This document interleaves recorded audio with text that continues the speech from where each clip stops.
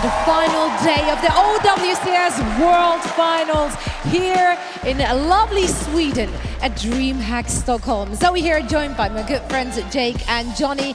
And this is the last day of competition. This is where our entire season will be concluding and we will be crowning a champion. Guys, I'm as excited as can be. Yeah, I mean, it all culminates in this. All 4 stages in North America, in EMEA, of course, Korea. They have their own format with the 2 stages. You know, they've been battling it out among some of the best players in the world in Korea.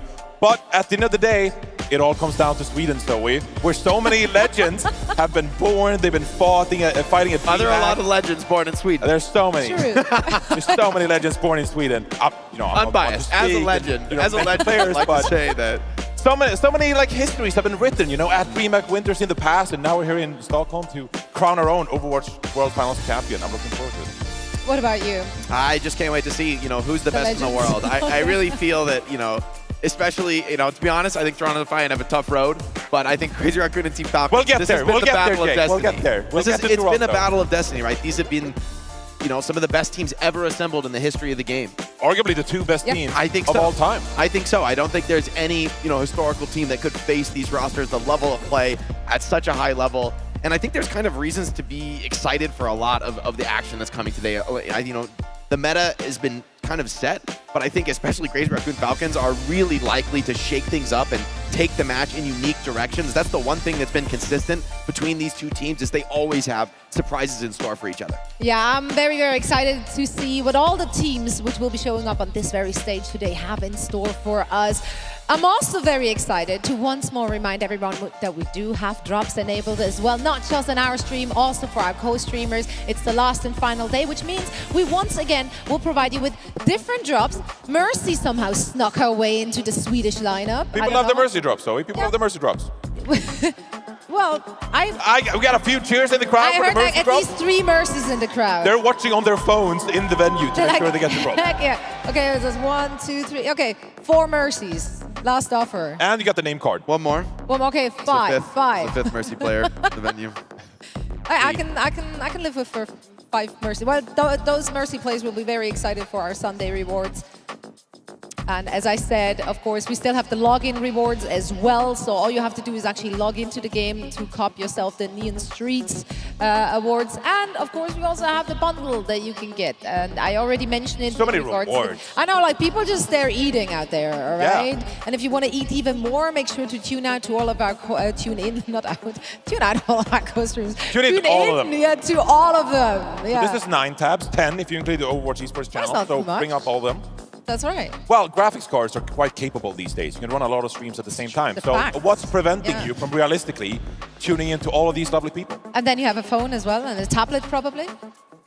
Okay, yeah, maybe you can go down that path if you want to. How many tabs are we on here? There's more than these 9 as well. So, you know, of course, we got several more, Zoe. That's right, because we have our co-streamers from around the world. Now, we also have co-streamers on site, so everyone who's here in the venue, you can just like drop on by here on the side and check them out, see what they're up to, and of course also join their chat. So drops, as I said, enabled in all of these co-streams. We got a lot of action to cover today still, as we have 3 matches. We're going to dive into the upper bracket final first, then the lower bracket final, and then it's time for the grand final. But first things first, let's take a look at how we got there. 1 day of play, we already recapped yesterday, so let's take a look at day 2 and what transpired on our very servers. Where do you want to start here, Jake? I mean, the Korean team's kind of dominating in the upper bracket. Yeah, the matches with Team Falcons and Crazy Raccoon involved have not been the most competitive. I mean, this was a ridiculous clutch here on Ben. I think like 1v3 to finish off the map. Here we see Toronto versus Crazy Raccoon. Crazy Raccoon, yeah, I think the smile on his face there kind of tells the story. Yeah, the Korean teams have been incredibly dominant, even on this Mauga meta. We went into this tournament, and once more, the Western teams that we're talking about, you know, this could be our tournament. This could be when we truly challenge the Korean teams, but it wasn't quite that. The Korean teams were looking very dominant. And then in the lower bracket, 2 very exciting teams in Twisted Minds, who of course catered to their Pharah and Ashe poke kind of style, and NRG as well, Jake, bringing out the Junker Queen, and I gotta say, exceeding expectations here at Stockholm. Yeah, I think NRG, they have a tournament to be proud of, getting top 4 in the world, but Toronto Defiant were too much, and I feel like Toronto, when they go up against fellow NA teams, they just exude a confidence. They know they're going to win. I mean, it really is different. And to be fair, yes, they may have lost a match or two, but this is one of the most dominant runs within a region that we've ever seen in the history of the game. I mean, Toronto Defiant, 4 first-place finishes. They have not lost in the most meaningful matches, elimination matches, to another North American team. Literally a perfect year for them within the region. Absolutely. And I mean, yesterday they showed the resilience that this roster has as well, right? With 3 matches in a row. That's a lot to get through. You could see at the very end of it, they were exhausted. Hope they rested up for the big game today. Now, yesterday, after Toronto Defiant's match against NRG Shock, you actually had an opportunity to have a quick chat with one of the NRG Shock players. So let's hear what he had to say. All right, what's up, Overwatch fans? I'm here with NRG's Rack Attack. You guys may be going out today, but still, I think this is a career best finish for you at an international LAN. How do you feel right now? Definitely happy, but sad we couldn't make it further. I mean, no one even expected us to be here. Everyone was like, why are they even here? Like, they're not going to get a single map. So getting top 4 definitely feels good. Beating some NA and EU teams that people thought were very dominant. How does it feel to be the underdog, to be going up against those expectations, to have a lot of people doubting you? Does that put pressure on you, or is it freeing? It's definitely freeing. I mean, we played off meta. Being the underdog, it made it perfectly easy. Everyone was nervous because even the other teams who play us, they're like, oh crap, are we going to lose to NRG Shock in the lower bracket? And it just puts more pressure. Yeah, and bringing this team together, right, representing such an iconic brand in the Overwatch space. I'm just curious, do you have anything for your teammates, anything you're feeling right now for the guys you've came so far with? I just want to say thank you to the fans and, of course, all the team. I mean, we started as SOG at the beginning, then slowly moved over to the Shock, so everything's been great. A lot of support along the way, and it's been pretty good.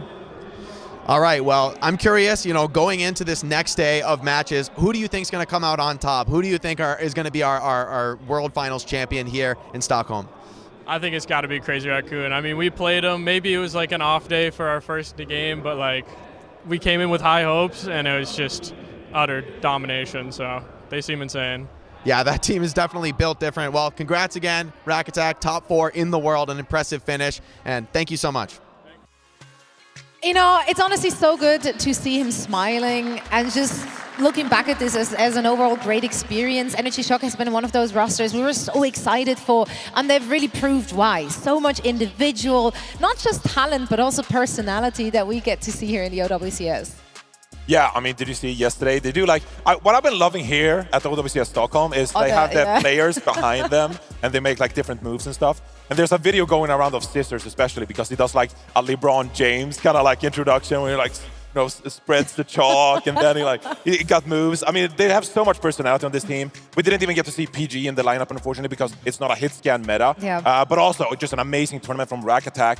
Someone who's at times been looked at as maybe a weak link on that team, came through with incredible plays on the Brigitte. So happy for Rack Attack to have a great tournament, making individual plays, rally, getting stuns on rampaging, Junker Queens and stuff like that. An incredible run from NRG Shock, who came into this tournament as arguably the worst team and ended up 4th after some great performances on the Junker Queen composition. Yeah, so much to be proud of for NRG Shock. Let's take a look at our schedule to see who remains. We did say goodbye to 3 teams yesterday, and these are our 3 remaining teams. We're kicking things off with a big one, Falcons and Raccoon, the big rivalry we got to witness and follow all year long already. And then Toronto Defiant. They will be waiting in that lower bracket final, hoping to see some cracks in the armor from either team in the top. Yeah. Really hoping, really wishing. Really hoping. Yeah, to be honest, I think Toronto has this is a scary match to be watching, right? Because I think we are going to see some of the highest level competition of the tournament between Falcons and Crazy Raccoon. I mean, this has felt like destiny all year long. These teams are just destined to meet at the highest level of competition. Each team assembled to beat the world, right? A second place is a failure, frankly, for either of these squads. And, that's oil and water, right? Only one team can be satisfied. Only one team can realize their goals. For a squad like NRG, they can feel pretty good about a solid top 4 finish. Honestly, the players on Falcons, players on Crazy Raccoon, it's win or go home. I mean, these players will be sad in a second place because they're here to beat the world, right? Nothing else is good enough for them.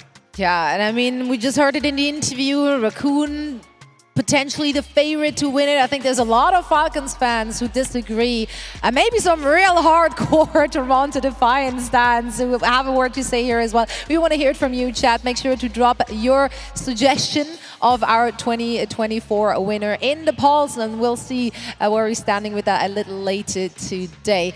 I feel like this is going to be a very Raccoon heavy answer. I say, I don't know. Yeah, but should it be though? I mean, Falcons got the upper hand of Crazy Raccoon the last time they faced at the Asia. They did look major. shakier this tournament though. Yeah, I mean, look, okay. Well, neither team has. I mean, it's all built up to today, Zoe. I mean, we're Crazy nitpicking Raccoon, at this point. Crazy Raccoon. I mean, they're playing like Toronto Defiant. You know, matchups against teams that aren't as formidable as Team Falcons. So, I think it's all leading up to this, and I truly do believe that it's somewhat of a coin flip.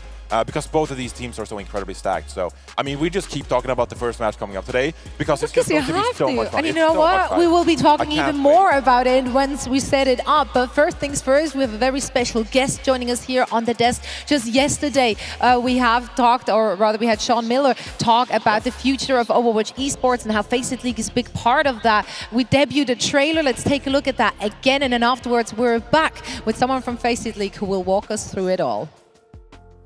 In 2024, the inaugural season of the Overwatch Champion Series set the stage.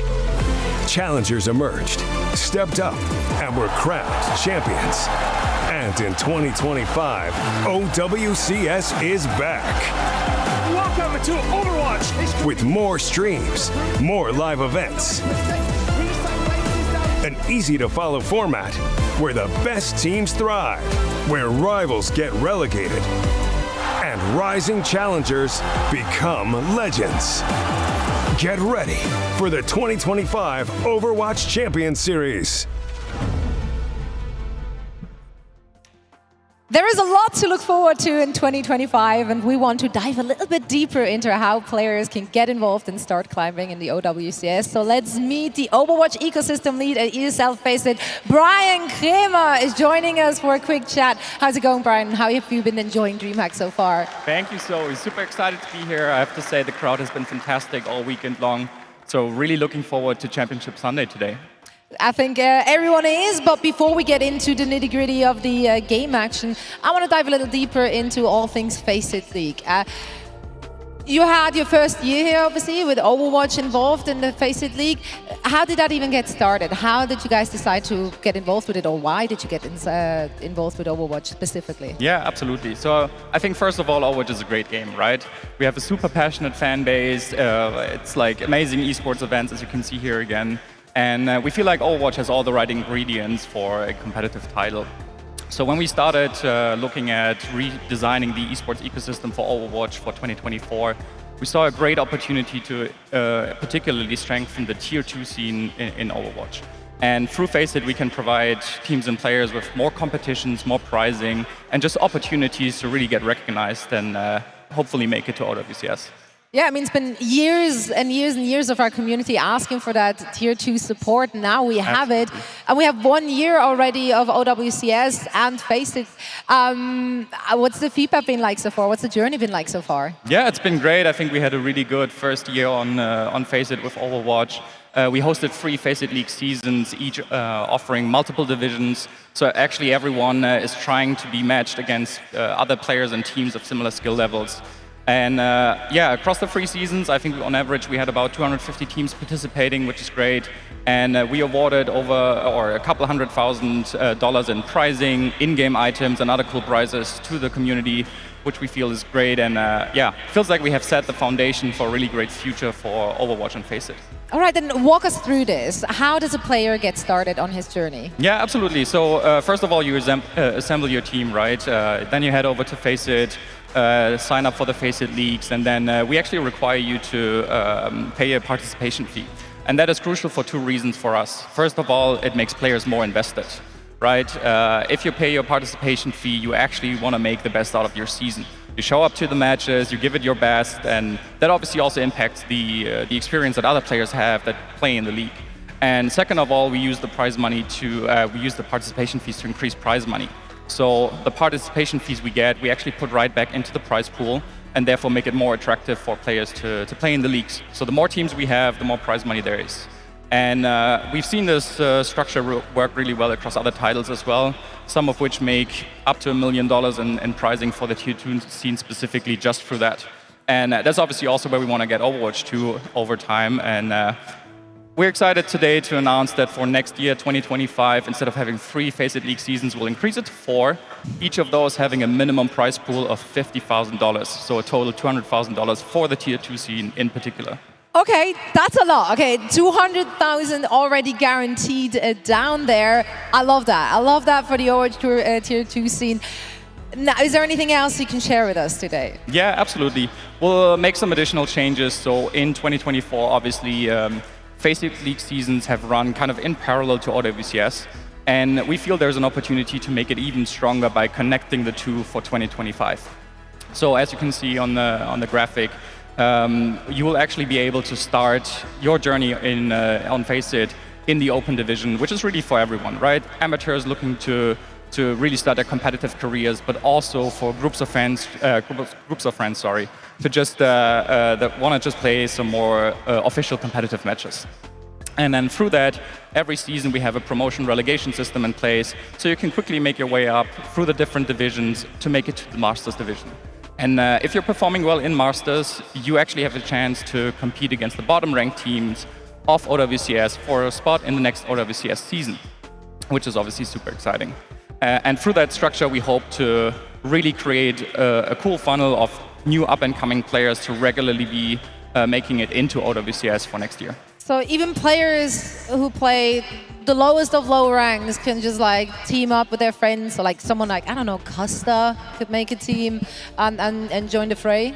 Absolutely. We really want FACEIT to be for everyone, right? Whether you're groups of friends just looking for official matches, or amateurs that really want to make it competitive and break into OWCS. And additionally, what we've seen this year was there were obviously very few chances to actually break through into OWCS. So if you didn't make it on the day, you didn't have your best day performing well, maybe you were a newer team being paired against a really good team in the beginning of the tournament, you obviously didn't make it. And that's not as motivating as we want it to be. So with this new structure, we obviously want to provide a more consistent journey for everyone. So you are required to perform well over time and therefore earn your spot for the next level on FACEIT, and therefore make your way through to OWCS. Well, that sounds amazing. So more opportunities for people to dip their toes into the competitive scene and see how far they can take it with their friends or foes. I don't know who you're playing with. When is all of this happening? When is all of this starting? So the journey will start in January. What we want to do is host open qualifiers for everyone. Obviously, not everyone was playing FACEIT Leagues in 2024. So if you're looking to make your journey into the competitive scene in 2025, we host those open qualifiers for everyone to be fast-tracked into the right division, right? Whether it's the open division or up to OWCS, everyone can participate in January and kind of make their way into the right division. And then from there, for EMEA and North America, we start the first OWCS season. And for South America and Oceania, we will also host FACEIT League seasons. However, they are not connected to OWCS yet. We want to use FACEIT Leagues to really grow those communities, provide more consistent competition and more prizing. And hopefully over time, we're able to provide even more competitions and opportunities for these regions as well. All right, so the foundation will be built now as well in all those different regions. Absolutely love that. Brian, thank you so much for coming here and sharing all of this with us. Absolutely. Thanks so much for having me. Make sure you head over to fce.gg/OWCS to sign up to FACEIT Leagues right now. And before we head off, we actually have one more announcement for everyone, which is 2 new competition formats coming to FACEIT in 2025. So take a look. What does it take to become the best? You'll need the right environment, a place where everyone plays their role, communicates and knows the meta. Perseverance, the will to grind ELO, to compete again and again. And the right teammates, stacking together in order to face the toughest challenges. But to become truly great, you'll have to fight against the best. Your journey's just beginning. Ranked Pugs and FPL coming soon in 2025 on FACEIT.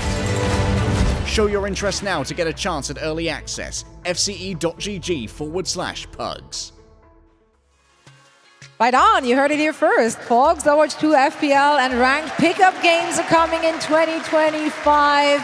Hope you made note of that URL, fce.gg/pugs for more information. Brian, this is incredible stuff. I'm so very excited for everything to come. Once again, thank you so much for joining us. And we're now getting ready for our first match of the day. It's going to be the upper bracket final between Raccoon and Falcons. Don't want to miss it. All of that after the break.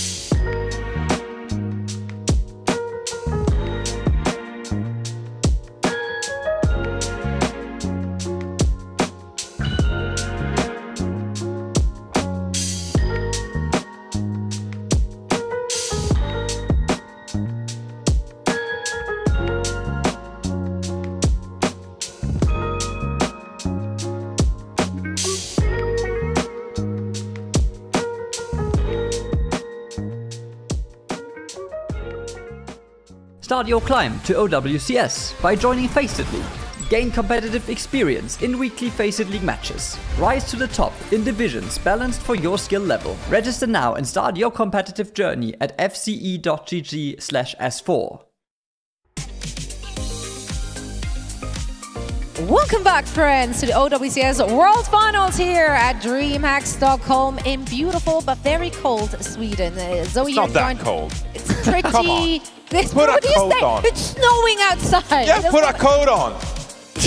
I know this is not Be right Los back. Angeles, Zoe, but come on. We got this. All right. I've never been cold. Never been cold in his been life. cold. Never been cold in his life. I think that's more about you than the weather, Jake. It's just built different. So are some of our teams. Let's see who our fans have the most faith in as we're revisiting the poll we just announced. Okay. I mean, Team Falcons might feel a bit slighted at 21%. It's not a biggest surprise. Crazy Raccoon at 66. That's pretty respectable. I love the 13 Toronto Defiant heads. I mean, there's always going to be cope. Rep that. There's always going to be cope out there. All of NA. Let's go. Well, it's the only hope outside of NA team. So Toronto Defiant, they got to get it done for so many people. Let's take a look at our bracket to see where we're standing. I know. We just showed it before the break, but I just really we like brackets over here. Man, brackets go hard. I mean, look at this journey. A lot of teams already headed home. Yep. Yeah. NA. You've been kind of enjoying that game. I just want to say, He said it with a smile. no longer stands for nearest airport, guys. No longer stands for Okay. nearest airport. Okay. Well, we'll give you some time, Jake, and maybe you can figure something out. What does it stand for now? Yeah, Not at the top? We're all making fun of each other here because we're not Korean, so we are not, the most dominant region. It's true. Like we're all losers here. That's all right. We gotta enjoy it. That's right. You gotta really. I'm just gonna say we haven't lost yet. Haven't lost yet. Well, okay, all right. But we all might right. because we gotta get up, go up against these kind of giants. Team Falcons, the roster. I mean, look, these two teams, they're evenly matched. It will come down to like the tiniest of margins. Individual players, they have to perform. Jake, actually, when we talked about this matchup in the green room a little earlier today, you said that Falcons you feel like they might have a better time in this particular meta on an individual basis? Yeah, like the vibe check for me has been so strong for Crazy Raccoon, but and honestly, my head is telling me this is the meta that Falcons can win, right? Double flex DPS with the Reaper Echo. I actually think this plays to their strengths. I think theoretically they should be stronger. I mean, in the core hit scan metas where Lip can, lock in like an Ashe or a Cassidy, they've been the stronger team. That's been a central part of that success. But I think the Reaper Echo should be great for them, as well. This unkillable support backline with Fielder and Chio on the Brig Juno, I think really plays to their strengths, right? And for me, Falcons is at their best when they are the immovable object, when they just stay alive, defend each other, endure through any engagement. But they're going up against an unstoppable force in Crazy Raccoon. Yeah. And the vibe check, just visually watching them, it's been scary. Yeah, I mean, Crazy Raccoon, they didn't drop a beat here in the tournament thus far. They are absolute juggernauts. This is a role MVP roster plus Heesang. Oh, so, don't do him like that. Okay, let's give credit where credit is due, Johnny. You had a lot of praise for Heesang all tournament long. Yeah, I think that kind of player story is the most lucrative thing about this team right now, because as you said, Zoe, 4 of these members, they earned role MVPs because they are so brilliant individually, but Heesang was left out in favor of proper on-team Falcons. And if you look at Crazy Raccoons this year, they are 9-4 against Falcons, having played each other 13 times this year, mostly in finals and stuff like that, because they're that good. But I think Heesang has really made a name for himself in this tournament. We already knew he was great, of course, but he has been so spectacular. When in the past, Lip has been the standout carry for this team. You look at OWCS Dallas, Junbin with some fantastic performances on the Roadhog and also the Wrecking Ball, right? This tournament, it's been all about Heesang on that Echo, and Heesang could be a difference maker, where if you look at the last time these two teams faced in the OWCS Asia main event, Heesang actually quite struggled on the Genji. He was dying early, he wasn't getting value from his Dragon Blades. So this could be a chance for redemption for Heesang, who wasn't crowned the role MVP. And instead, now at this tournament, he could actually become the tournament MVP for his team. He could indeed. The stage is set, everyone. We're ready for our first match of the day, the upper bracket finals between Team Falcons and Crazy Raccoons.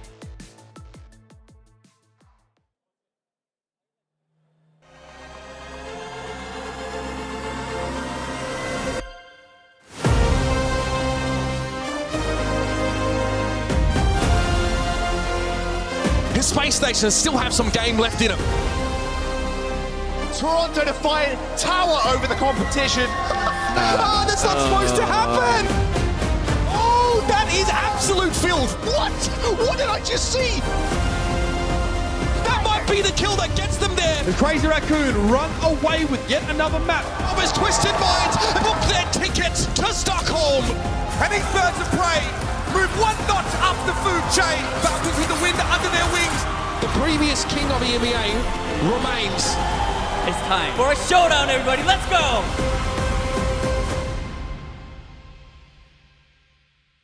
Stockholm, how you doing today? Yes. We have ourselves an amazing matchup lined up for you. And to quote what Jake said as well as the late, great Gorilla Monsoon, it is a matchup between the immovable object versus the unstoppable force. So let's go ahead and bring out your 2 teams. Up first, put your hands together for Team Falcons! A team built to defeat the world. Proper superstar of this roster has yet been denied a global championship. Can he claim it today? And it's time to bring out their opponents, Crazy Raccoon! Crazy Raccoon have been the best Overwatch team in the world in 2024. Crowned DreamHack Dallas champions. After sensational tank play from Junbin, they now take aim on the OWCS World Finals trophy. All right, folks, the stage is set. The players are ready to go. Coaches, fist bump, players, take to your seats, and let's get this show on the road. Make some noise for Falcons versus Crazy Raccoon.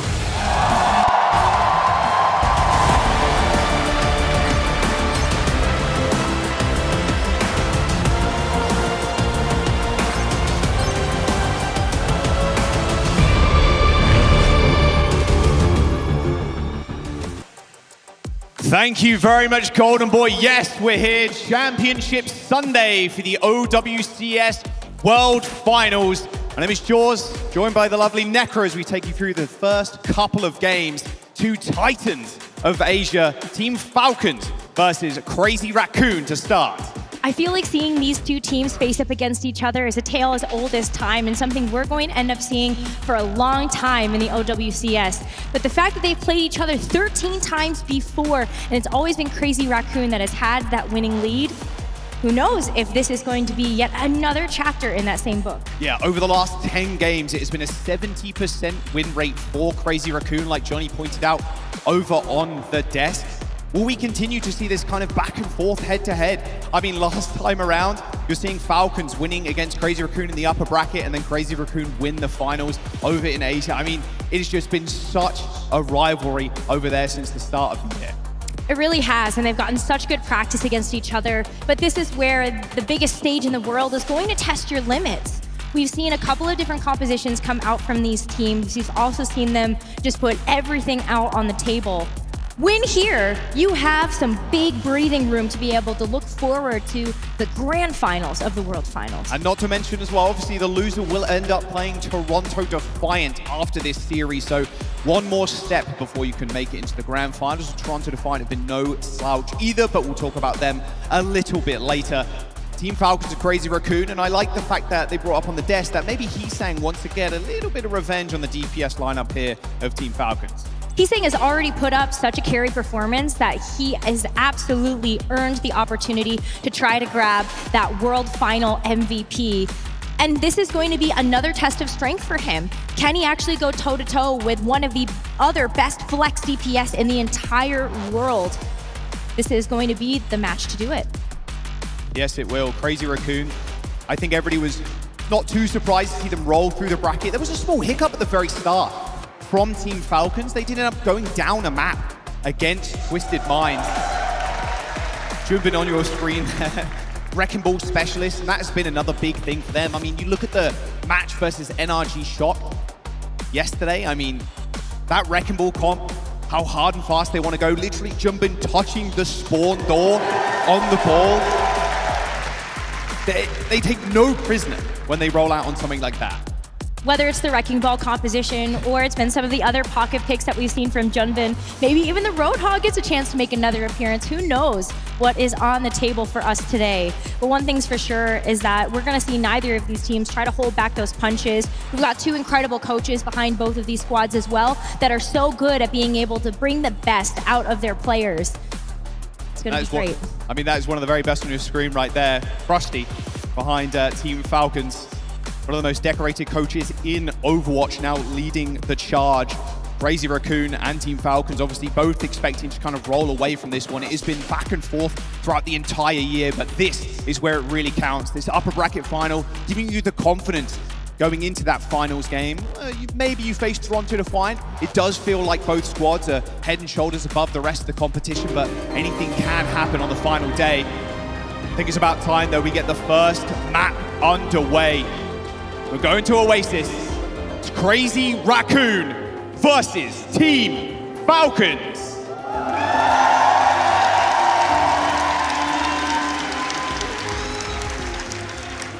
What a crazy match to be able to kick off our championship Sunday of the World Finals of the Overwatch Champion Series. Both of these teams, as we take a look at Oasis, I kind of do wonder if we are going to see this Wrecking Ball. You can hear the crowd giving their support over to both of these teams as they get ready to go. But it's not going to be the Wrecking Ball right now. We are going to see the Mauga getting hovered for both of these teams. And the gates are open. It's going to be Mauga for both Crazy Raccoon and Team Falcons, and the rest of the pieces falling into place behind those two teams. Complete mirror, a complete skill matchup. Proper taking the first blow already, though. A little double tap onto Shu, support already down. Proper continuing his spree. A little 3K for the Reaper. That was fast. Teleport forward, pushing Crazy Raccoon all the way back as the point unlocks. Now Proper's gonna play tank mode right now. That was such a quick pick. Stalker's even gonna be able to follow up on Heesang to delay Crazy Raccoon even further from being able to get a recontest here. Some really big damage coming through from Team Falcons is already going to make sure that they're going to be very close to getting those DPS ults. See if they can get them online in this next fight as Team Falcons take control of the point first. Crazy Raccoon are back though. It's going to be Lip holding down the front door this time. Yeah, slow move in. There's the counter charge onto Smurf. It's perfectly timed by Jumpin. Follow-up damage from Lip there. Smurf unable to react as he was knocked to the ground for a split second. As Team Falcons just going to get wiped out. A little stall here coming through from, looks like Proper. In that Ray form, getting as much percentage points as possible. There's now Crazy Raccoon, their chance to get some percentage. This is going to be so back and forth, but this next fight is going to be explosive. Stalker has the duplicate. We're going to see a rally coming up here for Fielder as well as Proper's Death Blossom, as Crazy Raccoon will be able to hit these ultimates second. Go look at the Orbital Ray from Shu as well. Great engagement tool for this next fight for Crazy Raccoon. Playing a little bit back as well.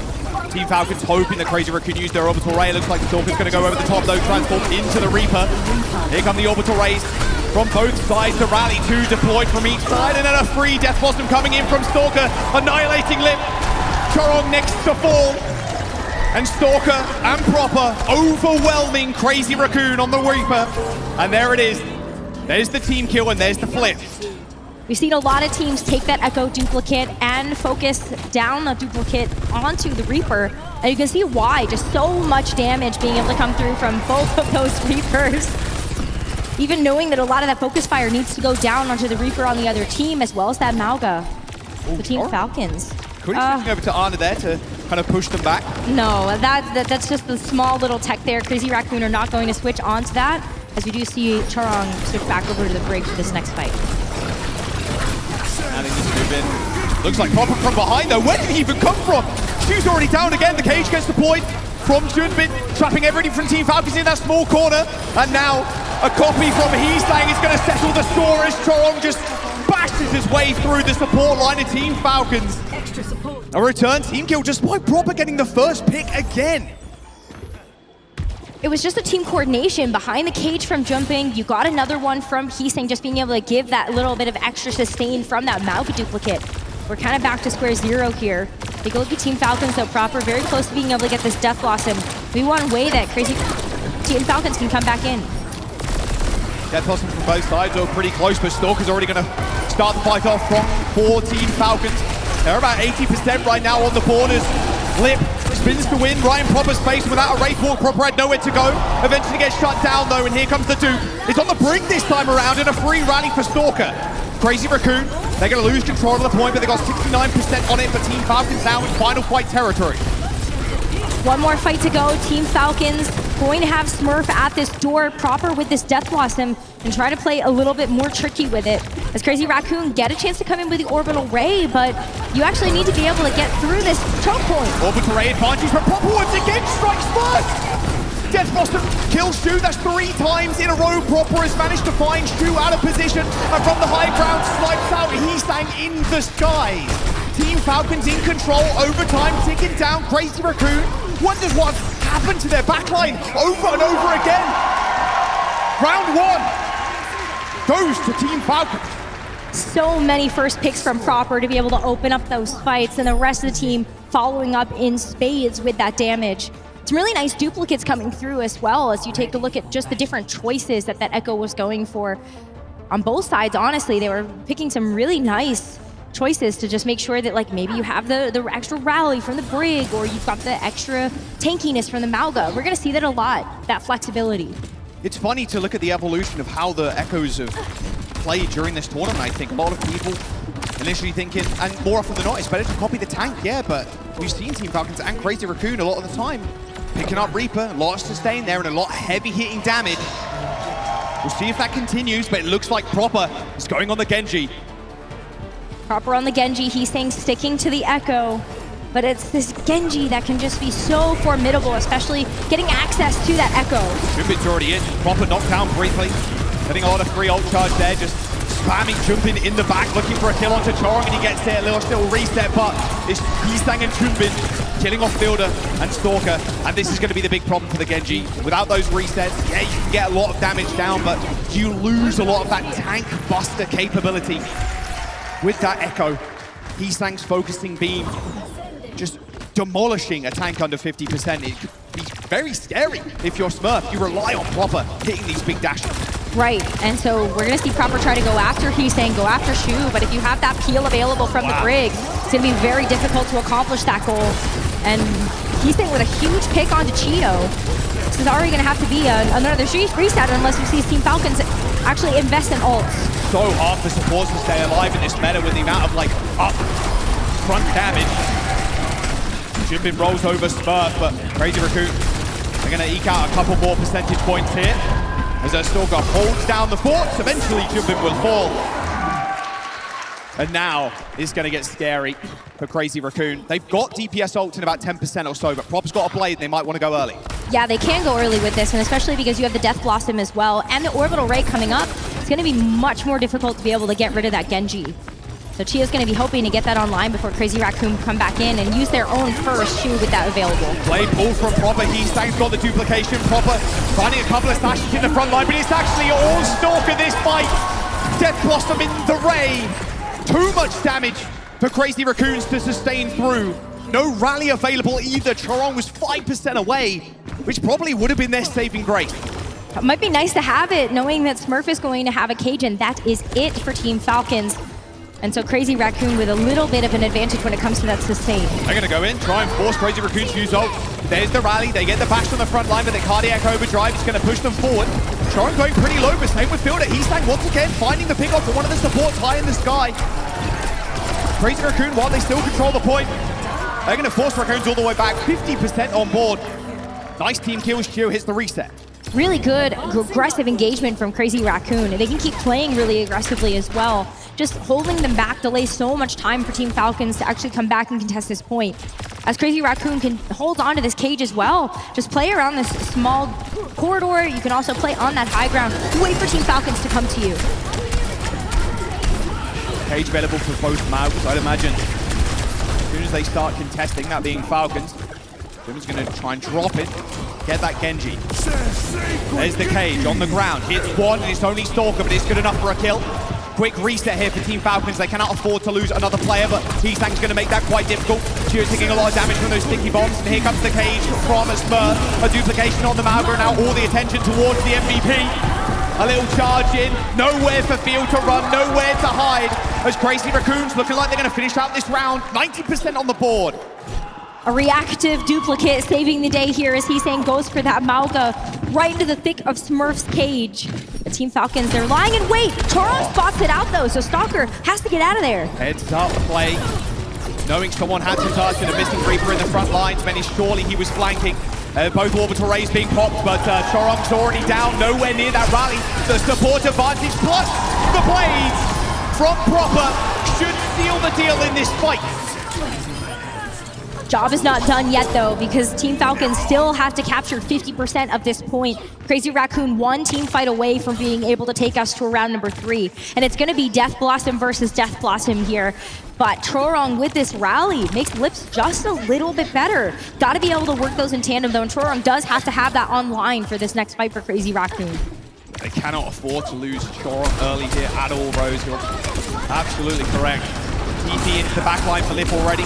Shooting Smurf in the back, prompting a response here. Looks like Stalker's going to run away, and Death Blossom right on top, so Stalker is just trying to LOS as much as possible, but Smurf on launching a little bit too big! Stalker pops the Blossom, but it's too late. Heesang had his number. Crazy Raccoon, they're going to finish out this round. As soon as they catch Fielder, that rally was pivotal. And that force of the Wraith Form early as well onto Stalker. It was a free Death Blossom from Lip. There's a free Death Blossom and then just a completely free kill after that. Once the Reaper loses that Wraith form and you have forced them to use those mobility cooldowns, they are just so vulnerable to getting picked out and taken out of those fights. And that Reaper is such a big source of damage for both of these teams that once you remove that Mauga is also way more vulnerable. You can take them out even better with something like the Echo or that Genji. No more Genji. For Proper, Stalker back on the Echo. Final round of Oasis.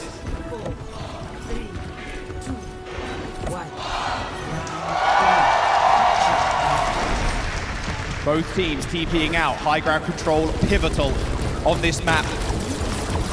Cannot overstep at all.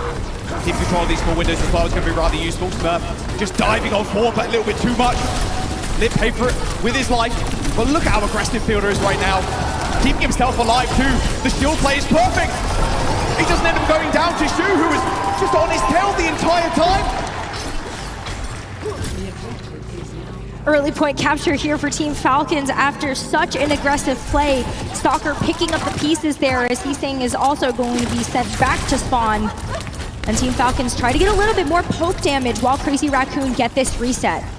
Stalker with this duplicate could be so important in this next fight. And Shio's going to be close to this orbital ray. They're going to go early.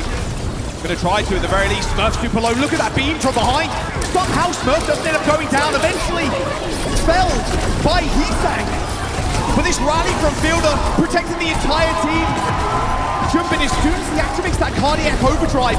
Fielder's there in front of him, stopping any of that damage going through. So Jumpin unable to heal himself.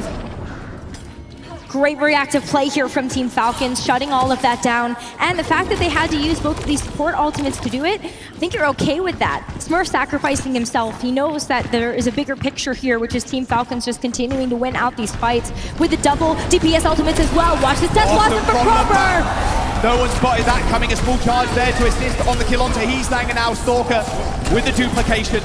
Surely this fight is just won with ease from Team Falcons. That was a lot to have to expend in this fight, but Junbin can't even get away. Team Falcons are stuffing them at the door right now. We're gonna see Crazy Raccoon actually get this Mercy swap just to be able to get Junbin back on his feet and back into the action, because we are looking at last fight territory here for Team Falcons. Not a whole lot in the bank to work with. So they're gonna have to deal with this eco from Crazy Raccoon. That's a lot of damage from Lim. In that small cage, using that as a good little shield wall. That map was quite easy even for Mr. X. It was 3 ults on the side of Crazy Raccoon, 0 for Team Falcons there. Almost inevitable, but Team Falcons are at 89%. And they know that wiping there early is perfect. You got so much time when you already have that 89%. Crazy Raccoon did just use 3 of their biggest ultimates in the game. And so now you come in with your own cage. They're going to try and go early. At least Crazy Raccoons looked like they wanted to do something. There it is. There's the charge from Junbin. Orbital Ray, look at the damage from Heesang right now. Everybody's trapped in this small corridor. Oh, the cage ends up missing. Smurf a little bit over-eager on the cage. Duplication comes in for Stalker as Heesang tries to find a flank kill. He's running right now, but it's all Proper and it's all Smurf. Oh, Stalker is looking sublime with these poppies. And they are just going to stagger out Junbin for as long as humanly possible now. Team Falcons, they're at 95%. He stands on the Tracer to get the touch. Gonna try to get the touch there, but Proper steals out Lip, and now you've got the Death Blossom to throw at this. Heesang hits the recall, overtime ticking down. Where's the blinks? Where's anything to get back on the point? Joran manages to get there, but it's a double DPS drop down to kill the Brig, and that's gonna be it. Team Falcons, they only need to kill the 4 now. Junbin's, it might be legendary, but it cannot step up to the sheer amount of force that Team Falcons are putting out right now.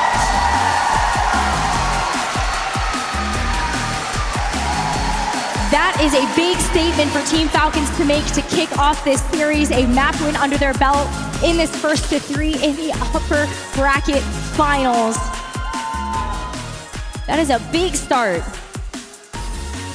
The DPS of Falcons looking so strong. Stalker and a lot of echoes putting up big numbers. I mean, I'm not too shocked to see Stalker up there, of course, but I mean, Proper getting those first picks over and over and over again on round 1 onto Shu. Like, you cannot let that happen. But this is also the power of the Team Falcons roster. The desk talked about it. We got a chance to see it in action as well. The fact that we do have 2 of these players that are able to swap those roles around because they're so gifted on the flex DPS, then you have the opportunity to weave in the Genji, be able to have both of those DPS players play the Reaper. Sharing that responsibility a little bit has been such a huge key to success for Team Falcons. Yeah, and when Proper's on Genji, it's a very, very scary thing.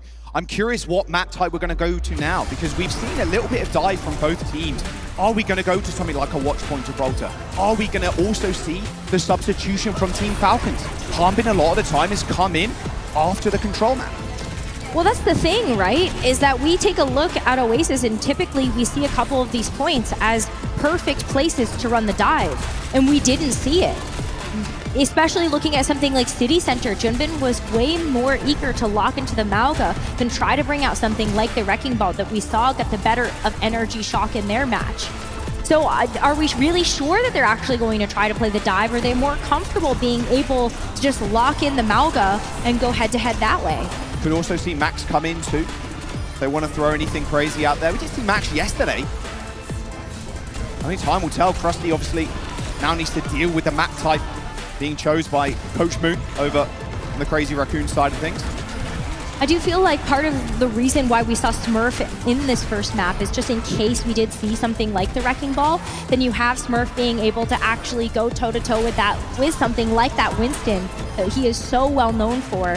But yeah, I mean, does he actually stay in? If we try to go to anything else that's going to require more of a commitment to the Mauga, maybe we do see that tank swap.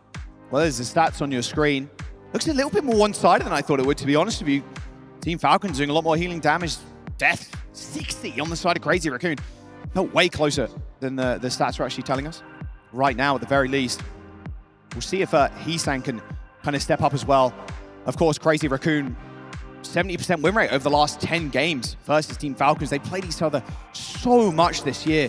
Two of the most dominant, well, the most dominant teams in the Asia region currently.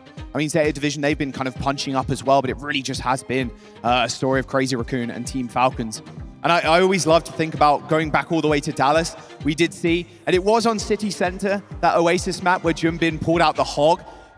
Unfortunately, we didn't get to see it, but maybe, just maybe, we're in for something a little special later on. It feels like a heavy Mauga meta, but a lot of teams even, you look at NRG, they tried their own flavor of things. So I wouldn't be too surprised if there's some secrets that Crazy Raccoon and Team Falcons are hiding right now. I feel like both of those teams know they're probably going to get a rematch at some point, so you can't pull out all the tricks just yet.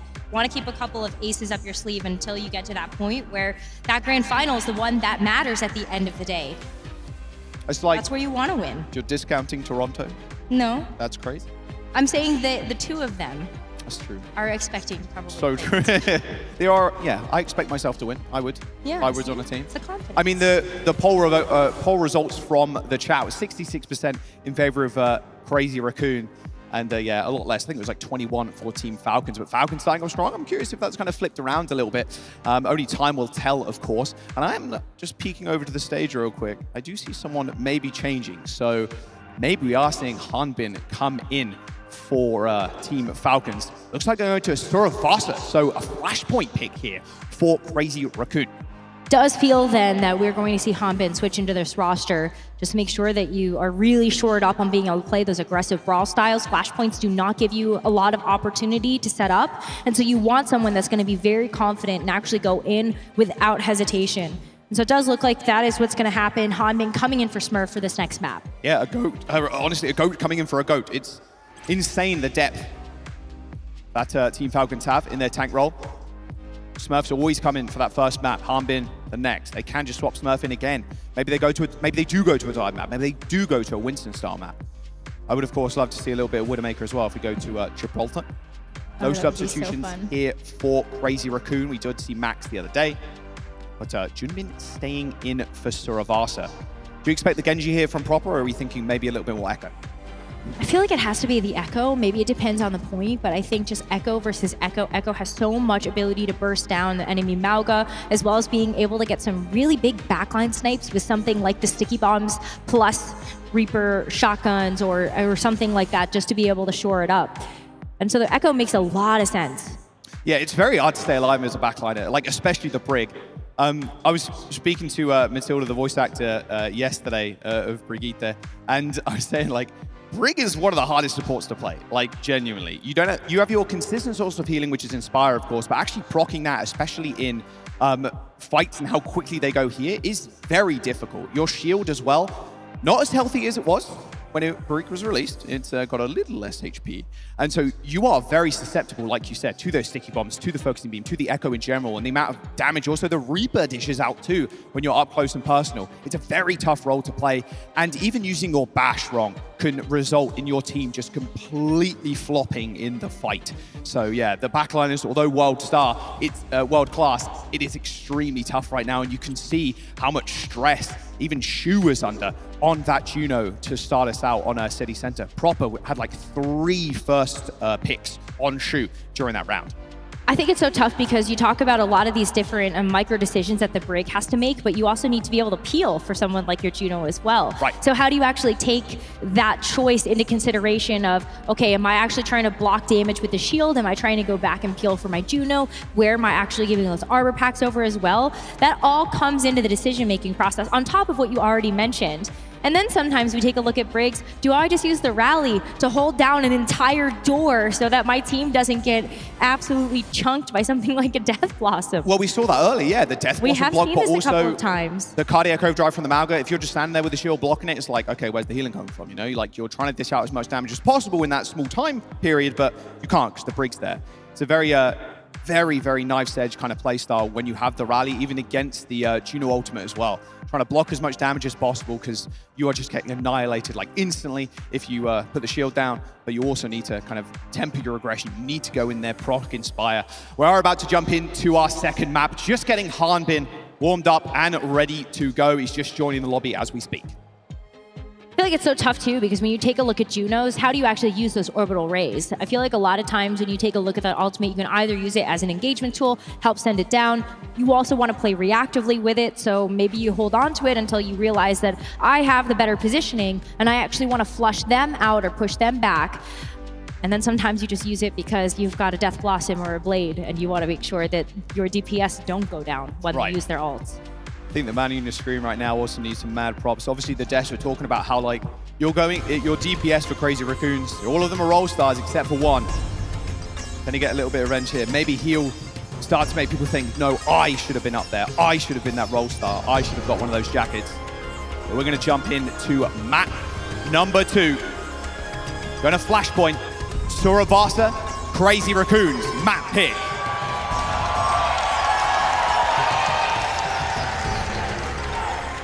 You always got to cheer for the pigeons.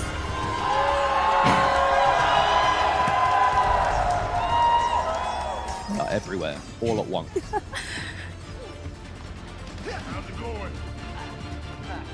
Taking a look at these two teams. Interested if we do actually ever see a team go for that double speed. 3, 2, 1. But that's not to be both of these teams going back to the classic in the meta right now, those Mauk comps. Lip and Heesang on that Reaper and Echo, and similarly for Proper and Stalker. This is going to be the comps we see locked in as we head out to Suravasa.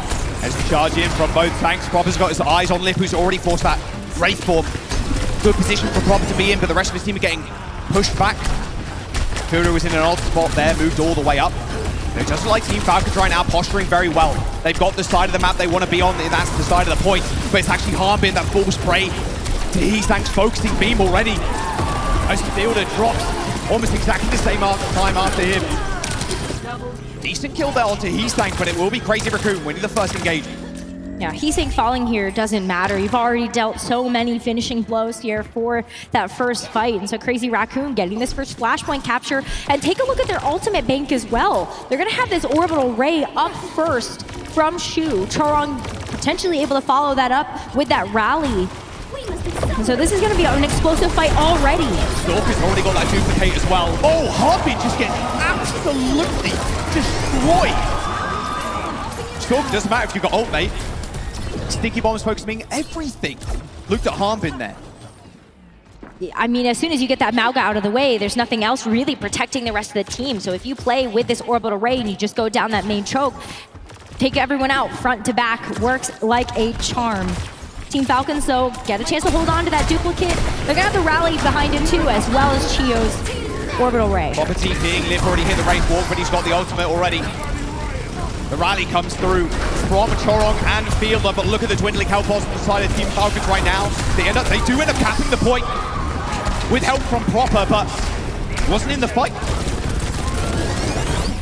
Yeah, that fight happened so far off of the point and just not as a full cohesive team push there from Team Falcons.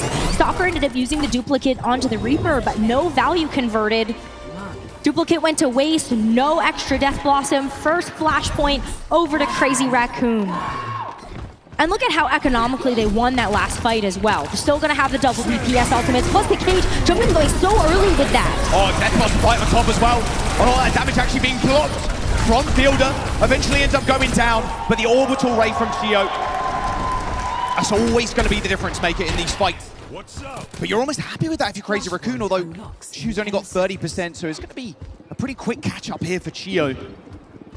Point's going to unlock. Of course, it was so early, that fight. It looks like Crazy Raccoon, I don't think they're going to get touched, but actually, maybe they do. Jimbin's already on that corner, yeah. I think they are, especially with the Duke. Cage ends up getting to point. Chio caught out completely off guard. Duplication from Heesang, a double magger on the field, but will it actually be enough? Harvard and Proper have already done enough damage to the front line that this duplication just waylaid. They tried to go fast to get the contest before Team Falcons actually took control. Ended up backfiring there as they were not able to actually get anything done with that duplicate, but it was a great effort. But now Team Falcons, they're in the driver's seat right now with that flashpoint progress as well as these double DPS ultimates. They're going to go forward here with this. Play aggressive. Yeah, Fielder's going to try and get in there, get some stuns in the front line, and he does. Massive bash onto Lip. Jumpin', I think you might be in trouble. Luckily for you, the spawn is right there, but pushing them all the way back. And this is what we expected from Team Falcons too. Crazy Raccoon have been doing this all tournament long, being as hyper-aggressive as humanly possible, regardless of comp that they are running. And again, Team Falcons trying to make Crazy Raccoon use ult. Duplication comes out from Stalker, already up to a Death Blossom almost. Proper kill Shu. Time and time and time again, enemy number one for Proper is that Juno. Well, the more you take out the Juno, the more often that you're going to be delaying those orbital rays from coming through. And as we've seen, that can be just such a big difference maker for these DPS ultimates hitting their mark or not. And so with that, Team Falcons, they are going to capture this next flashpoint, and we head over to Palace for the third. Last time these teams played Suravasa against each other, it was Crazy Raccoon taking the map 3-2, and that was the upper bracket final of stage 2. It's the Asia main event. Cage coming in. Here comes the Juno ult though from Stu. Gio's not using it just yet. Oh baby, that's what you want to see. That's a whole bunch of damage, and that is one dead bird. 4K, almost an ace there coming through from that Death Blossom. And so a quick team fight win here for Crazy Raccoon to unlock this next flashpoint. Team Falcons, though, they're going to be coming back and very quickly. They are going to have that Juno ultimate as well. And the duplicate, though, from early, he's saying. Yeah, that's a super early dupe. And here comes the Juno ult, the orbital ray. Just moving through, he's like in trouble. The entirety of Falcons there moving with that ultimate. Lip just trying to stall, instantly dies. And trickling on one at a time. Okay, some decent percent there. But Crazy Raccoon used everything. Now they have to contend with 4 ultimates from Team Falcons. This should be a team fight win that Falcons get on this next one. Especially if Proper or Stalker can just open things up very quickly with a pick. Follow that up with the rest of the ultimates in your bank. Yeah, that Duke fell so early from Heesang. Looked like he was in trouble. Sticky bombs landing on Heesang. It's going so low. You cannot heal that up. You need so much focus healing there if someone is getting focus beamed. It's just not to be. There's Again, another economical fight. Yeah, I mean, there's only so much that a Juno and a Brig can do in that situation, especially because the Echo plays so far away. But only Cage invested, as you said, leaves Team Falcons with another opportunity to just clean up this next flashpoint. Look how early they're going to go again as Hanbin pushes forward. Trying to force as much as humanly possible. Duplication, putting Crazy Raccoon in final fight for this point. Jimin's trying to walk up. Stalker might not get a free death block, although 5 seconds to go. Jumps straight in the front line, gets bashed though. But here comes the second Blossom! Chio's going to easily finish that one up. Oh, it's Jimin. Oh, Tried as he must there to get the flip. It wasn't to be as Team Falcons find the next point. Team Falcons one flashpoint away from going to match point in the series. Crazy Raccoon, they've got a lot to say about that. The cage, as well as the duplicate here from Heesang, a ton of sustain coming through for this next flashpoint. I feel like it's going to be so back and forth between these two teams as we finish out this map. And Crazy Raccoon are able to beat Team Falcons to the punch. Get here with that territory control. Yeah, there's the early orbital ray from Gio as well. Yeah, Heesang doesn't want any of that smoke.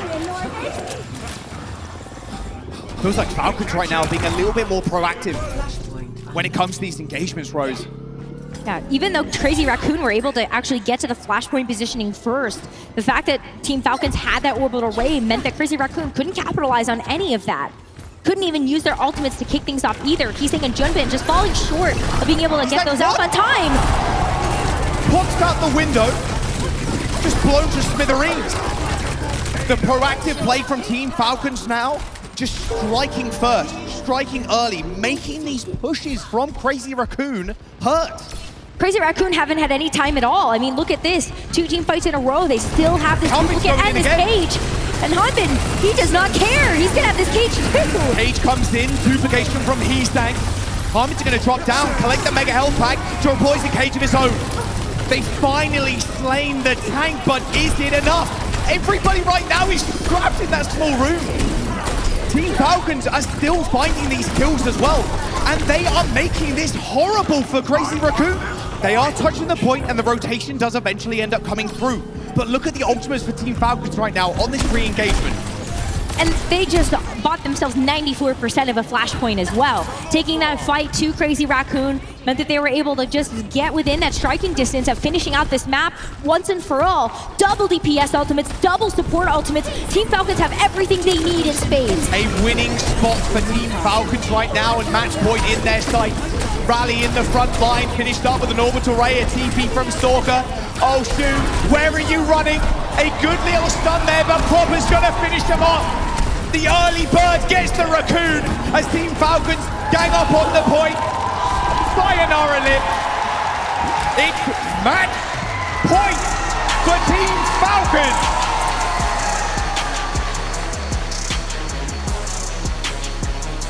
Team Falcons are making it look easy right now to deal with one of the best teams in the OWCS. Maybe a little underrated coming into this series.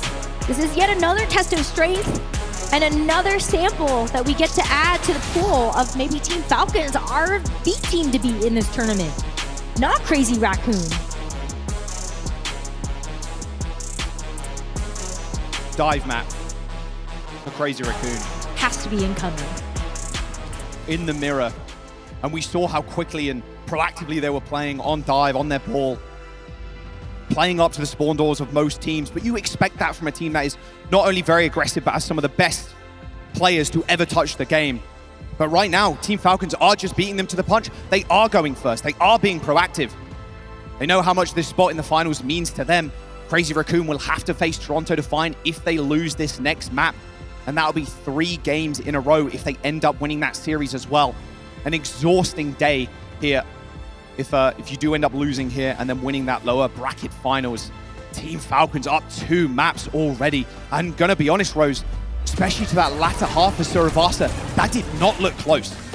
It didn't, but a lot of that was off the back of that aggression, like you said, just playing with so much confidence, being able to push the tempo of a lot of these team fights, and not giving Crazy Raccoon any time to actually use their ultimates. How many times did we see them go down with something in their pocket? Or they used it and then immediately get killed after that point. Just no value conversion over from those ults, and yeah, Team Falcons make this look quite easy. I mean, you look at that second to last fight, you replay that. You saw how far Hanbin was pushing up to Crazy Raccoon, and they didn't have ults. Crazy Raccoon had ults to use. They did not want to use them. They want to use them for a point fight where they can win it, secure it, get some percentage. But Hanbin was going in and forcing them into spots where, okay, using our ult here is awkward, because if we also lose this fight, we then don't have them for the next. Flashpoint as a game mode is very finicky when you take these fights, very finicky, because it ticks up so quickly. and you're not able sometimes to get 2 fights on a point. Every second matters. And look at how often Team Falcons were like, okay, we're not even gonna let you just touch the point at all. Can't contest it. Look at the smiles on the face. They know that this has been a job well done so far in this series. A huge confidence booster for the rest of the team. And we're going to Runesapi as the next map up. Honestly, seen some insane things on Runesapi yesterday. That turnaround from Twisted Minds was ludicrous. 128-meter lead to 0. A very flip map, a coin flip map. Be very tough. Even if you're down, it's still comebackable on this map. That's why I think it's picked a lot more than Colosseo and the other ones, because you can just snowball that small advantage. Even if you get pushed back all the way to your spawn, you know, like 120 meters, that's basically spawn touch, right? I was picked from Crazy Raccoon, and this is going to be, I would imagine, another mirror. I don't think we're seeing dive here. I just don't think so. Another good reason why Runesapi gets picked is because sometimes you do have that flexibility to be able to play different compositions. But if it ain't broke, don't fix it, especially if you're Team Falcons. Unless they want to play the Ashe. Unless they want to play a little bit more long-range hit scan, which we did see yesterday. And we've seen teams, if you want to battle with a team like Twisted Minds,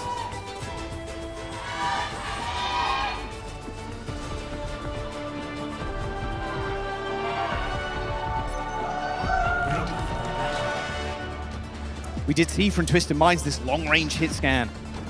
The Ashe very, very pronounced on this map, but it's so easily run over with how quickly Team Falcons are playing, so it looks like Crazy Raccoon just going to stick to the same old, same old. It's a risky gambit. You require an ultra world-class performance. 3, 2,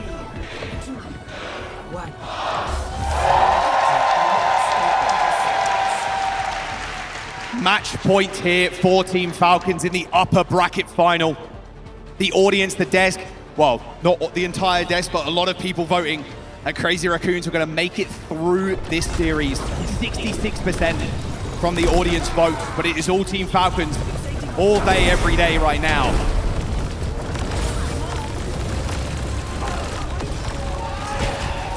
And of course, Proper starts this one off with a bang. I mean, you got to give him at least a little bit of breathing room here. Come on, Proper.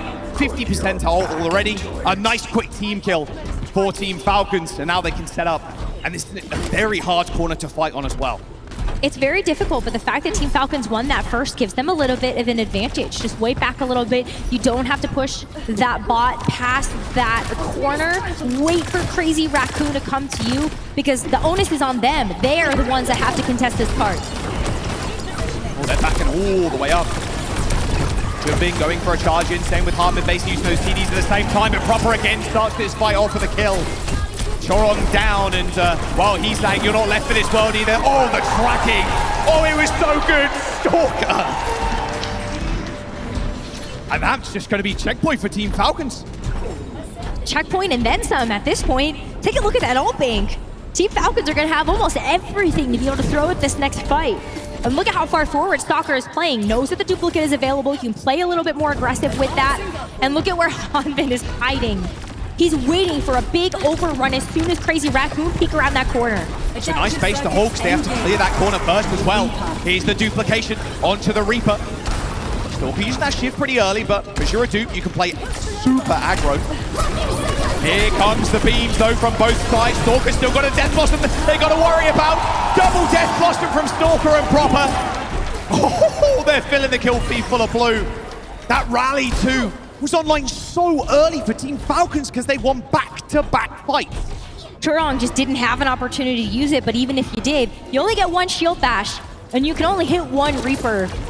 So perfect play from Team Falcons so far. They're already rounding that final corner. Oh. Proper's got another one. Another kill onto Chorong as well.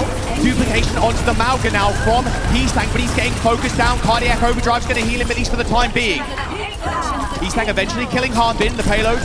For Team Falcons, at least for the second, is stopping now, but Proper still comes back with 2 kills. DPS down, where's your damage now, Crazy Raccoon? You got to rely on Jumbin. Proper doesn't end up using that Raccoon to escape. 105 meters for Team Falcons. They try and hold this corner, and they bought themselves time as well. that double kill was pivotal.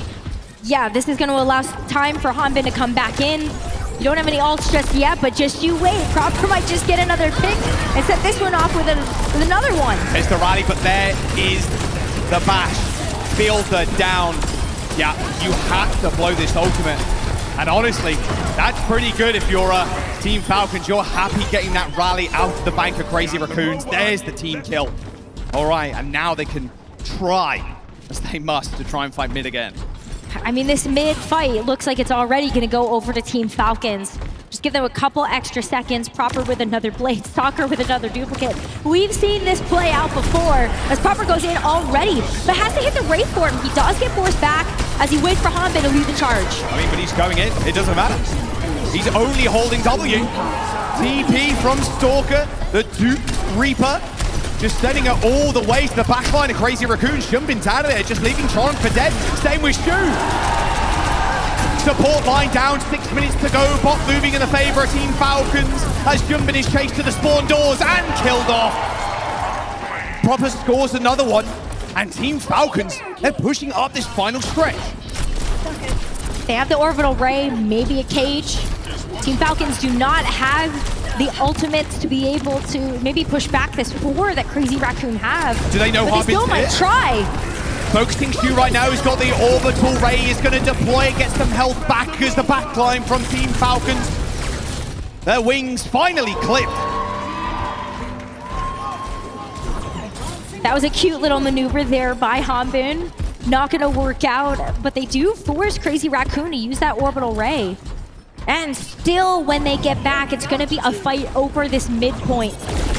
And Team Falcons are already ready around that corner to put Crazy Raccoon in this position where they have to back up. They don't want to be walking into the Orbital Ray in the straightaway. That's a death sentence. Well, looks like Gio's going to be the main focus that Heesang is already in this fight. Oh, those pulsar torpedoes used in that Orbital Ray. It's just a dirty AoE damage. All right. Team Falcons with 127 meters. Hey, we've seen something quite similar yesterday. We'll see if Crazy Raccoon can repeat history. It's looking tough, though. It is looking so tough for Crazy Raccoon to come back into this one. Especially the Stalker's already going to hit the dupe. They are just playing at another tempo right now.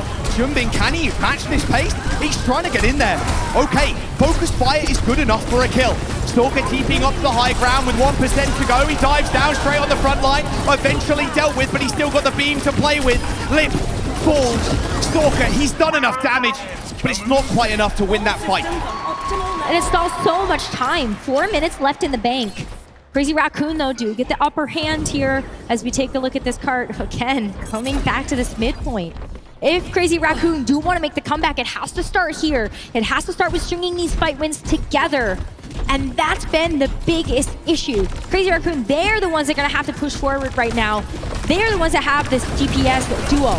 Heesang's just going to push the issue now. He needs to get a good duplicate. There's a speedy death blossom from Proper there through the ring. Oh, he got whip shot straight to the LOS. Just Chong basically assisting in that kill. Heesang gets a duped ult, but will it matter? Lip and Shu are already down. Heesang's going to try for another. Chasing Shu around the map eventually takes him out. These Echoes are doing so much work, and the 1v1 in this guys is won by Heesang. A hero play in the mid-fight because Crazy Raccoons, they finally get a chance to move this bot from the midpoint. No, surely not. No way. Proper gotten away with that one. That would have been some critical damage right there. But Crazy Raccoon, they break past that defense. They get a chance to build up this momentum now with Orbital Ray around the corner, the cage. They've got a lot of tools to play with, but it's about taking this checkpoint.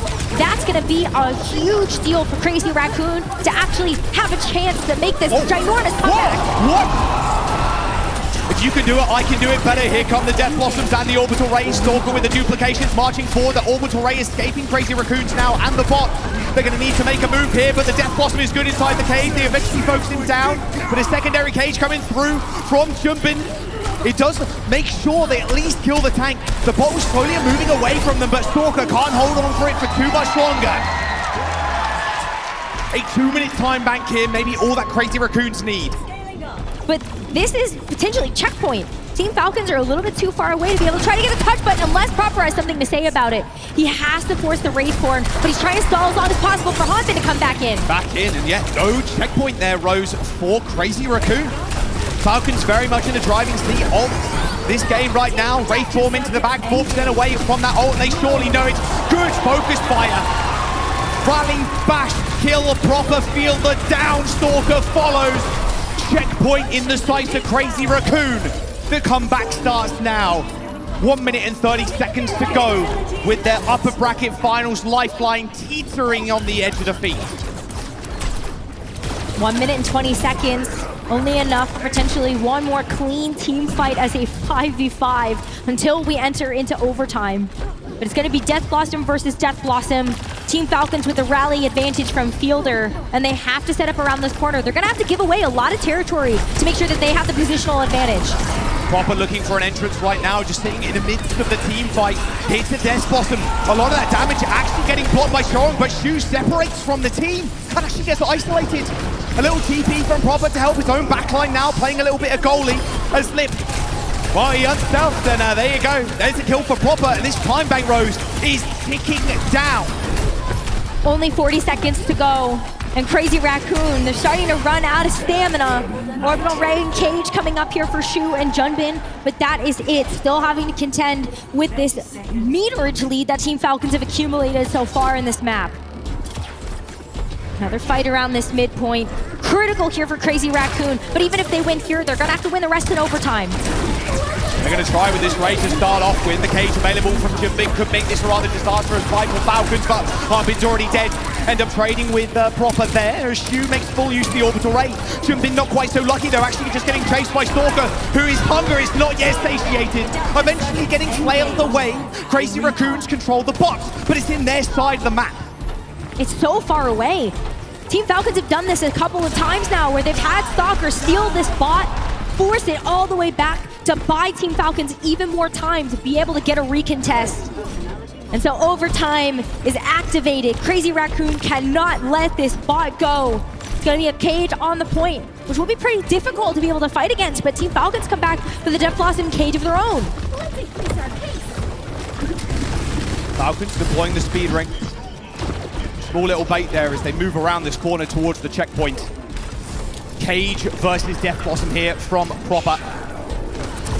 They are going to get it in this midpoint, but Heastang ends up going down. A sneaky play from the Echo is completely denied by Chio. They trade with Proper as Junbin claims another kill. The cage is good for another as Chio finds a double in this fight. Shu down, the reinforcements are going to be late from Crazy Raccoon, but they've got control of the box. Another team fight win here for Crazy Raccoon, and maybe even more hope being garnered for them to be able to win this next map. But this is where the going gets tough. Team Falcons come back into this with 3 more ultimates. So Crazy Raccoon up creek right now, potentially without a paddle, as it's going to be all on the hope of Lip to be able to win this next one with the Death Blossom. They're going to go in. Heastang once again going to try and go for a kill as Proper sets himself up with a Death Blossom over the ages. The damage is too much for Crazy Raccoon to bear. As Team Falcons 3-0, Crazy Raccoon in the upper bracket final, sending them down to the lowers and depositing them in the trash. Almost a huge comeback there for Crazy Raccoon on Runasapi, but just not meant to be. Team Falcons playing with so much synergy, so much aggression, and it's just too tough right now for Crazy Raccoon to bear. Team Falcons get a chance to get a little bit of a breather as they wait for who will be their opponent in that grand finals. History would dictate that Crazy Raccoons come away with this victory. The entire audience, like 66% of it or so, thought Crazy Raccoons are going to come in swinging and just walk on towards the finals. The desk, some of them a little bit different. But a 3-0 from Team Falcons is an unbelievable statement maker. The aggression, just straight fundamental Overwatch and fundamental understanding of how to play that Malga composition to a point where you are touching spawn doors to try and eke out every single second on a point. An unbelievable series so far. Well, can Crazy Raccoon come back? We'll have to wait and find out, but we got Danny on the stage with Proper for a small interview. Thank you very much, Jack and Rose. What is up, everybody? Danny Lim here, joined by our player of the match, Proper, from Team Falcons. Amazing stuff. I'm gonna be honest, I thought this was gonna be a close one, but that was not the case. And especially you, Proper, you're always such a talented player, but today you absolutely popped off. Stockholm, you guys, am I lying? He absolutely popped off, right? What happened? Was it something that you ate in the morning, or like what was your thought process? What was your mind coming into the match? You know, how were you able to pop off like how you did today against the crazy Raccoons? 자, 오늘 승리 축하드리면서 일단 너무나도 원래도 잘하는 선수지만 또 우리 프로퍼 선수 오늘 제가 봤을 때는 정말 엄청난 기량을 보여주시면서 너무나 좋은 결과를 이제 보여주셨는데 좀 오늘 좀 뭐가 달랐는지 다른 경기들과 다르게 오늘 어떻게 더 특출나게 잘할 수 있었던 이유가 있다면 뭐가 있었을까요? 오늘 뭔가 경기 생각보다 뭔가 머리가 좀 잘 돌아가는 느낌? 원래 어제랑 엊그저께는 밥을 안 먹고 했는데 오늘은 좀 경기가 좀 길어질 것 같아가지고 밥을 먹고 좀 하긴 했는데 오늘 살짝 궁싸움 쪽에서 제가 좀 더 뭔가 잘 돌아간 것 같아요. Definitely had a clearer mind coming into today's match. The day before and even yesterday, I didn't really have breakfast, but today I know that it was going to be a long day, so I had breakfast. And I think, especially for those fights, I think we really clutched down on those alt advantages, and we really capitalized it, and that's how we won. All right, Proper. One more question. You guys are just one step away from becoming our champions. Proper. How confident are you that the Team Falcons can win it all? 자, 이제 우승까지 한 걸음밖에 남지 않았습니다. 프로퍼 선수 이제 우승할 수 있다는 자신감 얼만큼 있으신가요? 토론토랑 라쿤 누가 올라오든 다 이길 자신 있어요. Whether it's the Toronto Defiant or Crazy Raccoons, I am confident that I will win it all. All right, everybody, give it up for Proper. Thank you so much. Dusk, take it away. Thank you so much, Danny, and of course, congratulations to Proper and the entire squad as they're now sitting comfortable in our grand finals. Welcome back to our desk. Zoe here, joined by Johnny and Jake, and we're here to break it down. This is the first time in the history of those two teams facing off against one another that it's a 3-0 for Falcons. This is a very dominant showing we get to see here. So let's try to dissect it. Let's try to dive a little deeper and talk about why it was such a dominant showing. If we're looking at the micro play here, Jake, what did you see? You know, I felt really on Surabasa, I started to get worried for Crazy Raccoon. There's a couple fights there, very uncharacteristic of them, where they're ult dumping, right? Like, I saw popping 3 ults to 0. Yes, they win the fight with their 3 ults against Falcons, but then they lose the next 2-3 fights in a row because Falcons are in such control of the ult game. You know, they're just meeting out their utility one ult by one ult. Yes, they lost this round on Oasis. I think the Genji is, like, as good as Proper is. I don't believe in the Genji this meta. I think, like, they haven't lost this Echo Mirror, and frankly, this is what's going to decide the championship. I do think there's maybe some more options for Crazy Raccoon, but you've got to win this meta to win it all. Yeah, absolutely. I mean, I do think that this matchup has been pretty one-sided so far. I mean, the result speaks for itself, but looking at the player stories as well, I think that coming into this matchup, I talked about Peacetang, of course, having had a really good run in the tournament so far on this Echo, but Stalker got the better of Peacetang in this matchup. We saw starting out, of course, on Oasis, how Stalker several times managed to find his sticky bombs onto Peacetang, following up with the focusing beam as well. And that means that Peacetang is hedging toward his teammates. Not as confident, staying alive as the Echo that is now flanking, making plays for the rest of his team, and Stalker continuing the dominance here on the Reaper. The casters talked about it. We've seen a lot of duplicates placed on the Mauga because it is so effective to have 2 cardiac overdrives. But now we're seeing a lot on the Reaper as well. Shadow step into the backline, put pressure. We saw Proper as well on the Reaper, putting pressure on the Shu, getting picks early in these fights, and then the double death blossoms as well. They've been so efficient with these Reaper picks, and Stalker's Echo has been a big reason why Team Falcons has been on top. Yeah, and then we see Hanbin following up. It was just so much pressure, so much aggression coming in from Team Falcons there against Crazy Raccoon. Big question I'm also having here is regarding the map picks, Jake. Do you feel like Crazy Raccoon could have maybe taken it somewhere else where they would have potentially had the upper hand? Is there any maps in the pool that you feel like they might have given them a better chance of victory? Yeah, you know, I do think Crazy Raccoon has probably Gibraltar as a pocket pick, as here we look at, you know, MVP Proper. No huge surprise for this match. I mean, he was putting up a huge performance, and this really is the meta for Falcons to win it, right, with the double flex DPS. But I do think maybe there's, you know, you take it to Gibraltar and make this a core hit scan duel like the Ash Mirror. Historically, Lip has had the edge there. I expect to see that in the grand finals. But honestly, I understand Crazy Raccoon not wanting to pick it here in the upper bracket. I mean, this Wait, is is this Toronto the big Defiant brain fans. play? Are they not showing their hand? Is that it? Is this just a scrim? Toronto Defiant fans aren't going to want to hear this, and I'm the biggest, NA fanboy. But honestly, I don't think either of these teams expects this upper bracket final to really matter. This is about ego. It's about proving that you are the better team here in the upper bracket final.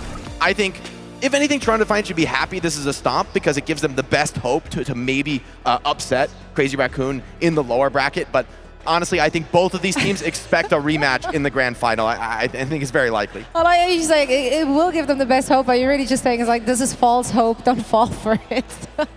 I mean, it's as good as it could be for Toronto Defiant. Like, if this was a super close match, I think Toronto Defiant would feel pretty bad about that. But having a stomp like this, I mean, maybe you can take some of what Falcons is executing. I love some of the little details in there with the Reaper copy. I like that you mentioned that, Johnny, because Falcons, when they play up against the Rally, they send Stalker in first to pop the first Death Blossom. That gets inevitably stunned, canceled, and then Proper's right on top of it with the second Blossom. No stun left in the comp. I mean, yeah, you could Malga stomp him, but pretty hard to pull off, and sometimes in these chaotic team fights. So really well executed, these micro details in the ultimate fights, and I feel CR is feeling the pressure. I mean, that type of fight where they ult dump 3 for 0, like that's very uncharacteristic from this team. They've been so solid all year long. I think they are feeling that this is not their meta, and Falcons, I mean, when they smell blood, they just go for the jugular. They do indeed. Yeah, we're going to dive deeper, of course, into what there was to maybe take away from Toronto Defiant. If they can, rip a page out of Falcons' playbook in their match against Crazy Raccoon. That's going to be our lower bracket final. All of that after a quick break, so don't go anywhere. Hi everybody, Danny Lim here. I'm joined by Team Falcons for OWCS World Finals. 박수! 와! 안녕하세요. 안녕하세요. 안녕하세요. How are you guys? 잘 지내셨나요? 네, 저는 잘 지냈어요. 잘 지냈어요? 네. 진짜 잘 지냈어요? 가짜 같은데? 아니야? 아, 잘 지냈어요. 잘 지냈어요? 한빈은? 네, 저도 잘 지냈습니다. 아, 오랜만에 봐서 너무 좋네. 해피 선수는 잘 지냈어요? 네, 잘 지냈어요. Let's talk about your rivals.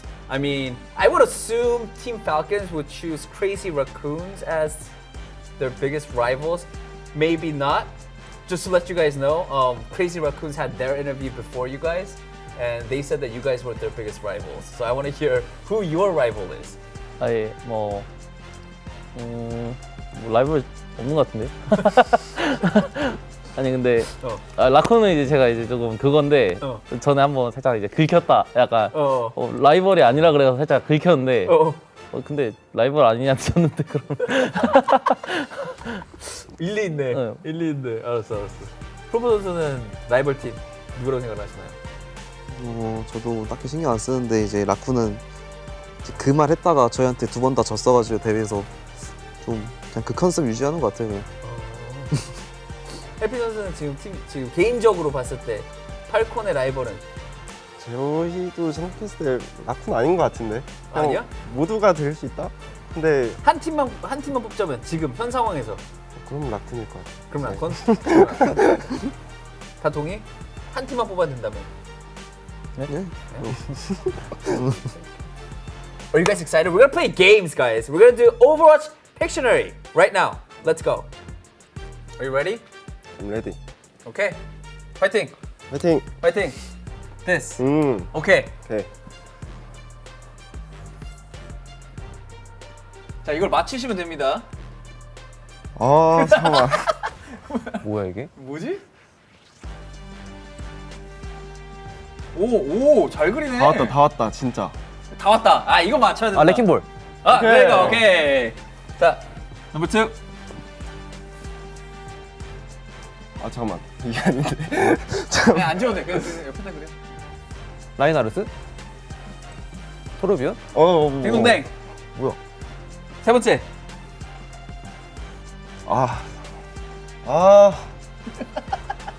패스 없나요? 패스 없어요. 해야 돼요. 뭐길래?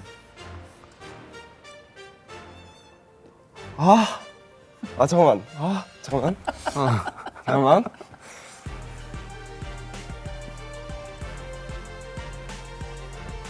뭐야?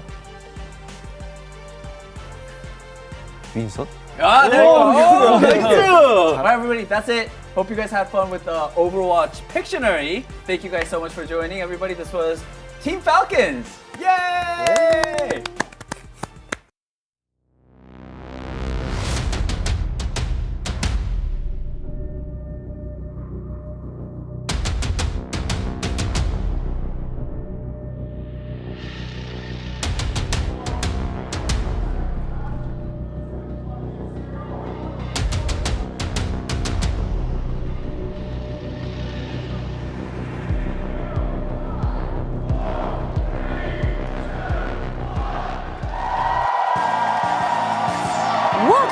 the OWCS World Finals live from DreamHack Stockholm. Zoe here, joined by Jake and Johnny. And we're now going to dig into our lower bracket final match. And the two teams that will participate in the festivities are Crazy Raccoon, who just suffered a brutal beatdown by Team Falcons, and Toronto Defiant, which had a very tough road this tournament. They had to fight their way back up into through the lower bracket.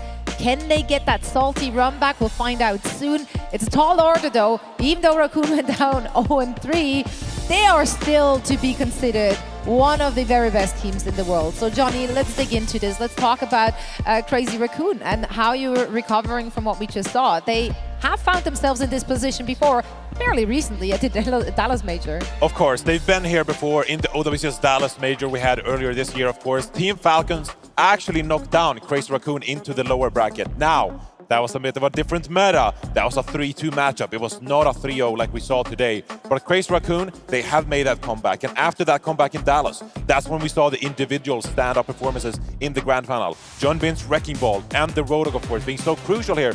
And Crazy Raccoon, they need to use this matchup to find something similar, to find individual form, because it's something they relied on so heavily throughout this year. We've been talking a lot about Lip and the impact he's had on the long-range hit scan this year. Now, Lip finds himself on the Reaper, and he's not able to have those same carry performances. Another player, of course, is Shu. Now, because Team Falcons, they had the higher seed, of course, they were able to pick Oasis, which means it promoted these Mauga mirrors from being played.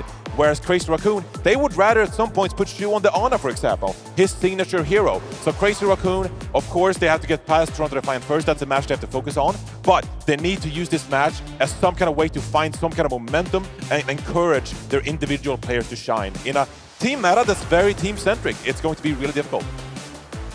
You know, even this highlight though, I think they just need to calm down and relax, right? They have to find that confidence in themselves, because in some of these fights, right, over-ulting, yes, you're winning that fight, but then, you know, you're giving Falcons control of the series, control of the match. And up against Toronto Defiant, I mean, last time these teams matched up, Crazy Raccoon swatted them aside. I mean, it was not close. And honestly, Toronto Defiant, I think, probably have to be pretty scared now going up against this team that, you know, even if you beat the team that already beat you down 3-0, you're going up against Falcons, who just had a huge performance, right, are going to be incredibly confident. You can tell from that proper interview, man, he's already thinking about wearing that crown. He's already thinking about lifting that trophy. Okay, if we're looking at the other side here, though, Toronto Defiant, yes, okay, they faced off against one another already in this tournament. And yes, Toronto Defiant didn't have the best of time. But surely, watching the match that just transpired, there's got to boost the confidence a little bit for the Toronto Defiant. Seeing Raccoon going down 0-3, that's got to do something for Toronto Defiant. I mean, this is the dream scenario for Toronto Defiant. I would say, you know, probably last night, they were probably feeling pretty tough about the prospect of whoever would come meet them in this lower bracket final. But I think watching Crazy Raccoon stumble so much in that last match, maybe you start to believe. I think really a lot of pressure for me is on Sugar Free. If he can, you know, find that crack in the armor in Heesang, keep punishing him the way Stalker did in the Echo duels in that last series, that could be enough. But the pressure from Crazy Raccoon is going to be immense. I mean, this is a team that for them to drop here would be a huge failure for Crazy Raccoon, huge stumble for them based on the year they've had. Maybe it's possible for Toronto Defiant to find that confidence. They're going to need to play with that same fearless aggression that they brought against NRG. And I mean, can they summon that against a team that has been so far a nemesis for them? I mean, in the past, we've heard even Sugar Free saying, I hope we can get a map of Crazy Raccoon at the Esports World Cup. I mean, they have a lot of respect for these players because this is one of the best teams in the world, one of the best teams ever assembled. Toronto Defiant have a huge effort cut out for them, and I think it's going to be this guy on your screen. It's got to be Sugar Free to lead the team to victory, finding opening picks on this Echo. For Merit as well, though, I don't think the Reaper, it's like he's in a similar story as Lip. He'd rather be playing the long-range hit scan. So it's not like Proper, where I think he absolutely, maybe he doesn't love the Reaper duel, but I think Proper has a huge edge there, whereas Merit and Lip are probably going to be more competitive on the Reaper. We might see more pressure out of Lip in this series, more difficulty for sure for Merit to face down Crazy Raccoon. This is going to be such a tough task for Toronto Defiant, because the way they excel is by adapting, by hero switching, and trying to find an upper hand against some of these teams. In this meta, that is not the case. You can't play around. We're not going to see Merit on that Sojourn. It's very unlikely in my mind. It's going to be a bit of a desperate kind of hero pick from him if that is the case. Now, you have to play this meta. These are the 5 heroes chosen in this meta. They are the strongest, and Toronto Defiant have to find a way to excel at this meta, at this composition. They can't play around with it. Yeah, I mean, some of it might just come down to them hoping for a fumble, Crazy Raccoon, you know, overlapping all dumping, and whatever you want to call it. Maybe that's what they just have to hope for. Like at that point, Prage and send it, right? But you know, I think it's gonna be a tall order regardless. Crazy Raccoon, an absolute dominant force. Let's see where our audience is. 20% still do believe. Respect. Look, North America that, is a big region. They are. There's a lot of people there. there, so that's right. Yeah, that's big voting power. I mean, honestly, going into this day, I was pretty worried for Toronto Defiant, but like I said, this is the dream scenario, right? As a team waiting in the lower bracket, to have an upper bracket final stomp, to send you an opponent potentially bruised, potentially beaten, that is the dream. This is like your best chance all year to take down Crazy Raccoon. You're giving us so much hopium and copium, and that's so unlike you. That's very uncharacteristic. I want to say, but Crazy Raccoon making these mistakes, it's not because they're a weak team. It's because Falcons, this is their meta, man. Double flex DPS, the unkillable backline and Chiu and Fielder. They're just bringing so much heat this meta. Even a team as good as Crazy Raccoon can stumble. And you know, Crazy Raccoon, if you're not putting that level of pressure on them, I guarantee we will not see them ult dump in this entire match, right? Like that comes from how well Falcons played the last series, how aggressive they are, how many opening picks they're getting on the DPS duels. If you can't replicate that for Toronto Defiant, we're going to see a very different match. We're going to see a very different Crazy Raccoon in this game. I want to emphasize, I don't think Crazy Raccoon are like playing poorly today. It's that Falcons just dominated them. And I mean, honestly, the only thing that will make Crazy Raccoon even better is if they were rocking the Neon Streets bundle skins, which you can at home as well. There you have it. Absolutely beautiful skins. Name cards, icons, you get it all, and all of that is available up until December 3rd. And 25% of this will actually go towards the prize pool here, so you can actively support our players. Yeah, it's the best of both worlds. You get to rock amazing, you know, cosmetics, but at the same time, you get to support the players here who are putting on one hell of a show. So, perfect kind of like bundle here, Jake. I'm saying the real fans repping the Neon Junkrat, repping the Neon Tracer, the Neon Mei. It's about time, you know. There's been a few good Junkrat skins throughout the years, but this one might take the cake, Jake. It's pretty swaggy, I got to admit. It's pretty sweet indeed. Yeah, so make sure to cop that bundle, and also, of course, make sure to connect your Battle.net account to your Twitch account, so you can also, on top of the bundle, get the spray rewards, the skin rewards, the name card rewards, with so many rewards. I love items. Free stuff is great. Free stuff is great, everyone. So many drops. And once more, of course, a reminder, we have co-streamers as well who are following all the action. It's the last day, so make sure to send them your love, join their chats, and tell them we said hi over there. Also, who's your favorite streamer, Jake? Who's your favorite streamer? Who's your favorite streamer? I'm going to say Johnny. Aww. No, you don't watch my stream, Jake. Come on now. Once in a while? Okay, I'll take that. Thanks, Jake. I take this broadcast as your that? stream because you're mostly here, and you know what? I have the same favorite streamer. I love this one. I love this one. I'm sorry, guys. Because I was going to say like J3 or something. OWCS No, it's this or nothing, because we got some good games coming your way. We have the lower bracket final, which is about to start, so make some noise as we're sending it over to our stage to meet our teams. Thank you so much for that, Zoe. And I do agree, Johnny is my favorite streamer as well. But let's go ahead and bring out our two teams. Up first, it's the last hope of NA. It's Toronto Defiant! With 4 first-place regional finishes, the last hope of North America stands against a titan in the form of Crazy Raccoon. This is their final chance to claim the trophy. And their opponents looking for the run back to get to the grand finals. It's Crazy Raccoon! Crazy Raccoon taken down 3-0 by Team Falcons, but don't underestimate them in the lower bracket. Yesterday with a clean 3-0 over Toronto Defiant, they look to replicate that result here again today. All right, folks, here we go. The last match before the grand finals. One of these two teams are going to meet Falcons for that title, for that crown right there. Gentlemen, feel free to fist bump. Players, take to your stations, and let's get this show on the road. It's Crazy Raccoon going up against the Toronto Defiant.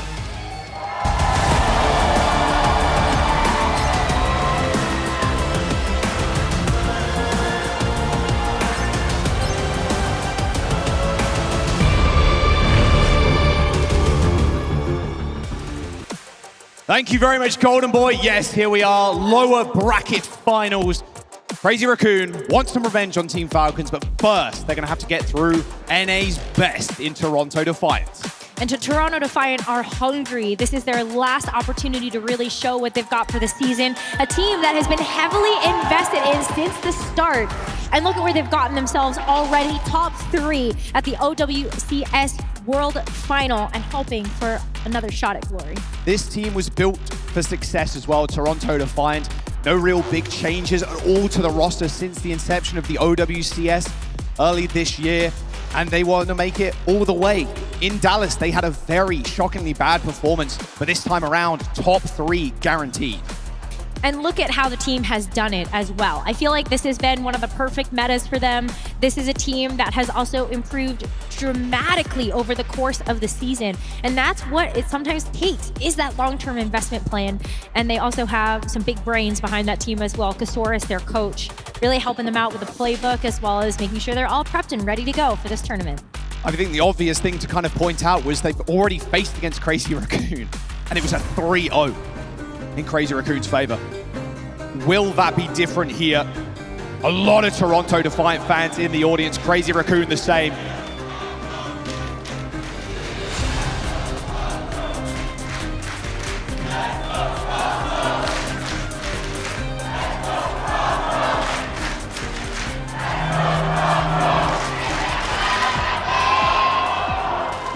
Ilios, our first battleground between the two squads.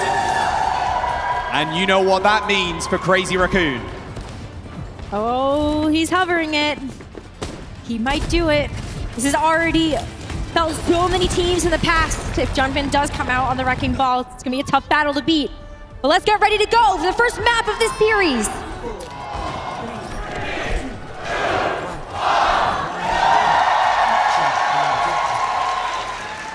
All right, Toronto, how do you grapple with Junbin's ball? Already on your side of the map. You have to move as a squad. Merit on the Cassidy. We've seen this over and over again. You need someone to deal with him in the back line. Pressure him out so he can't dive. But Merit playing the Cassidy means he can play a little bit closer to someone on that Diva and just the rest of the team as a whole. So Vega has a little bit better access, and Merit also has those hinder grenades to be able to slow down this mobility from Junbin. But you gotta deal with this Pharah. That's gonna be a big issue. Oh, Liv's already found first blood though onto Sugar Free. Trying to define with a little cap on point there, but it will be quickly split by Crazy Raccoon. And that's going to be the cap. RuPaul finding himself in the 1v1 versus Junbin. I think it's worth mentioning too, Rose. Spoke to Space Station at the very start of this tournament that they were mentioning. Every time they play against Junbin Ball, he would not fall under 400 HP. Just an insane mechanical god on this character. I mean, we already saw that in the match versus NRG Shock. I don't know if Junbin died more than once in that first map. And already off to a great start here as Crazy Raccoon continue to rack up that percentage on this first point. Heeseng wants to get this barrage off, but not before Junbin can continue to stall with this Wrecking Ball around this very first health pack.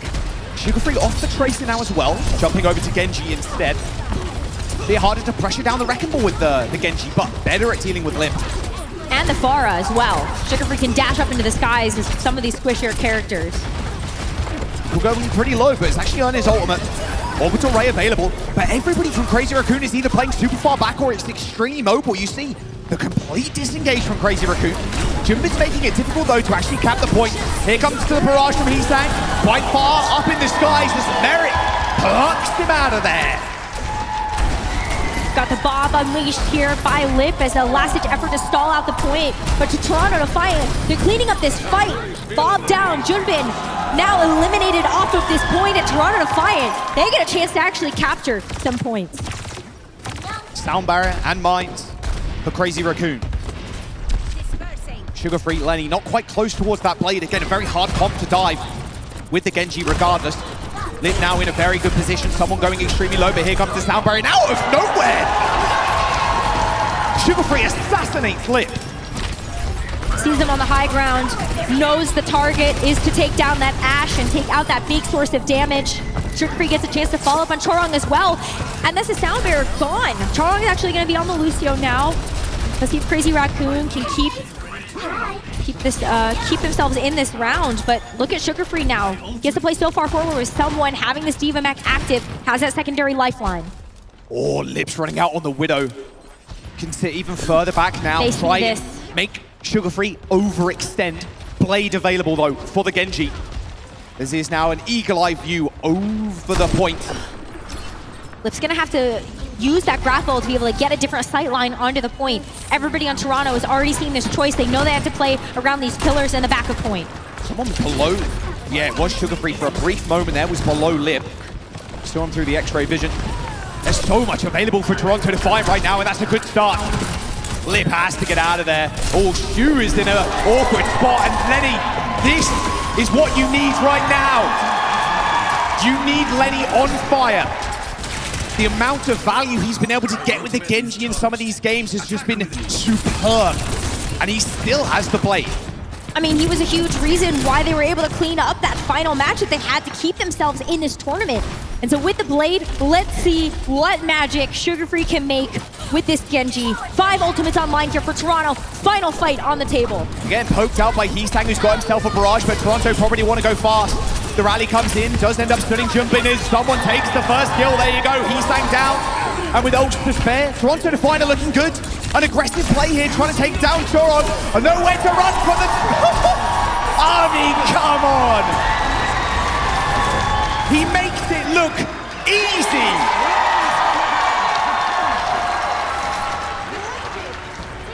Sugar Free is just that good. That's what you need. Just beat them when they're down. A 3-0 from Falcons to knock Crazy Raccoon into this position. Toronto coming in fresh. It's going to be a long, hard day for Crazy Raccoon if they make this, they win this series. It's up to Toronto Defiant now to pounce on that opportunity. Sugar switching over to the Genji was the perfect thing though. We saw him on the Tracer at first. Very difficult time being able to access the targets that he needed to.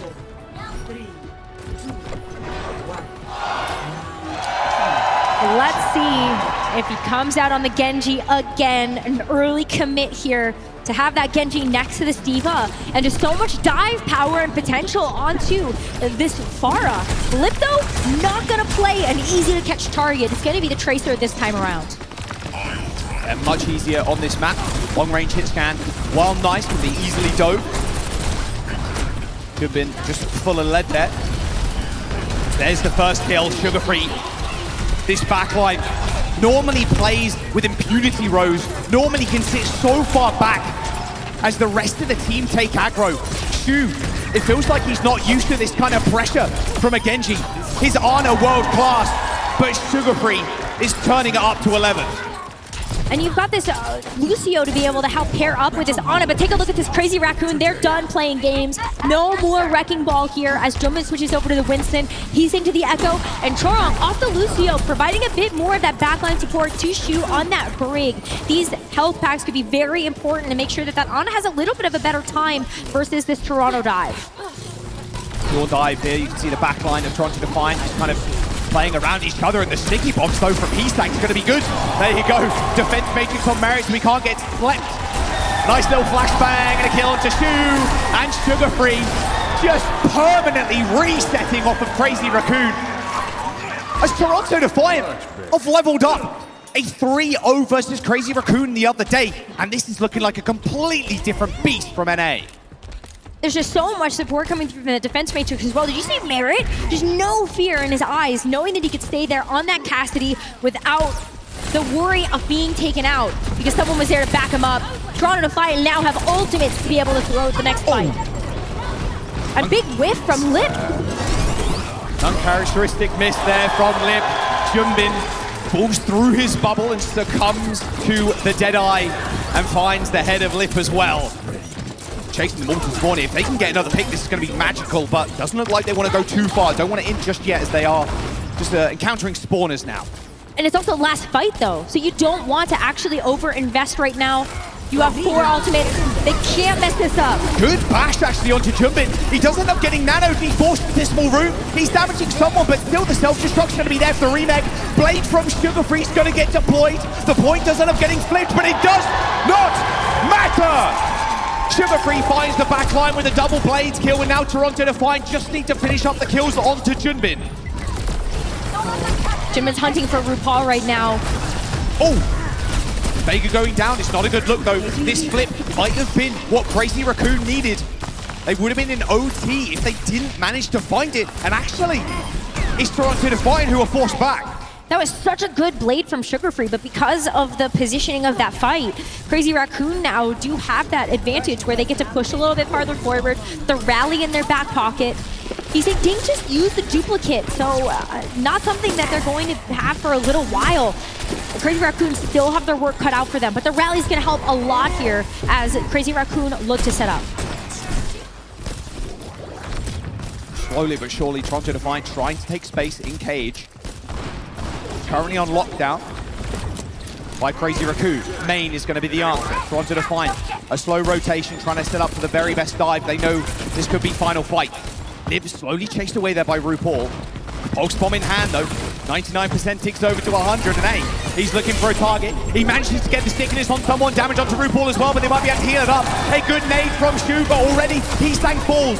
Lip just going monstrous in the back line though. He's dishing so much damage out. Even Merit's High Noon, not enough to scare Lip away. Crazy Raccoon find themselves a team kill as they are now on final fight. 80% now for Crazy Raccoon.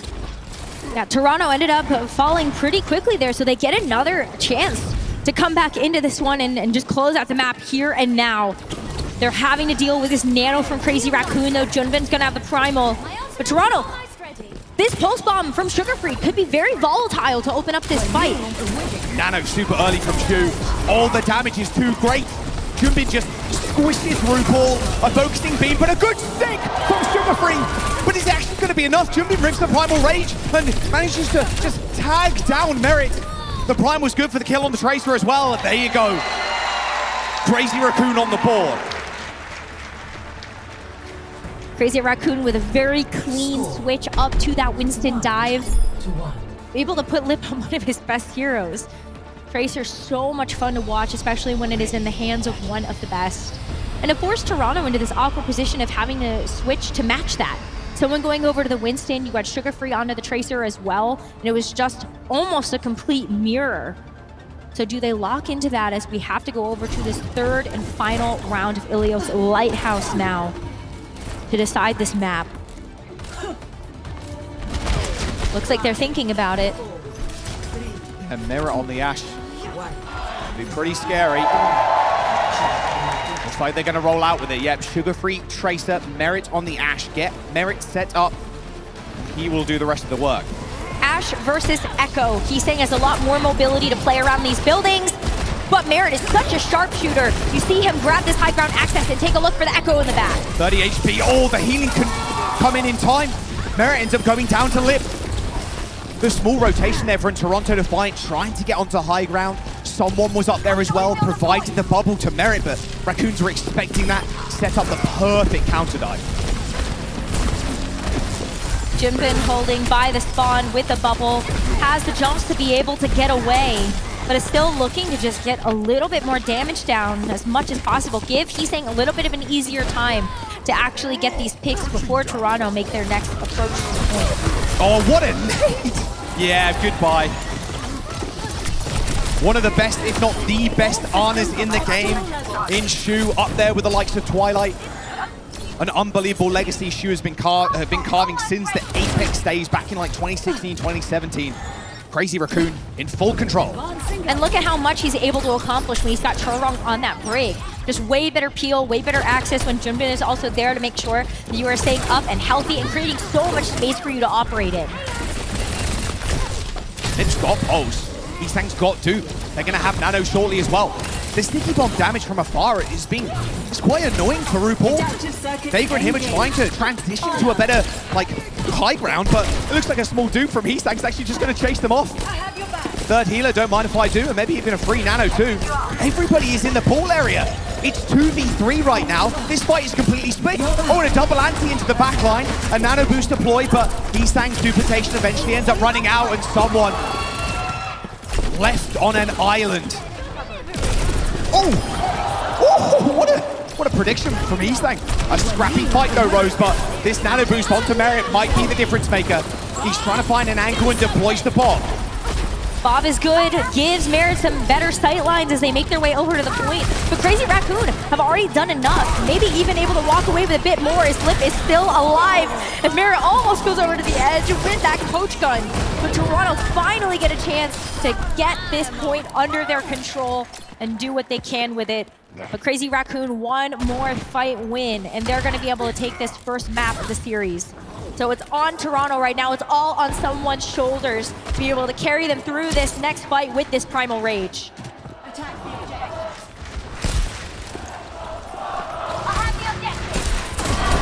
Nano Primal Lip with the pulse. Jumbin looking at Merrick, trying to take down the carry of Toronto Defiant. A good sleep will send him napping for the time being. A little reprieve from RuPaul now as he looks behind him, has to check. A missed pulse bomb from Lip, but Vega's already down. A two-pronged attack from Crazy Raccoon sends the backline of Toronto Defiant reeling.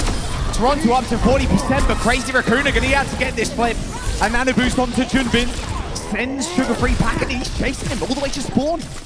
But they still have a chance to come back in and touch. Look at RuPaul coming back in with the Kiriko, Vega over to the Lucio, and Merit hoping that this last-ditch Echo Pick is going to be enough, but someone's got to get there and trigger the overtime. They got the touch. You've got to imagine that was Sugar-Free. Vegas super low, has to amp it up, getting chased. Oh, he's bang. Tags him from around the corner, but Sugar-Free makes it even with a kill onto Lip. A duplication on the point from Heesang, trying to chase someone away. This Primal Rage is going to get earned in a matter of mere moments. RuPaul in a whole lot of trouble, forced to use the Sudo, but here comes the copy. Primal Rage and DPS players, they still got these tank mechanics. Someone's super low, RuPaul eventually chased down as overtime for Crazy Raccoon is ticking. There's only someone left on the point, but that's going to be that. No chance for Vega to touch. As Crazy Raccoon start off with a bang. Toronto made that look very competitive though. We're able to get a round win on this map, and that's already more than what they were able to accomplish in that very first matchup that we've had versus Crazy Raccoon. Maybe a little bit more confidence, maybe a little bit more excitement behind this roster to think that they could be able to make it to that grand final. Well, it was a 2-0 last time on Ilios. One extra round there, always going to be good. And again, another confidence builder. You just saw how Crazy Raccoon went down to Team Falcons. Now, where do they go? They're definitely not going to go to a dive map. Maybe they just try and match him in the mirror and win it from there. A lot of tape as well you can kind of study, not only from that last game, but from your series against them yesterday. That 3-0. Was worth pointing out, though, we did end up going to Hanaoka as one of the map picks, and that was Toronto Defiant choosing that. And it was a roll from Crazy Raccoon. It was a 5-point all the way to their spawn, and Heesang had one of the most insane performances on the Echo. Yeah, it was almost a 5-0. Right. Which is very, very rare to see for that type of map mode. But you could already tell as soon as Sugar-Free saw the opportunity to get onto the Genji, he understood the assignment, going after the Pharah, going after the Widowmaker, and it made this Wrecking Ball composition completely fall apart.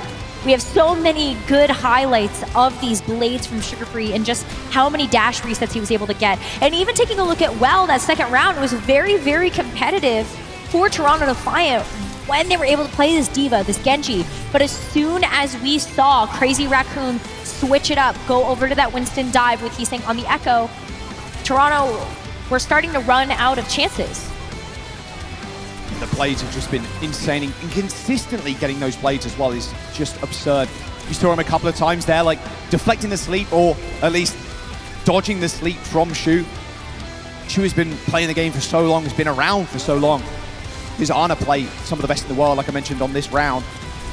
And for Sugar-Free to kind of, well, ignore that almost, right? Ignore all that experience and still manage to get double kills in the backline is something that Toronto might need to look at consistently. Go to maps where Sugar-Free can play Genji. But it was also so much easier for him to be able to weave in those picks because Shu was on Ana and then we had Torong on the Lucio. Just not nearly as much sustainability in that backline when you just have the Lucio to peel for you and you've got the Wrecking Ball that's going to be much more of a solo operator. Then like Shu has a very, very tough job, not just to stay alive, but to also make sure that he's applying enough of that utility to these matchups. Oh, I mean, despite Crazy Raccoon actually winning that map, it was Toronto coming out in the lead in terms of kills. Shambali Monastery is going to be the pick. No substitutions on either side, so we're not seeing Max. Shambali, okay, for an escort. So now you're thinking, well, we want to play Malga. Yep. Absolutely. I feel like that's just on the menu for both of these teams. They're so good at being able to play the Brawl. Someone is one of the most aggressive tanks, but it's also no surprise to see why Toronto, Crazy Raccoon, Team Falcons have all found themselves in the top 3 of this tournament, because they can play really aggressive. I feel like that's a word that we've been using a lot when it comes down to the tempo of these fights, but see for yourself. Yeah, I mean, look at that the Falcons game just previous. You want to just play as fast as possible, get as much time off of the timing as humanly possible. I can imagine we're going to go for a few little spawn holds here, if they had it their way. Can Heesang kind of repeat the performance against Toronto Defiant here on that Echo? Jumping on your screens now. There's been a bit of a rising star, especially looking at the Overwatch League last year. He's going up against the reigning champion, of course, in Someone. Rookie status compared to Someone, most definitely. Him and Max came in, and people were like, these guys, this duo, they are the next gods of tank play. And he's proved it this year. Wrecking Ball looks unbelievable. Every tank very versatile. And if there's not something in his ball that he can play, hey, Max is right there to back him up. Someone, on the other hand, a bit more veteran status to his name, and he can play absolutely everything.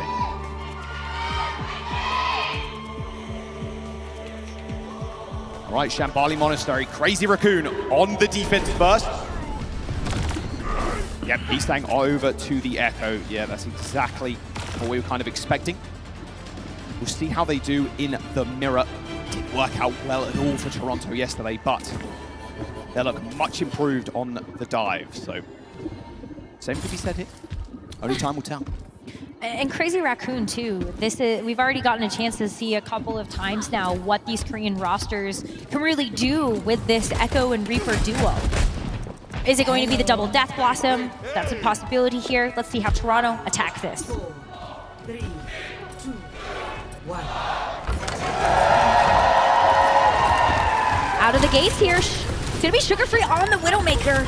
Just hoping to get a quick pick, but it's just not meant to be. That's Crazy Raccoon already sniffed that out. Ended up sending some focus fire there, and so Sugar Free coming back out of the spawn on the Echo to make sure that you can actually take those kills to Heesang. Forces Merit shift pretty early. Ray Former not available. Oh, Sugar Free. And this is something Heesang was doing a lot too. And you mentioned it in the previous series. Focusing down that Echo is so important. Save the focusing beam a lot of the time for the tanks, but if you land a few sticky bombs, one extra try shot and then a focusing beam, that is one very dead Echo, and you can see how much damage Heesang's already done. 80% ult charge already. Yeah, that's disgusting. He's gonna have, he has copy paste. He just has it. Unless Sugar Free has something to say about it. Focus Beam doesn't quite hit its mark though. I mean, at this point in the game as well, because you've only just started, you hit tab, you know Heesang has duped. Oh my god, okay. Give them a meter at least. Crazy Raccoon basically have 2 DPS ults now. 2 DPS ults, maybe even 2 support ultimates, as I know these fights have gone very quickly, but Charong and Shu are also damage dealers in their own right. Look at where Heesang is hiding as well. Do you see that? He's on the stairs. I don't know if Merit even knows that he's right there. Yeah, now he does. No chance to try and force anything there, just use sticky bombs, then back off. Merit forcing the shift. There's the Death Blossom from Lip in the back line already. Sugar Free RuPaul dead. This is a slaughter right now. These spawn holds can be so punishing. 2 minutes to go. Crazy Raccoon only invest that Death Blossom. And this is Shambali Monastery. This is a map that we often see these close spawn holds result in something like a full hold on this first point. And it's not looking good here for Toronto Defiant. Double support ultimates may be one way to be able to get out the gates. It's gonna be the rally for things. Good start. Smash his lip before he can use that shift, and Merit finished off with a headshot. Orbital Rays deployed, and there's Merit. Triple kill with a Death Blossom. Spawn hold broken by Toronto. It did require them to invest this rally as well as that Death Blossom early on, but you still have so much else that you can rotate through. And that was the first big issue, just getting past that spawn hold. But you can see why that is so effective for a lot of our teams on the defense. Crazy Raccoon get a chance to recontest this twice now. One more right at this point, and right before that first checkpoint gets lost. TP into lift onto the back line, looking for RuPaul. Hits the ship, goes sky high. And here comes the orbital ray. Yeah, there's absolutely no way. Doomed 4K there from Sugar Free. No investment from Crazy Raccoon. All systems on optimal Another level. eco fight for them as they get 2 more big ultimates out of Toronto's bank. It's only going to be this cage from someone that Crazy Raccoon have to deal with for this final recontest on the first point. 50 seconds left. Crazy Raccoon coming back into this with the cage of their own to start. Double cage. That Brig is in a little bit of trouble, but luckily for them, they got a rather large shield to play behind. Chong's going to be good, saving the rest of the team. Extra overhealth, enough to see them through the fight. I'm going to be honest, Rose, at this point, I wonder how close Crazy Raccoon are going to play. That payload, yeah, pretty close to the point, but you can really force something here. Just play at these doors. These doors make most sense. You don't want somebody to just sneak that payload out from behind you. And look at Merritt wrapping around. Actually, the shift, which is really awkward. Forced use to Death Blossom almost. Him and Lip in a kind of a duel of the fate. She ends up going down first, though, to Sugar Free. There you go. Sharpshooter. Oh, okay. First point might be theirs. They need to get to the point, and they do touch. And that first point is going to be on lock now. Someone is pretty low. I think there's a chance Crazy Raccoon to come back, although Lip has to jump to Tracer. No touch. First point for Toronto. Rally now in their sails as they go through the second objective. And this is tough. We've seen a lot of teams actually get stopped on this second point because of how close you have to play together. Rally's certainly going to help with that, but Shu also has this orbital race. That's going to be support alt versus support alt in these very, very close quarters. Yeah, this rally has to be big from Vega. Looks like a high ground control here. There's the orbital ray. Perfectly positioned too. It's going to go down that small ramp as well. Just help them sustain through this fight. An inevitability for Crazy Raccoon. All the way touching the spawn doors. We've seen so many teams do this where it just gives you so much extra time to play around with. And while Crazy Raccoon are working up to this cage, Jumpin is just absolutely no fear. They are shooting them in the spawn. Duplication for Toronto Defiant. Here comes the cage for Jumbin. Locks a few people in place. Tries to throw away the key, but Toronto Defiant pick blockers in their spare time. Okay. There it is. Second spawn hold broken. Sugar Free still putting up insane numbers. Can they actually get around this corner? That's the question. The payload retracted slightly there. It's a good opportunity for Crazy Raccoon to come back. Yeah, but Toronto Defiant have the double DPS ult. So already looking at the opportunity to layer down maybe 2 of these Death Blossoms. You also still have the cage from someone, so a great way to be able to trap people in place. But 50 seconds left. Toronto need to get past this corner if they want to capture the second point. Spots out RuPaul, and that's the target he wants, but he's actually been blocked out by the cage from someone. A perfect opportunity to strike here if you're Toronto Defiant. A Death Blossom from Merritt ends up picking off Shu. Splits off the rest of the team, and Sharon can't protect him with the barrier. A duplication from Heesang to try and turn the tide. And a free cage in this fight as well, and overrun through the entirety of Toronto, but they had the orbital ray. They were ready for anything Crazy Raccoon could throw at them. Already extending so much of their life in this map as Toronto Defiant capture that second objective and get a chance to work on this third one, but only a minute and 30 seconds to try to make it towards the end. And we see very, very few teams complete Shambali Monastery on the attack. Now that Crazy Raccoon also have the orbital ray advantage, they can hold Toronto Defiant at these doors. Being economical, that's what Crazy Raccoon need to be right now. Can't blow everything at once. With the fear that Toronto Defiant can run them over next fight. There's a cardiac overdrive, a nice little stun there onto someone, can't get back up in time. The healing coming through onto Heesang is just insane. Cardiac overdrive plus being pumped up heals. Yeah, you're not going to get taken out unless it's with something like the focusing beam. Team kill for Crazy Raccoon. But this is going to be the fight that matters the most here. Toronto have a bit of an advantage taking a look at the DPS ultimates already ready for this next fight as they're waiting for Crazy Raccoon to try to get theirs online. Pushing the tempo right now. What an early cage. Merit's from the corner too. That's a whole lot of damage. Toron fell. Shield destroyed. Jump in to follow. Sugar Free with a dupulse. Stu and Heestank, they make it out alive, but for how much longer? These late kills are going to be very tough on their time bank. They're running all the way to the spawn. They managed to get out. Sugar Free has to get out of there as well. He's gotten stuck with the stickies. He does get some healing onto him though, as this clock starts to whittle down. 10 seconds left. Toronto looking at this orbital ray to finish it off. Crazy Raccoon wants to end it right here, right now, but this orbital ray is going to make it very difficult. Merit's already found two, and there you go. There's the push. Toronto Defiant in OT now looking for the finish. And take a look at someone having this cage. You can just lock them down by the spawn doors. That's exactly what he's doing. He's setting up right now with Merit. Choron's rally could be good, but there's the cage. Where's the touch? Rally comes out, they subvert it. 0.69 meters to go as Sugar Free tries to take to the skies, and look at Schubert. They're all too healthy. The rally here from Choron. It's too much to save. Crazy Raccoon have also got an orbital ray. Toronto, their push ends here, but what a push it was all the way to that third point. 0 to 2. Switching. Yeah, that's basically a full map completion right there. And there's a win condition on the board for them. Just stop Crazy Raccoon in their tracks. Are they going to play up to the same tempo though? Are they going to be trying these spawn holds on both first and second? They should try.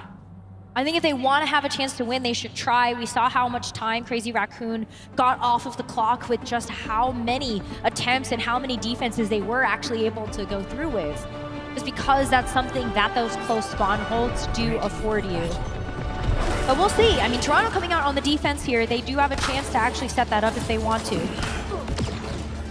Oh no, in just a second. Even if you're dying very quickly on this first spawn hold, not too tragic for you. Still burning time at the end of the day. You just can't let Heestank get away with anything crazy. They've just created some fireworks, I suppose. Little sonic arrow, potentially just to sniff people out. No. 4, 3, 2, 1. Looks like it's going to be a close spawn hold here from Toronto, biding their time for Crazy Raccoon to make it out of the gate. They are way more defensive though than Crazy Raccoon were. Raccoon already super low, focusing beam poured out. That mega health pack taken away a little bit too early there for Raccoon to fall back on. They at least end up trading one to live, but they still have to worry about Heestank. The beam, oh, Sugar Free. Tried for the in, tried for the kill, but the support on Heestank was a little bit too much. Spawn hold has been broken, Rogue. Still a few casualties, a little bit of ult charge going over Toronto's way. They're still able to get a couple of picks, and so that's very important just to make sure that you can actually start to build up to those ultimates, and you're not going to get too off pace with what Crazy Raccoon has already built. But Toronto get another chance here. You can see how this close spawn hold is already paying off, being able to play around this corner when you have a bit better sight lines.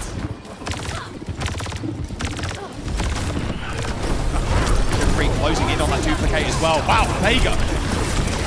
Zucker, mush on the floor. Merit with a Death Blossom though. Oh my word. The Cardiac Overdrive and the Death Blossom just paired up, just making it very hard to take down the Reaper. I mean, Crazy Raccoon is still in this fight. The sticky bombs were decent there. Onto Heestank, but the healing is just insane. Even the duplication onto the Malga. Heestank is trying to make this one personal. And later, duplication onto the brick. Heestank pushing this duplication from Sugar Free into the small room. I get a free rally actually on top of it. Oh, he's right in the back line. Does end up getting stunned. There is the rally. Nice little stun. He is going to get taken out, but that was a lot of sustain dealt out by Sugar Free. But Crazy Raccoon at full force, they end up regrouping. Even with that kill from Merit, I'm not sure it's going to go Toronto's way now. There you go, there's the point. 4.5 minutes. And RuPaul was stuck behind that enemy territory, has to go for that reset off the map, and that means that Crazy Raccoon can already round this corner when Toronto cannot step up to the plate. But with the cage, feeling pretty good about being able to take this next fight. Gonna have to deal with jump-ins as well. But playing around this corner is gonna be very nice here for Toronto. Maybe even another Death Blossom here from Merit if he's able to get that damage down fast. Cage versus Cage. I mean, Merit's going to land the Death Blossom, like you mentioned. That's a lot of damage onto Trong. They're going to just go in. Yep. Someone's also going to use his. Cage 5 versus Cage 5. Here comes the Death Blossom from Merit. Oh, and it's a big one, too. 3 and a bit minutes for Crazy Raccoon. No spawn hole by the looks of it for Toronto. You can see how right after Junba hit the cage, Merit said, perfect opportunity. Everybody wants to fight in this, but now I'm going to use that tool against you. And a great Death Blossom from Merit to be able to just stop this cart for now. A little bit of a forward position here from Toronto, trying to play on this high ground, use that window to get some poke damage. Sugar Free wants to get this duplicate up for this next fight. But double DPS ults here for Crazy Raccoon in this next one. It's going to be hard to set up with Lips over. Heisang going into the back line, scooping into a Reaper, so it could be a double Death Blossom for Crazy Raccoon, and someone just taking so much damage. Heisang with a perfect flank. Sugar Free, yeah, he's got the clone Death Blossom, but now it's the 1v1 in the sky. Sugar Free ends up winning it out as well. Now looking towards Shu. A little kick to the face. Then Sugar Free reeling, and actually a double. Shu coming up with some big kills there at the end. Shu having the orbital raid for this next one too. Yeah, what a big fight. Toronto still get another recontest here for the second point, but you've got Crazy Raccoon that held onto the Death Blossom. They've got that orbital ray to make it even more powerful as they approach this end of the second point. Heisang needs to blow someone up. Same with Sugar Free. They cannot let him get off this Death Blossom. They need a pick. They need a pick and they need it now. Well, there it is. That Lips trying to set up. Oh, the Death Blossom on top of the point. Oh my goodness. Even that cardiac overdrive mixed with that orbital ray is nothing compared to the damage from that Death Blossom. And there's the next point. Toronto staring down the barrel right now of match point 2. 3 minutes and 30 seconds going on to third. A notoriously hard map to finish. Crazy Raccoon's going to have multiple attempts at it as well. Yeah, exactly. Just the 3.5 minutes afforded you a couple of chances at this. See, Jumpin have to back away though. Doesn't want to take too much damage or give Sugar Free that free pick. As Merit looks for a big opening here for this Death Blossom in the back. Well, Whipshot's actually a good opportunity to go in. Can't get blown away anymore. Has got Rainform as well, but actually Heisang snipes Sugar Free again. Merit's going to try and settle the score, ends up killing Lips. And that was just split from the team, but now he's holding the gate. Heisang once again delivering for Crazy Raccoon. Another kill. It's just back to back to back snipe from Heisang. Heisang has a duplicate for this potentially final fight as well, just after all of that damage that he was able to pump out in that last fight. Double DPS ults here for Crazy Raccoon. This feels like an overwhelming amount of force that will push Toronto's defense over. Their ultimate economy is perfect. Good whip shot there, stops the kill onto Sugar Free, and here comes the first stage. Both them on top of each other. The rally's being popped as well. It's anyone's game right now as Liv uses that Death Blossom on the point. A duplication onto the Reaper, and now Sugar Free is his turn, but he actually gets bashed! He gets bashed out of the ult, and it's all Heisang all day! Crazy Raccoon, they dig Toronto a grave and seal the coffin shut! A 2-0 now. Match point for Crazy Raccoon.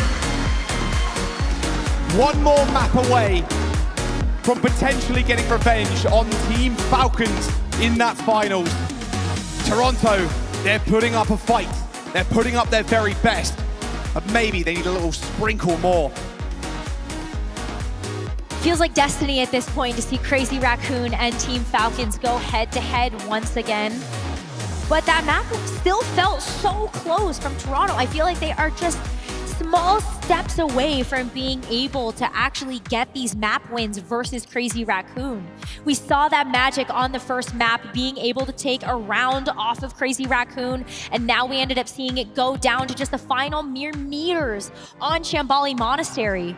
So they're so close, where they're within that striking distance. Maybe they just need, they just need a little more. much improved compared to yesterday. I mean, a 3-0 and a very decisive Hanawoka 5-1. There's just an insane amount of aggression and just domination from Crazy Raccoon. This is a very different look from Toronto. They're close, Rose, like you said, so close to coming up with the goods. Can they actually round this down? Because they need a reverse sweep. They've been in very close games recently. North American Overwatch, the competition has got very close. That map 7 versus Nightmare in stage 4 was just unbelievable Overwatch. Of course, we knew Crazy Raccoon and Team Falcons were going to take this tournament to another level. It being the World Finals, everybody is bringing their A game. North America right on the cusp right now of taking some big maps up against some superstars and historic players. But as you said, it requires a reverse sweep, which is just such a tall ask for any team in the situation, knowing that your tournament life is on the line, your season could end here. But if we've seen any team be able to have those clutch moments, it has been Toronto Defiant. With those close matches, with what we've already seen from the tournament so far, we know that each of these players has such a big carry potential. They just have to find it. They gotta dig deep for these next couple of maps. Map choice once more for Toronto. Kings Row was another pick for them. It was a 3-2. It was pretty close, to be fair. Maybe that's where they want to go. This mirror looks close. But so did the dive. Again, just the entire game of Toronto, just they are getting better. They are getting there. Maybe that's just what they need, that one extra map. Hey, reverse sweep, anything is possible, especially on a stage. There are the stats for you. Pretty insane time bank as well from Crazy Raccoon going into that third point. Toronto getting it in OT, a minute and a half, then almost capping. It's just Crazy Raccoon as well. Their ultimate economy is so clean. Very, very conservative when it comes to fights, but you need that in this meta. An ult-dependent meta. No substitutions on either side, so no max. Toronto taking us to New Junk City. Could potentially decide the final fate of this match. But New Junk City, this is where we get a chance to see Toronto really thrive. But can they actually be the ones to set the pace? Can they actually be the ones to play proactively? Because that's been very difficult against any of these Korean teams. Yeah. I mean, we saw how, like, kind of the small differences. It's a mirror comp, comes down to a skill matchup, but you can still see the stylistic differences between both teams. Crazy Raccoon want to play up to your spawn at every possible opportunity where they can just eke out as much time out of the time bank, and also the payload regressing. I don't think it can be understated, especially when you are that aggressive, how much the payload can just kind of dip back, and it almost guarantees you another fight in some cases. We'll see if Crazy Raccoon can kind of finish this one out. A lower bracket final with a chance at that world title. Team Falcons waiting for their competition. I'm sure they'll be looking at this game pretty rigorously, or looking at the Crazy Raccoon game, again, that they played a minute ago. We saw us departing some final words of wisdom to Toronto Defiant. The last hope of North America. They need a complete reverse sweep as we go to New Junk City.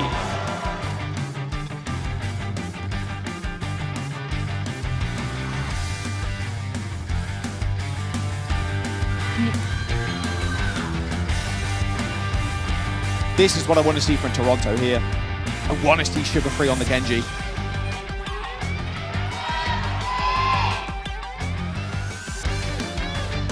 Just exceptional blade potency.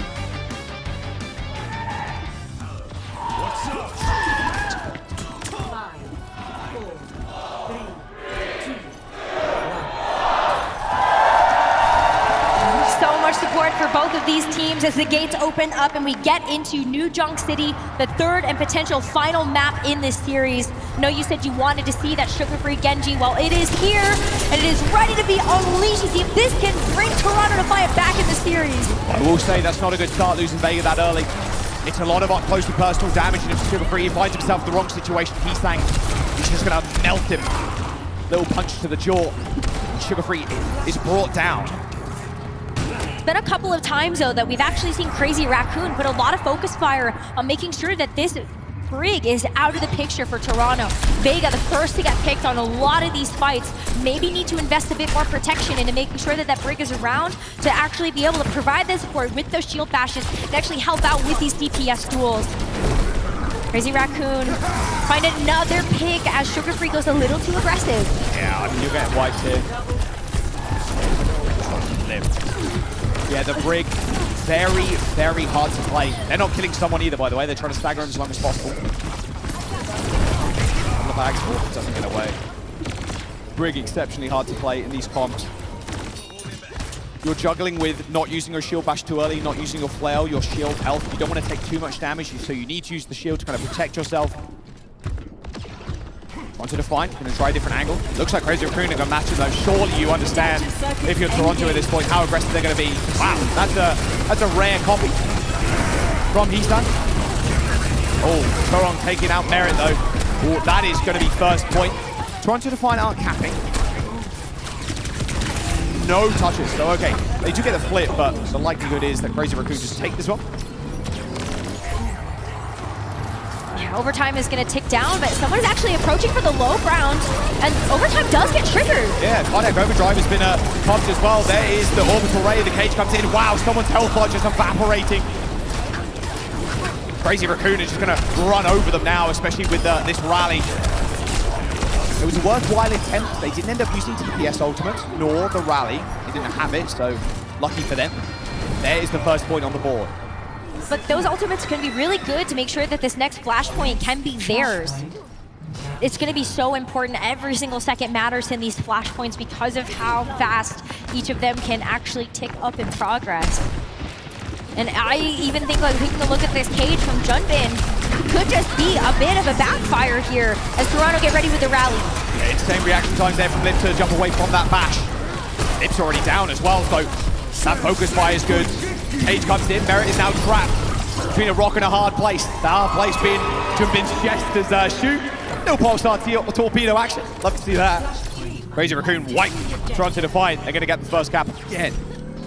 There's not enough coordination from Toronto to make the best use of their ults. Vega going in the rally very early there. Crazy Raccoon was able to back up and kite away from that and then go in with their own cage and finish everything off after all those cooldowns were gone from Toronto. Blade throws Sugar Free though. Let's see if this can get them back in. He's been popped, deflects early. He goes in, gets a lot of damage on Lip, trying to force that Wraith form, but Lip's got bullets with Sugar Free's name on. Heastan now changing over to the Genji. Oh, surely he gets the blade up for this one. 5 seconds to go. He's gonna get it. Oh, not quite. Hasn't got enough time, sadly. Got the voice line out at least. Just to show them that he had that ultimate online. But Crazy Raccoon again, like this is last fight for this flashpoint. They're gonna go early. Support ultimates too. They want to go aggro. They want to get in your face, in your backline. RuPaul just succumbs to the Lip Reaper once again, but this orbital rate, Merit and Sugar Free just dashing through the entire DPS line. A rally actually expended here by Torong. That seems like a rather large mistake. Toronto Defiant are capping as well.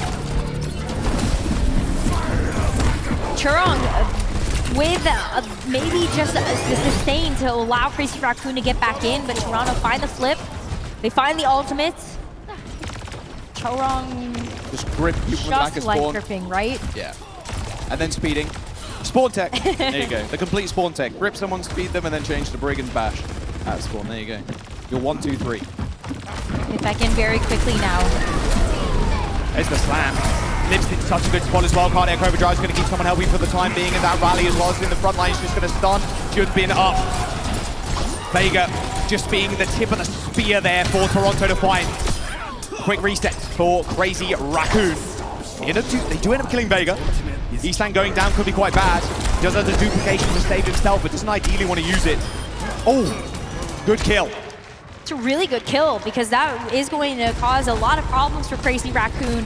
He's been going down with a duplicate. Toronto gets to play a bit more aggressively. Now they know they can stop Crazy Raccoon at their spawn so they can actually capture this flashpoint. They might give, maybe. They're looking for somebody.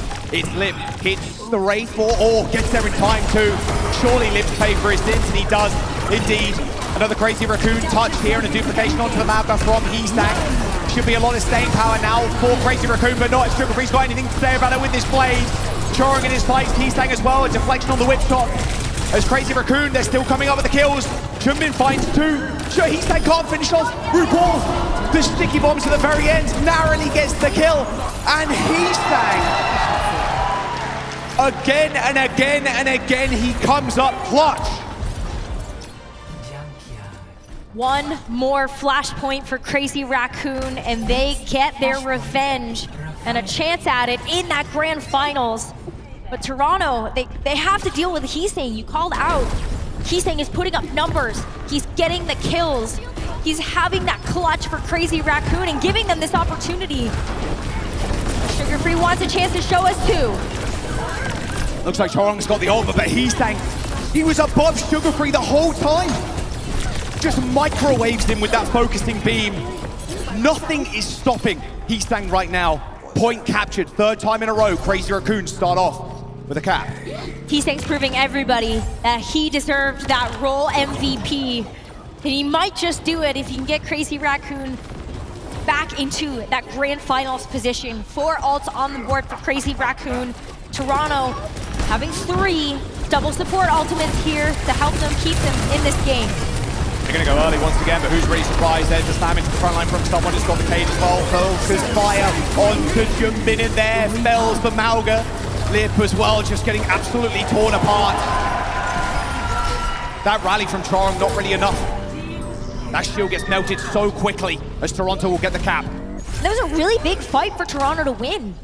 I know they had to expend a lot of ultimates there, investing the cage on top of those support ults, but having the double DPS is what's been really powerful in this meta. You can use that to play a lot more macro in that back line, make sure that you can actually snipe out Chorong. But Orbital Ray or Death Blossom, this has been a deadly combo.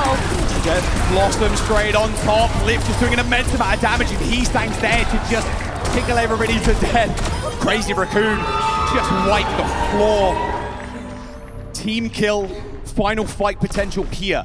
Crazy Raccoon are gonna play up cage in 10%. Once again, Toronto's hopes fall on the back of Sugar Free, one of the star DPSs for this roster. And it's gonna have to be the biggest duplicate. Duplicate from Sugar Free, looking for a target, doesn't want to get taken out by Heastang yet again. Final fight here is the cage available from Junbin, might be able to lock someone down. Merit on the sidelines, he's going to get forced out. There's the duplicate from Sugar Free, turning his sights towards Junbin. Merit is foiled, and so is Vega. Death Blossom comes in from Sugar Free and takes care of Heastang, but someone has to pay attention to Lip. But it is Sugar Free that comes up with the numbers. There's the kill, there's another Death Blossom. Right in the nick of time for Toronto to be able to get back control of this flashpoint and deny Crazy Raccoon from the 3-0 sweep on New Junk City. Perfection demanded of this roster to see themselves through the rest of this map. Orbital Ray from RuPaul, gotta be a big one. RuPaul's got to stay alive though first. Oh, the snipe from Heastang is unbelievable! Ray gone for Toronto to find in their hopes and dreams as well. Crazy Raccoon and Heastang, 'tis truly a master of work that creates beauty from what is so plain. Crazy Raccoon with a 3-0, eliminate NA's last hopes from the World Finals. And now they get their chance to get revenge on Team Falcons. What a season for Toronto Defiant. I know it is disappointing to see their hopes fall short here, but they should be proud of themselves. This is a roster that has maintained dominance in North America, showing everybody why being able to invest in that roster from the get-go was such a smart decision. Such young talents, so star-powered in their own right. But it's going to be Crazy Raccoon getting the win at the end of the day to see themselves through to their 3rd and final match of the day. It's been a long road for them, and Crazy Raccoon are not done yet. An exhausting day for Crazy Raccoon. Yeah, that 3rd match in a row. A 3-0 from Falcons too earlier on. I mean, that was truly a masterclass from Team Falcons. Can Crazy Raccoon just muster the courage and muster the might as well to topple what looked to be the kings right now of Overwatch? We're going to jump down to Danny, though, over on the stage for a small interview as we prepare for your grand finals. Thank you guys so much. I'm here joined by Shu from Crazy Raccoons, coming out from a great win against Toronto Defiant. Shu, I mean, this was your second match. You just came out from a loss and now a 3-0 victory. How did you guys prepare your match against for Toronto Defiant? 자, 오늘 승리 축하드리면서 일단 두 번째 경기죠. 첫 번째 패배 이후 두 번째 경기로 토론토와의 경기에서 승리를 하셨습니다. 이번 경기 좀 어떻게 준비를 하셨나요? 그냥 하던 대로만 하면 이길 수 있을 것 같다고 생각했습니다. Nothing really much. I just thought, if we just play how we, usually play, then it wouldn't be a problem. Did you sort of, because you guys are coming out from a loss, did that sort of hinder you coming into the match though? 아무래도 첫 번째 경기에서 패배를 했기 때문에 좀 들어오면서 좀 걱정이나 이런 건 없으셨나요? 조금 걱정이 있긴 했는데 저희가 이제 팔콘전은 저희가 준비했던 전략이 좀 잘 안 통해가지고 좀 쉽게 무너지는 그림이었는데 토론토는 그냥 하던 대로만 하면 이길 수 있다라고. Definitely, I don't want to lie. I do feel like we were a little bit worried coming to Toronto match because we did lose again in our first match. But I think the first match we couldn't really play what we were preparing. But for the second match, we really go into the match because we just played how we normally played, and there wasn't a problem. All right, one final question: Grand Finals rematch against Team Falcons. How confident are you, Shu? 자, 급파밖에 남지 않았습니다. 슈 선수 어떻게 자신 있으신가요?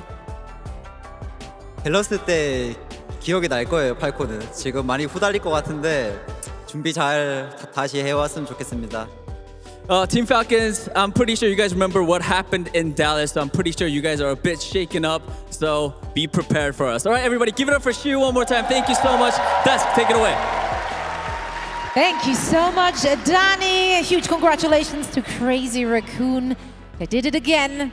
Brought it back, and we'll meet Falcons in the grand finals for the anticipated rematch. It worked in Dallas. Let's see if it works in Stockholm as well. But first, let's break it down. How did they get it done? Let's look at this series, though. Toronto Defiant, of course, not the favorite to win it all in this series. They just met yesterday.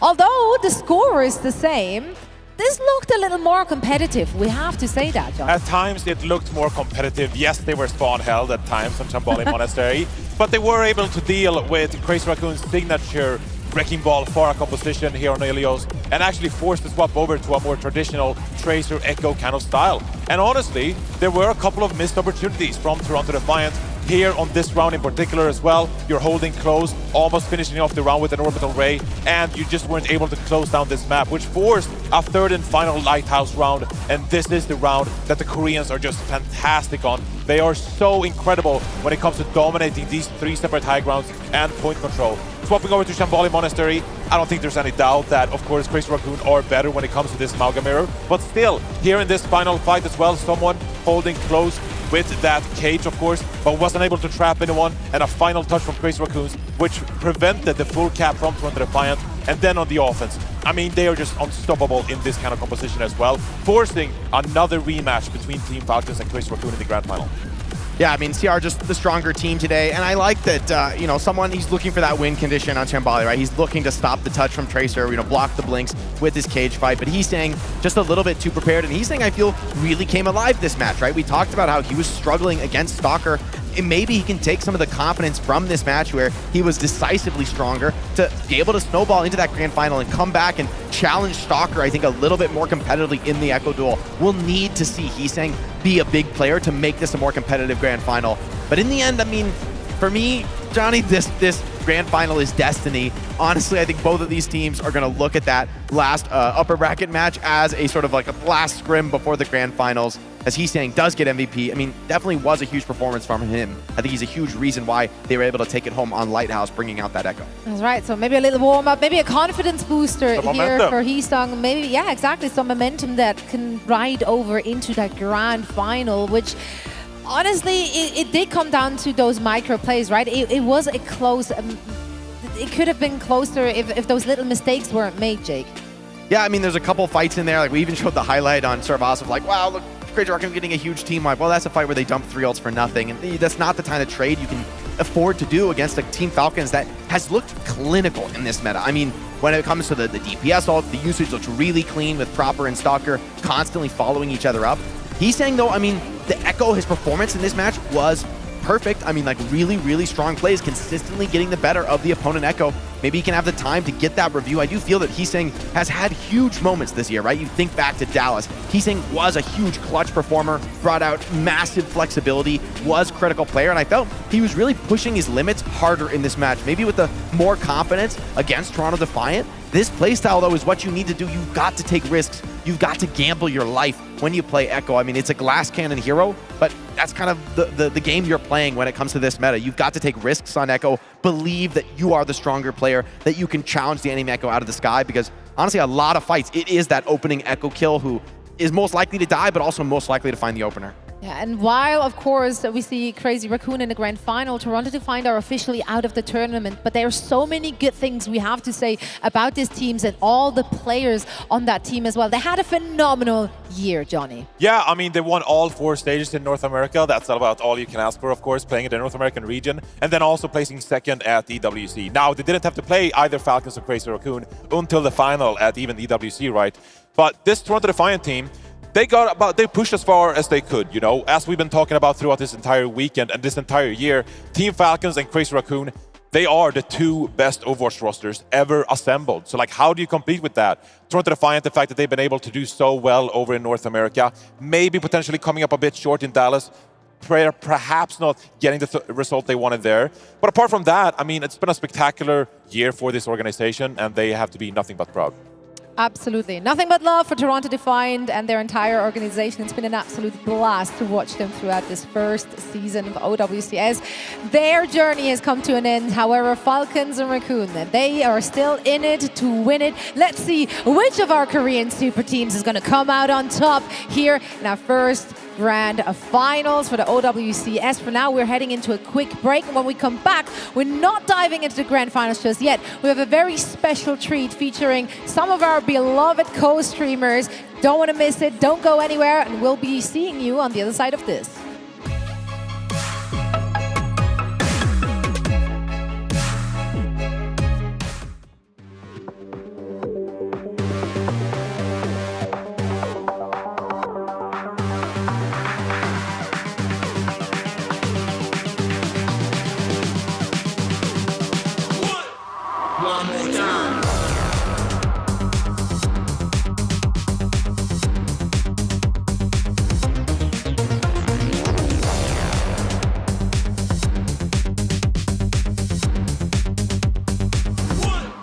One more time.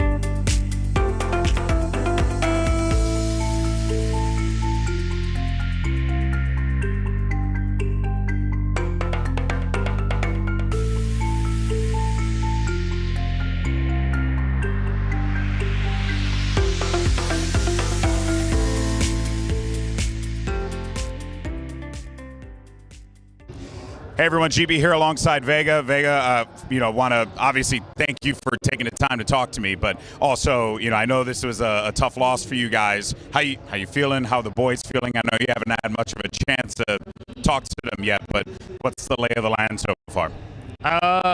I think after the loss, everyone's a little sad, but I think at the end of the day, everyone tried their hardest to win today. So you really can't be disappointed. I hope next year we can really show that we're better than the Korean teams like we did in Esports World Cup. Yeah, but also, let's not forget, you came into this one and you got top 3 and some of the greatest players in the world here. It's a massive accomplishment. How has this season been for you personally? What have you learned about yourself? How have you grown as a person and as a player for your teammates? Oh, I think I learned so much this season. I learned a lot from playing with Ham, like our Tank and Lenny and RuPaul and Mare. I feel like I improved a lot as a player this season. I think just like as a person too. I really enjoyed my time in Toronto, and I hope that moving forward I'll be able to use this experience and keep playing and eventually win a world championship. Hey man, if there's one thing, the tenacity, the desire to win is going to take you very far, my friend. Thank you so much for your time. I really appreciate you. And of course, we're looking forward to seeing you next year, man. Take it easy. Back to you guys. Start your climb to OWCS by joining Faceit League. Gain competitive experience in weekly Faceit League matches. Rise to the top in divisions balanced for your skill level. Register now and start your competitive journey at fce.gg/s4. Hello everybody, I'm back. I was just over there, now I'm over here. I had to run, I also changed. I was sweating a lot, so I hope you forgive my non-formal attire. You look good. Thank you. You guys look great as well. You looking great. I'm sure everybody at home knows who our special guests are here. Mr. J. Okay, go on. No, do your own intro. No. My bad. Do your own highlight intro. Do your own highlight. I'm J3. Okay. There you go, that's all I'm saying. Yeah, I need to introduce myself. Okay, I'm Poco. Okay. I'm SK Overwatch, full name. There you go. Did you watch it yesterday and then Overwatch that happened yesterday? Yep. Yes. Do you remember all the questions? Do you kind of understand how the format kind of works? Mm-hmm. Okay, Good. There is a button this time, so we brought back the buzzers. Jay, can you reach that? Why you gotta put it so far up, man? I'm reaching from over here and I can reach. That doesn't look good for you, but fastest one, and then you have to answer the questions. We have a total of 8. The audience obviously can play along as well, so if you know the answer, you can shout it out a little bit if you want to. I do want to ask, though, a couple of questions. Who do you think is going to win Grand Finals? Ooh. Oh, okay. Crazy Raccoon. Okay, that's a good choice. Okay, Poco, Jay? I'm going with Falcon. Okay. I'm with Poco. I'm on Falcons. Okay. A couple of Falcons fans on the desk. I like that. My other question was, be honest. How good is your Overwatch knowledge? Be very honest. If people watch the CarQ video, they would know that I am excellent at Overwatch knowledge and lore. Truly. Is that true? It's not true. It's absolutely not true. No? Okay. I'm pretty bad. Sorry. You're pretty bad. Pretty bad. I'm pretty good at playing the game. That's true. That's facts. Mine's bad too. Uh-oh. Are you ready? Yep. Well, tough luck if you're not. So, here's a good one. What support heroes were available in Overwatch Classic? Mercy, Lucio, and Zenyatta. That is wrong. Classic. Anybody else wanna? Classic. Mercy, Lucio, Zen, and Symmetra. I forgot Symmetra. There it is. Oh, you took my answer. Symmetra was a support. I just played Classic too. How are you getting this wrong? Disgusting stuff. Okay. This one's a little bit more difficult. We're going to have to ramp it up. Okay. It's a game show. We have to do that. Lip. Everybody familiar with Lip? Pretty good player. Pretty good. Just played. Lip's MVP skin was for which hero? Echo? No. No? It was not. Jay? I don't have it. You want to make a guess? You know what? Anybody from the audience know? Sombra. You know what? I'm just gonna Sombra. Sombra. It is Sombra. Yes, that is correct. That gives me a point, right? We'll call it half. Well, yeah, the audience. Half. I see what you did there. Too soon, man. I wasn't even making a joke about your height, bro. What are you too soon? What, you only just gained a few more inches on your height or something? Okay, a couple of you were actually there, but at the Dallas Major, how many maps did Crazy Raccoon and Team Falcons lose against NA and EU combined? Poker. None. Correct. It was 0. They didn't lose a single map. Yeah. Ouch. Too good. I was scared to say that. They are too good. You're too. Well, you should have been quicker, bro. Come on.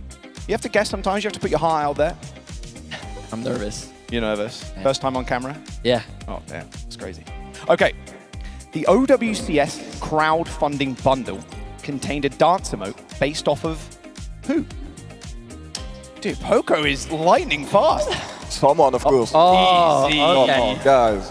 Can you do... For some reason, I was thinking of Dallas, but there was no, sorry. That's not a player. That's a place. Yeah, I thought it was Dallas because there was a skin for Dallas. My bad. I said what player? Yeah, I know, my bad. What? I'm horrible. Can you do the emote? Yeah, there you go. Perfect. Question number 5. Junbin pulled out a couple of pocket picks last finals at the Dallas Major. What were they? A couple of them? 2. There are 2. Roadhog, Wrecking Ball. Yeah, Roadhog and the ball. Look at me, guys. I totally guessed that. Crazy Raccoon's #1 fan. All right, question 6. Toronto Defiant were pushed to 2 map 5s in Stage 3 main event. Name one of those teams. Bonus point for the other one. I don't know, pushed. Wait, this was yesterday. Stage 3. No, bro, we're at the World Finals. Oh, like my bad. Stage 3 was months ago. Yeah, nope. No. Anybody in the audience know? Or Poco? Team Falcon? Not in the same region. So, no, it wasn't Team Falcon. Anybody in the audience know? It's a tough one. You down there. And? Uh-oh. You got this. It's the opposite of a dream. Nightmare.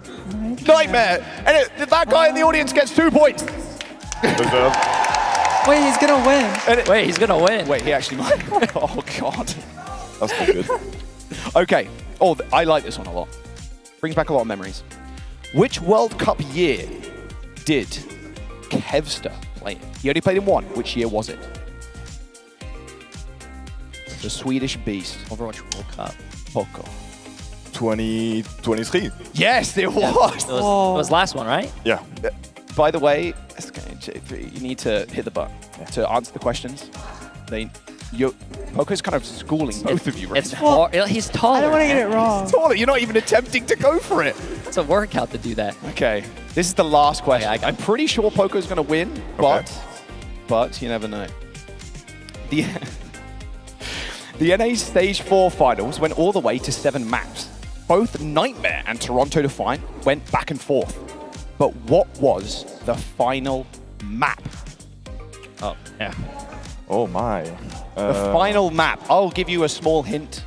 Sugar-Free went crazy with the blade, deflected a high noon, and then won the game. That's not much of a hint. That's a great hint. Okay, I'll give you the map. Someone has to guess the round or the map, the round in the map. It was Lijiang Tower was the last map, but which stage was it? This is just guessing. You know what? Oh, you were both at the same time. Okay, we'll do Jay first. You can do SK first. Okay, SK. No, you go. Okay, oh, Garden. Go first. On Lijiang Tower? Lijiang? Yeah, there is one. It's not Garden. SK. Control Center. Wait, it was the other one. It was Night Market. He deflected a high noon with Dragon Blade Market and just rolled over Nightmare, and that's how they won the game. So you were actually all correct. Your Overwatch knowledge is pretty bad. Well, Poco actually did pretty well. And the audience did pretty well as well, actually. Yeah, better than us. Better than you, which is crazy. All of you combined. Yeah, that guy in the front there got 2 points. Oh, man. Easy clap. That is... Yeah, a little awkward because you guys stream a lot, so yeah. Yeah. You play the game, but that's fine. That's all good. How are your streams going? How's pretty the good. stream been? Going fun. Great. Yeah. Going well. Chat's been loving it. Yeah. Chat's been popping off. Oh hell yeah! I know because the French broadcast is here as well, which has been really exciting to see. It is. Hammer Cake and the gang. Yeah, we're having a lot of fun. Everybody's so I mean, so nice, and the crowd and everything is so cool. So yeah, love it. SK, anything you want to say? I'm very happy. W. Jay? I'm having fun. Meeting people is probably the best one. Yeah. I like meeting people. It's been great. The crowd's been great. Everybody here deserves a pat on the back from J3. He'll be giving those out individually a little bit later on. We are going to jump to a quick break, though. Do not go anywhere. We've got a magical orchestra performing some OWCS music right after this. What does it take to become the best? You'll need the right environment, a place where everyone plays their role, communicates and knows the meta.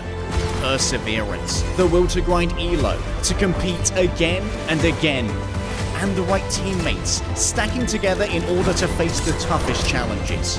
But to become truly great, you'll have to fight against the best. Your journey's just beginning.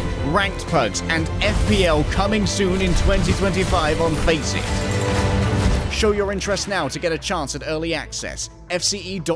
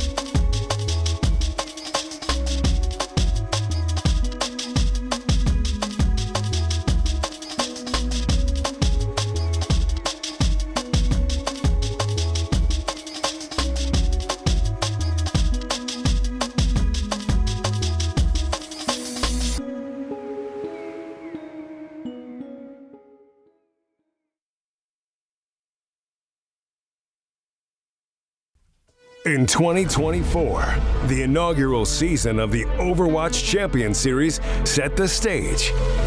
Challengers emerged, stepped up, and were crowned champions. And in 2025, OWCS is back. Welcome to Overwatch! With more streams, more live events, an easy-to-follow format where the best teams thrive, where rivals get relegated, and rising challengers become legends. Get ready for the 2025 Overwatch Champion Series. Welcome back to the OWCS World Finals live from DreamHack Stockholm. Zoe here, joined by Jake and by Johnny, and we're getting ready for the big one, guys. It's grand finals time, and it will be fought out between two of the, no, that's not right, it is the two best teams to ever have been assembled. It's the two best teams in the world, Zoe. It's the two best teams we've ever in the had world. in the history of Overwatch. That's it. That's just how it is. It's Team Falcons and, of course, Crazy Raccoon. Star-studded lineups, star-studded rosters.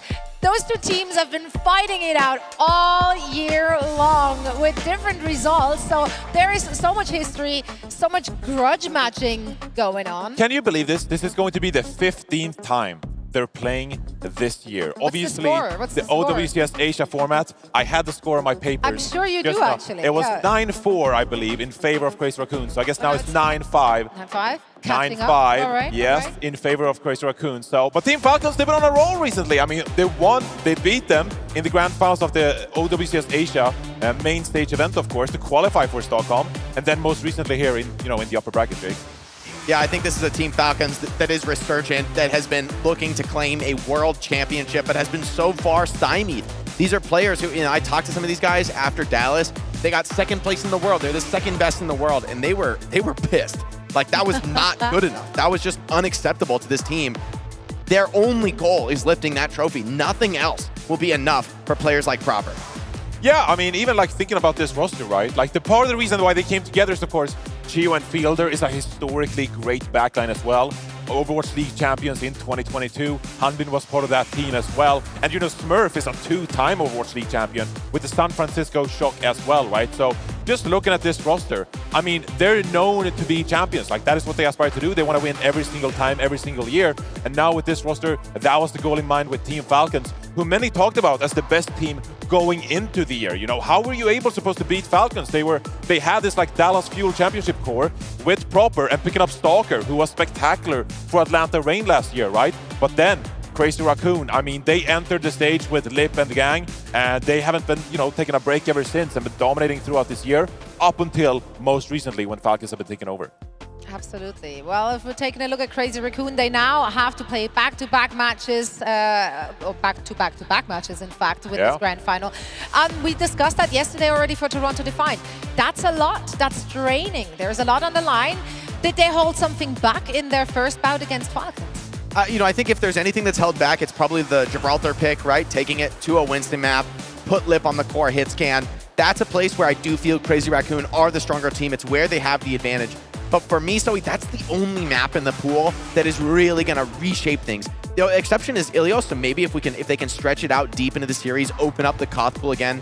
I'd be surprised if Falcons picks anything but Oasis. I mean, they just won it in the last series. They look so good on it. They could even probably maybe bring out the Echo on Gardens, feel even stronger there. But Crazy Raccoon, they have this dive comp. They are monstrous when it comes out. We saw what that looked like against Toronto Defiant, right? Like, once they went to the Winston on a Brig, they were just demonic, right? Unstoppable, undeniable when they play that high-pace strat. So, Jake, I feel like we have to set the expectations straight going into this grand final, okay? And usually, I'll admit it, okay? I'm full with cope.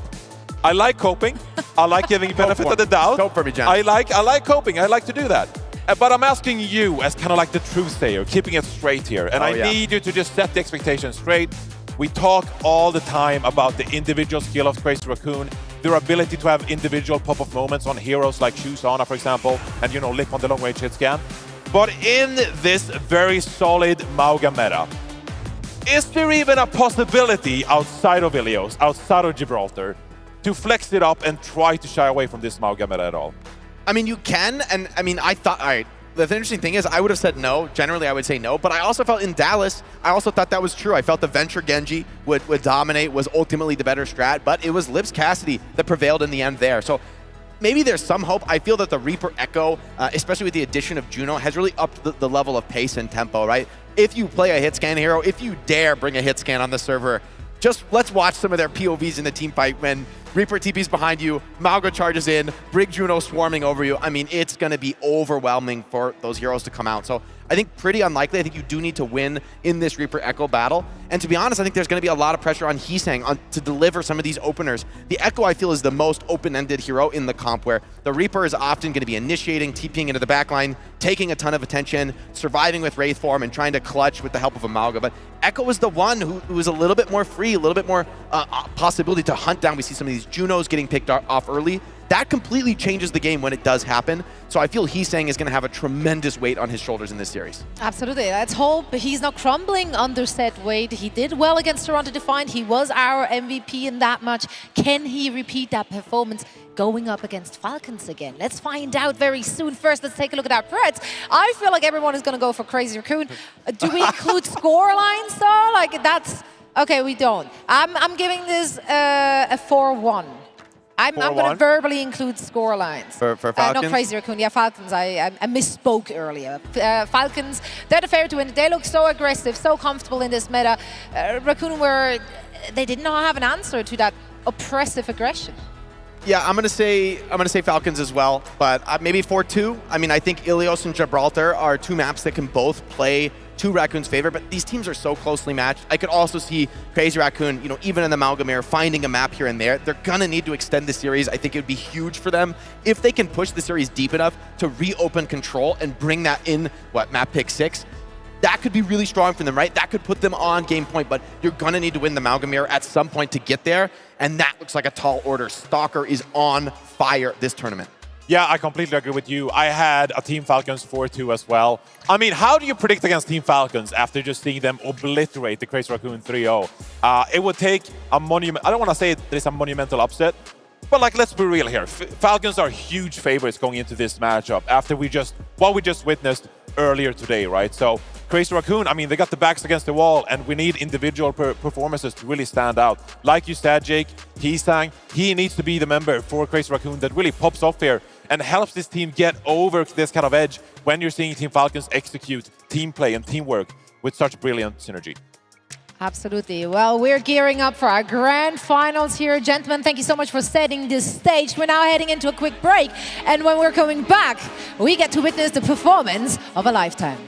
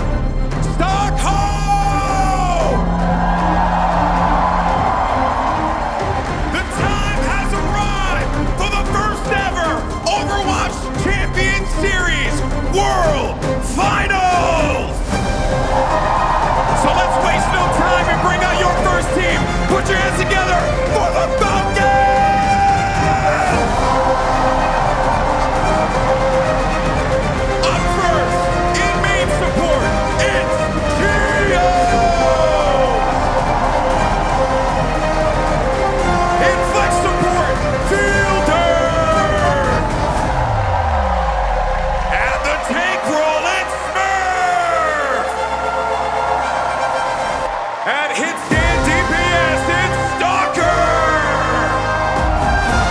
And at Flex DPS, it's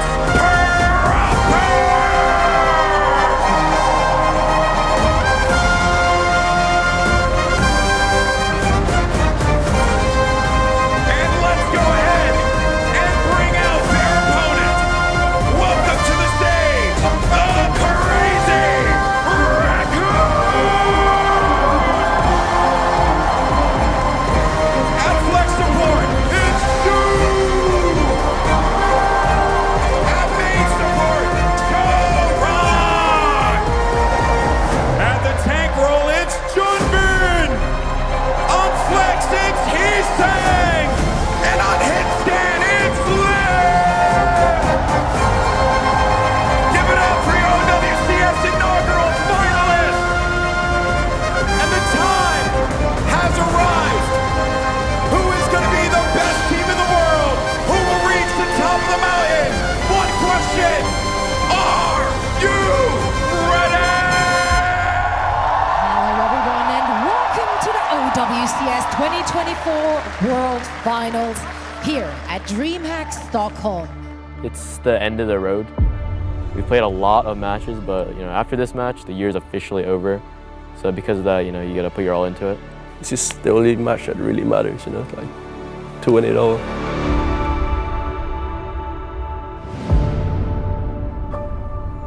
I've just always had dreams about playing on a stage in front of a crowd. And like being able to play like in a grand finals or like even winning a match on stage, that would honestly be a dream come true, for me at least. 압박감, 그랜드 파이널에 진출하게 되는 압박감은 약간 다른 거에서 약간 느껴보지 못했을 것 같은데.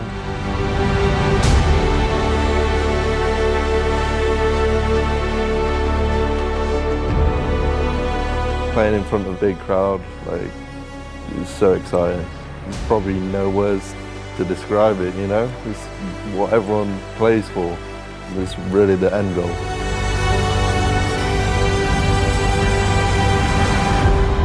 I've got my parents coming, I've got my girlfriend, some school friends have come along as well. So it would mean so much to win in front of them and just have the crowd cheering for us the whole time as well.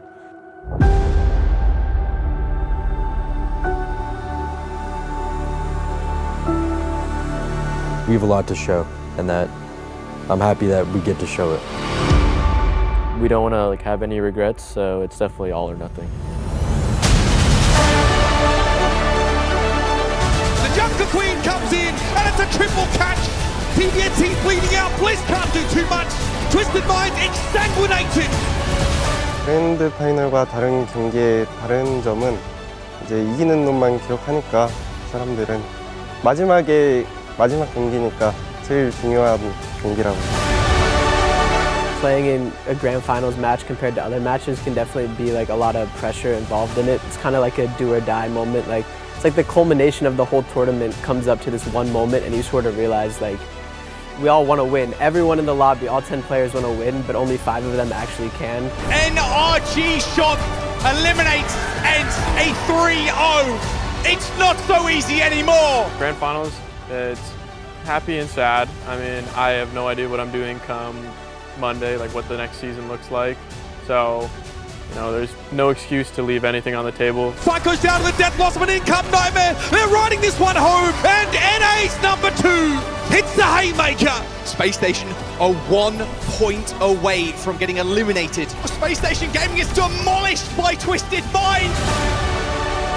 이 델러스 그랜드 파이널 경기를 했을 때의 소감은 이제 아무래도 이번 연도에 OWCS가 처음 시작하게 되고 제일 처음으로 한 큰 대회다 보니까 다른 대회를 했던 것보다 훨씬 기분 좋았던 것 같아요. The barrage all reflected. Blade has been popped, and Sugar Free yet again goes absolutely nuclear. I've always wanted to win a grand final on stage ever since I started my pro career, so that would mean a whole lot to me. It's something I really want to achieve this time. What? Excuse me? What did I just see? 처음 대회를 연 챔피언은 진짜 명예로울 것 같습니다. The Death Blossom not finding too much, but the Blade definitely does. Oh, he just takes over the game time and time again. Get this matchup on the road. Make some noise for Falcons versus Crazy Raccoon.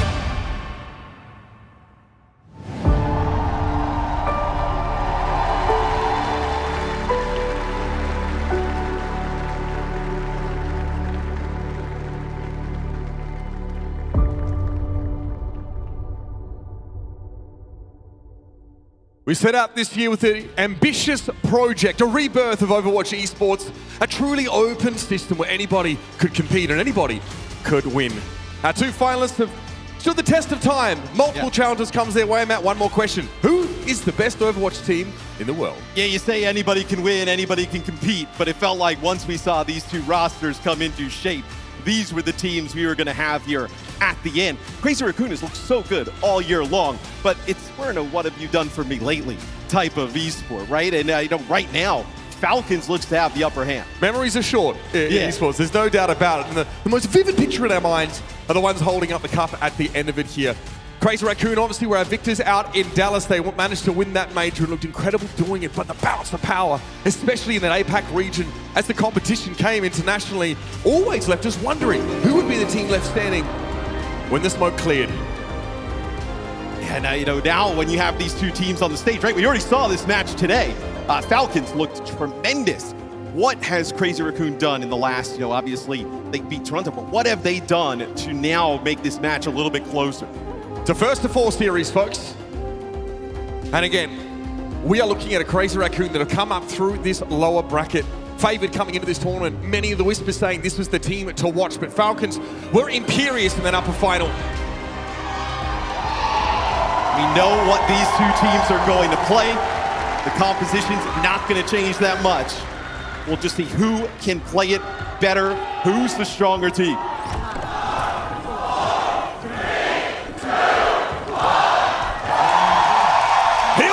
Overwatch Nation, one more time. Crazy Raccoon and Falcons throwing down on OWCS. And we're going to waste no time in getting into the action. Again, expect to see these Malga comps predominate through this series. It's all about these early damage trades. And Chorong is hit with a stop early on, picked off. But he's saying his least is able to get involved with a focusing beam. We've got two Briggs now down. Lip looking to try and clean up, and Stalker gets a little bit too close. And that's got to be good there for Crazy Raccoon, right? Get a fight win early here, pick up some few kills. Still have some players up on the high ground here. For Falcons, if they're going to try and contest, go on in. But Crazy Raccoon in a good spot to take the point first.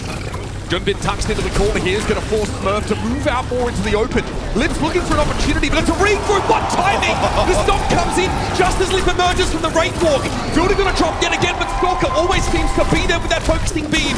Crazy Raccoon still in control, but not for much longer at this rate as Chorong will eventually capitulate.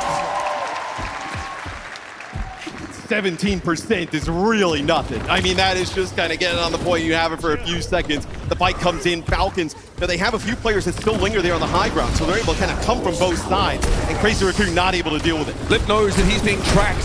As he pops out of the Wraith Walk, he gets stunned up in that last fight. He needs to be a little more calculated about how he maneuvers around the map. A lot of damage on Smurf early here. Crazy Raccoon want to try and go for it. Stomp on the proper. He's here with the shield bash. Stalker with a Duke Reaper now. Knocked out of it, but Lip with the death loss to Defiant 3. Just what the doctor ordered. Probably not a great doctor, but hey. Crazy Raccoon get the flip back as Falcons have some time in this stun. Yeah, and something Falcons did really well in the last series against Crazy Raccoon, right, is Stalker goes for the dupes onto the Reaper, builds up that Death Blossom, and then ends up using it, right? You're trying to get the bash out of the Brig, then you come back with Proppers. That time, dupes the Reaper got taken out right away. Coco wants to go forward here. Death Blossom going to be thrown in. He's amongst the cage fight. He's staying with the Duped Reaper himself. It's Lip getting stunned up, but he can't get healed up enough. Stalker's able to bring him down here, and he's staying with a free Death Blossom, and Smurf mostly able to shrug it off. He backs up, and Team Falcons receives the push from Crazy Raccoon and hit him twice as hard. Proper does fall. He's saying found one to Blossom. He's saying trying for some focusing beam value, but Smurf withstands it. And Falcons are back in control. Yeah, you have a little bit of advantage here for Falcons coming into the fight, right? You have the rally pretty impactful. Last fight, the both support ults used by Crazy Raccoon. So they're trying to take an early fight, maybe get that rally out early, maybe catch a player off by surprise. Doesn't work. Point back in favor to Falcons. Big day for the Raccoons, but both their series were short, at least. They're warmed up and ready to go. It's going to be Stalker falling first. Lip playing from the outside of the cardiac overdrive, but it's time to go in. Geronimo's just been diving forward, but it's Smurf that takes the brunt of the Hellfire shotgun damage, and Proper can't get out in time. This is about as close as it gets, folks. Crazy Raccoon flip it yet again.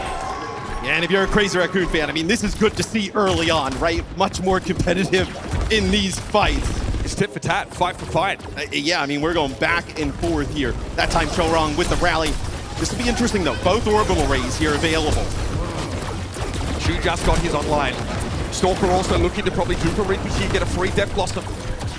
No stun available for Chorong with the rally. Here we go. Stalker drops in like Batman. Eventually wants to jump out though. Orbital Ray thrown in, and that's tough to get damage on Heastang. He's going to dupe a Reaper himself, but has to Wraith walk basically straight away. Stalker repositions, wants to force the backline away, and Smurf has the same idea. In we go. Chorong's shield pushed to its limits. He's able to stay alive and pick up the Mega. Oh my goodness, it's death-defying air kick from the Brig. In the meantime though, Falcons win the fight over on the point. And they will be able to take it back at 96 to 62. Yeah, although Chorong able to live, they just got so separated there, right? You saw Smurf go in with a really nice stomp, push Chorong out, away from the rest of the team, not able to kind of play with the Crazy Raccoon squad on the point. So Team Falcons doing a nice job separating the supports from the rest of the squad, flips the point. Chorong gets such little ult charge from that fight. He's been aggressive. Takes fight early. Heastang fell to the focusing team straight away. Nobody from Falcons left inside the cage, so Lip has to push a little bit harder for these picks. Chew is down, but Stalker got a little bit too low. What a stun! Oh, Lip didn't know what hit him. This feels like with the numbers now. This feels like the only fight that we've seen the same team win 2 fights in a row, right? It may end up deciding everything. There's not enough time here for Crazy Raccoon. There'll be a touch from Heastang. He gets there, recalls the whip shot, rung out. He's gonna have to avoid Proper, who's more than happy to take the fight. Here's Lip with the Wraith Walk to try and stall out a little bit more as well, but Falcons are ready for that as well. And that'll be a first round to Falcons.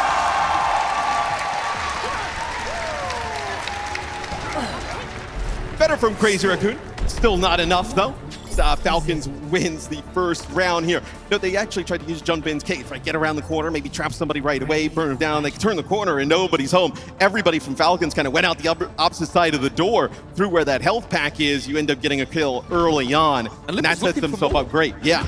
Playing around the outside of the cage, it's like, surely someone is close enough for me here? Too dangerous for him to get in and find a kill. Just a small error for Crazy Raccoon. Falcons with the maneuverability there.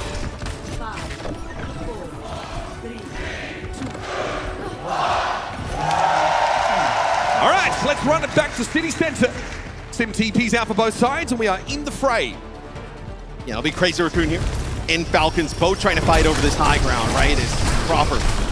Instead gonna go up the lift. We're gonna have everybody here up on the lift. Okay, Proper gets out of that little snap move. Oh, it is waiting with open arms.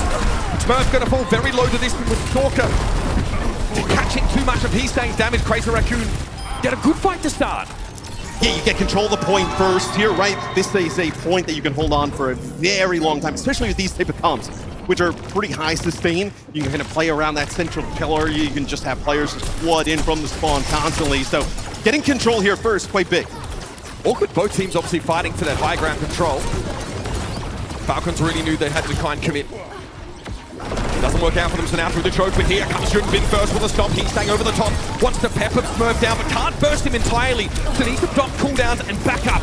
Here's a cardiac overdrive from Falcons, but Smurf is starting to run low on that utility. It's Proper though, that's able to find an edge for Falcons, and they surge up onto the point.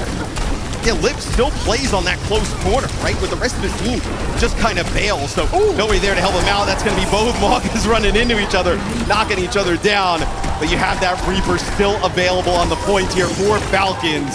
And when that Reaper goes unchecked, especially when it's proper, you're going to see lots of damage, a few kills. The Falcons taking the point. Smurf knew that Junbin was about to turn around and charge back to the rest of his team, so he hits a mutual knockdown. And the prone Mauga is an easy pickup for Proper. You notice Smurf trying to do that as well, right? When we're on with that free cam and Junbin uses the charge to get on in. Smurf tries to use his charge, like lopes it around the corner and tries to just land right on top of Junbin, stun that Mauga, get him taken out early. Good damage on the shoe early, but it's going to be an orbital ray from both sides. Oh, that gets buffeted around there. In the eye of the storm, trying to find a target, but Chia's going to bring him down. It's a rally now being popped by both Briggs. There's a TP forward from Proper. Falcons want to play around the point if they can. Stalker's going to have a free death loss on Cuban, doesn't have enough time to get a full channel off, and now he's going to be caught in the cage after the fact. The focusing beam won't bail him out. Junbin's a little bit low and there's not much healing here for Crazy Raccoon. Falcons have a chance here to extend into the lead. Yeah, I don't think this is winnable here for Crazy Raccoon because you still have Proper and both supports alive against like 2 or 3 really weak players there for Crazy Raccoon. And there's no way you're going to just kind of barrel into the Reaper, even though he doesn't have great, for like damage at range to deal with the Echo. Still, you're going to have to get close enough that Proper would have won that. So a lot of time here gained by Falcons. Good stickies on Chio that forced him out of line of sight. Proper also went low in that same window. Here comes the Duke from Heesang. Cage fight thrown down though. Crazy Raccoon trying to trap Falcons in with them. But they might regret this decision awful quick. Shoot desperately trying to stay alive, and Smurf charges on through. Big Bad bustling, and he means business. And business is good. Now 75% on the point, right? Huge advantage here for Falcons. You're going to have Rally and Orbital Ring. Both your damage dealer ults. And look at the side of Crazy Raccoon. I mean, you're going to have absolutely nothing to work with. It's going to be damn near impossible. Yeah, might be right there, Matt. Falcons push out. You push the line of scrimmage up. 90% and counting. Here's the jump back in for Smurf, and there's going to be a dead blossom for Proper to follow it up. He catches you. Both supports down. No healing left for Crazy Raccoon. And Falcons read them the riot act.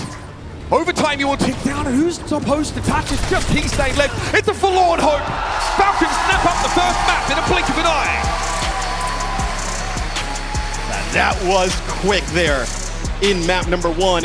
I think Falcons, they just understand like the tempo and the pace of the game, right? You see that push and pull constantly between teams in Overwatch, and especially in this meta right now. Seems like Falcons is just kind of hitting all the right buttons, right? They know exactly when they want to push, when they want to get aggressive, when to bail out. They have a great read in terms of the ultimate economy.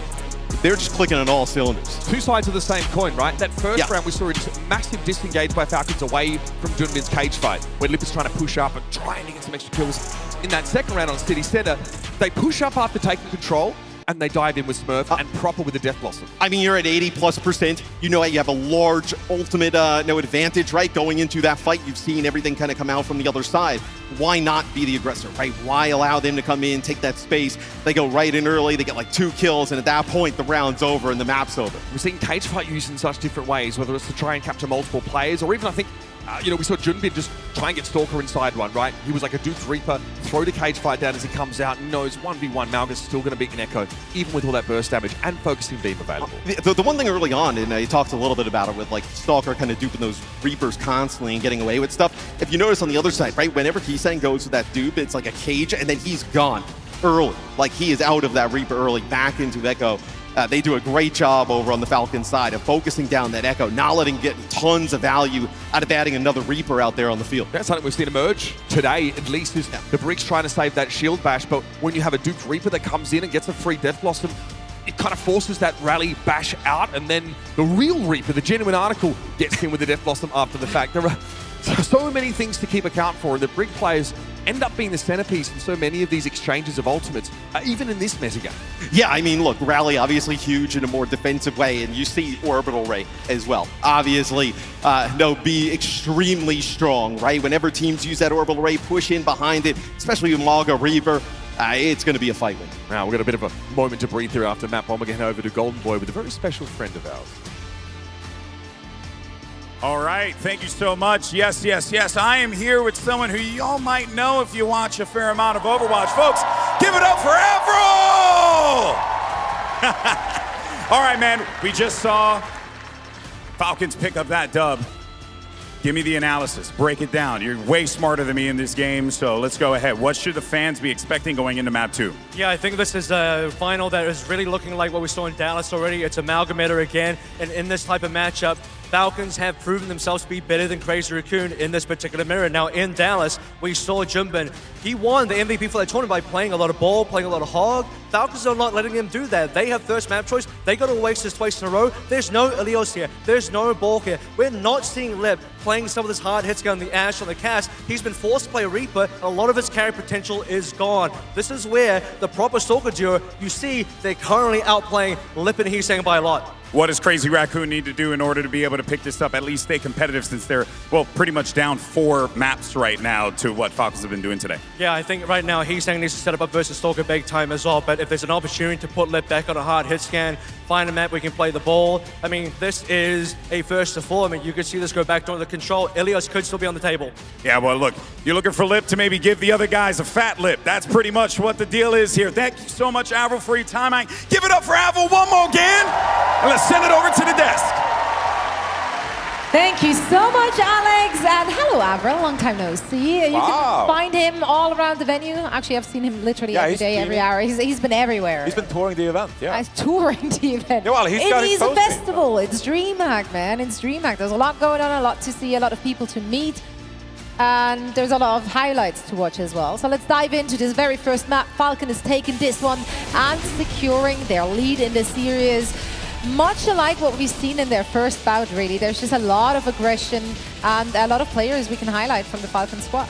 Yeah, I mean, Falcons, they looked so solid when we saw them on Oasis last time, and the first round was really competitive, really close, but I feel Falcons are staying confident, staying aggressive. I like that focus on Keystang. They're not letting him get value. They're continually punishing him.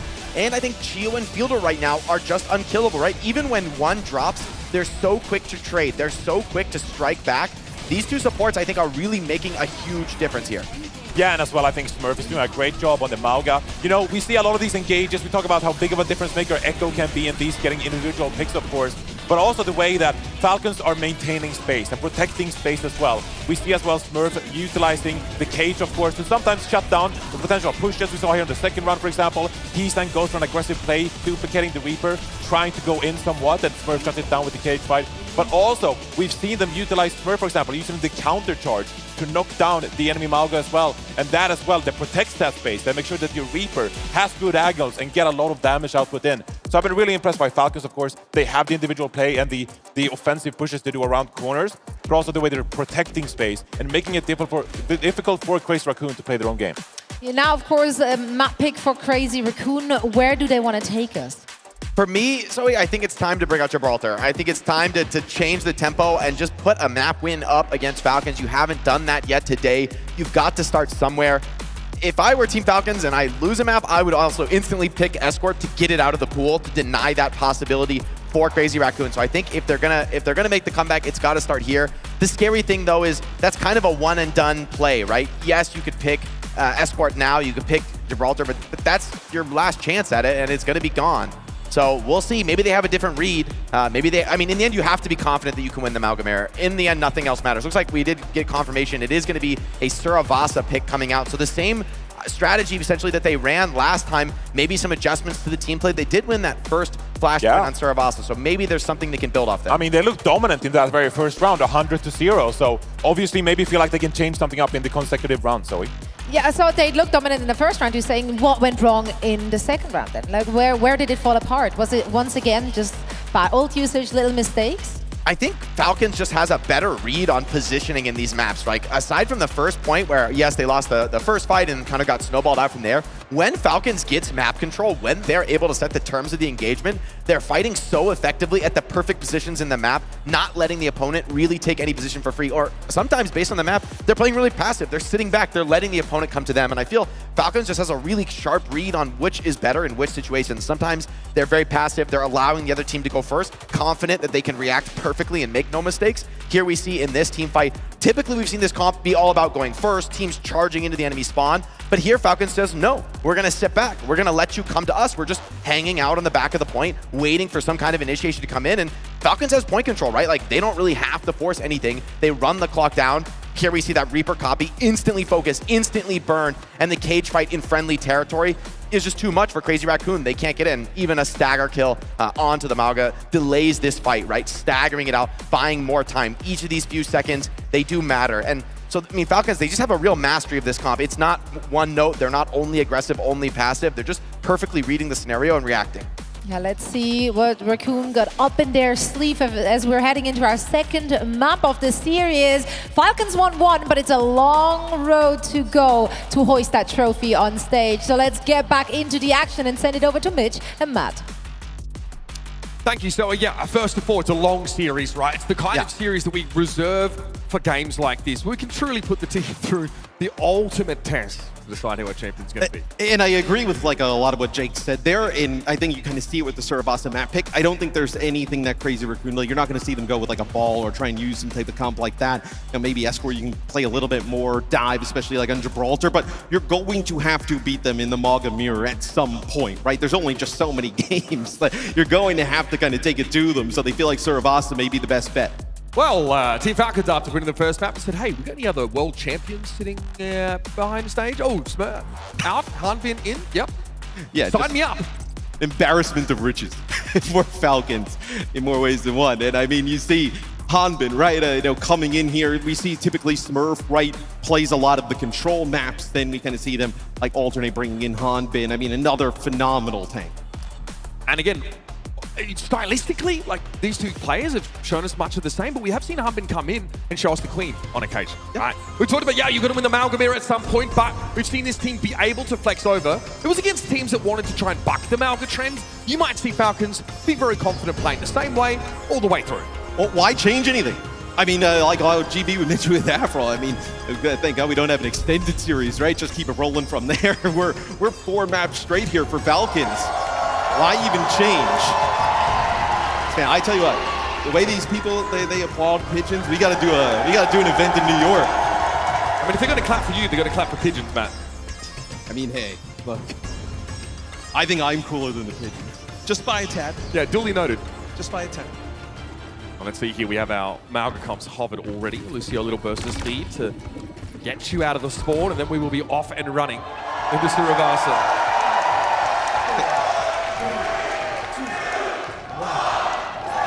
Saddle up, nerds, it's time for map 2. Of course, we'll be fighting around in the middle point of the map here. And one thing was noted that Crazy Raccoon were less interested in being the instigators in that last map. Let's see if they take some tempo this time. It just seems like Falcons just controls the pace of the game at all moments.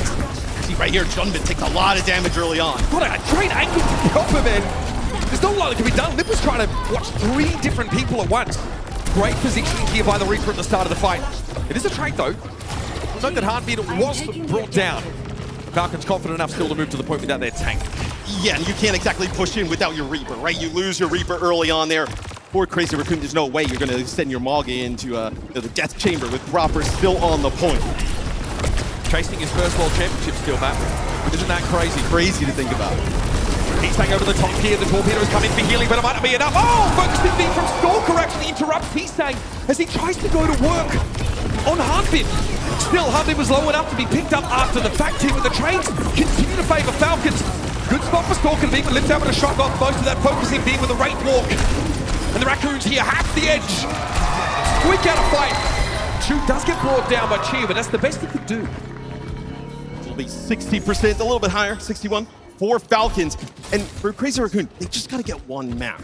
Like, just get the ball rolling, get the confidence going, because right now, I mean, it's got to be brutal, right? You're up on stage playing a lot of the same maps. You've lost all of them.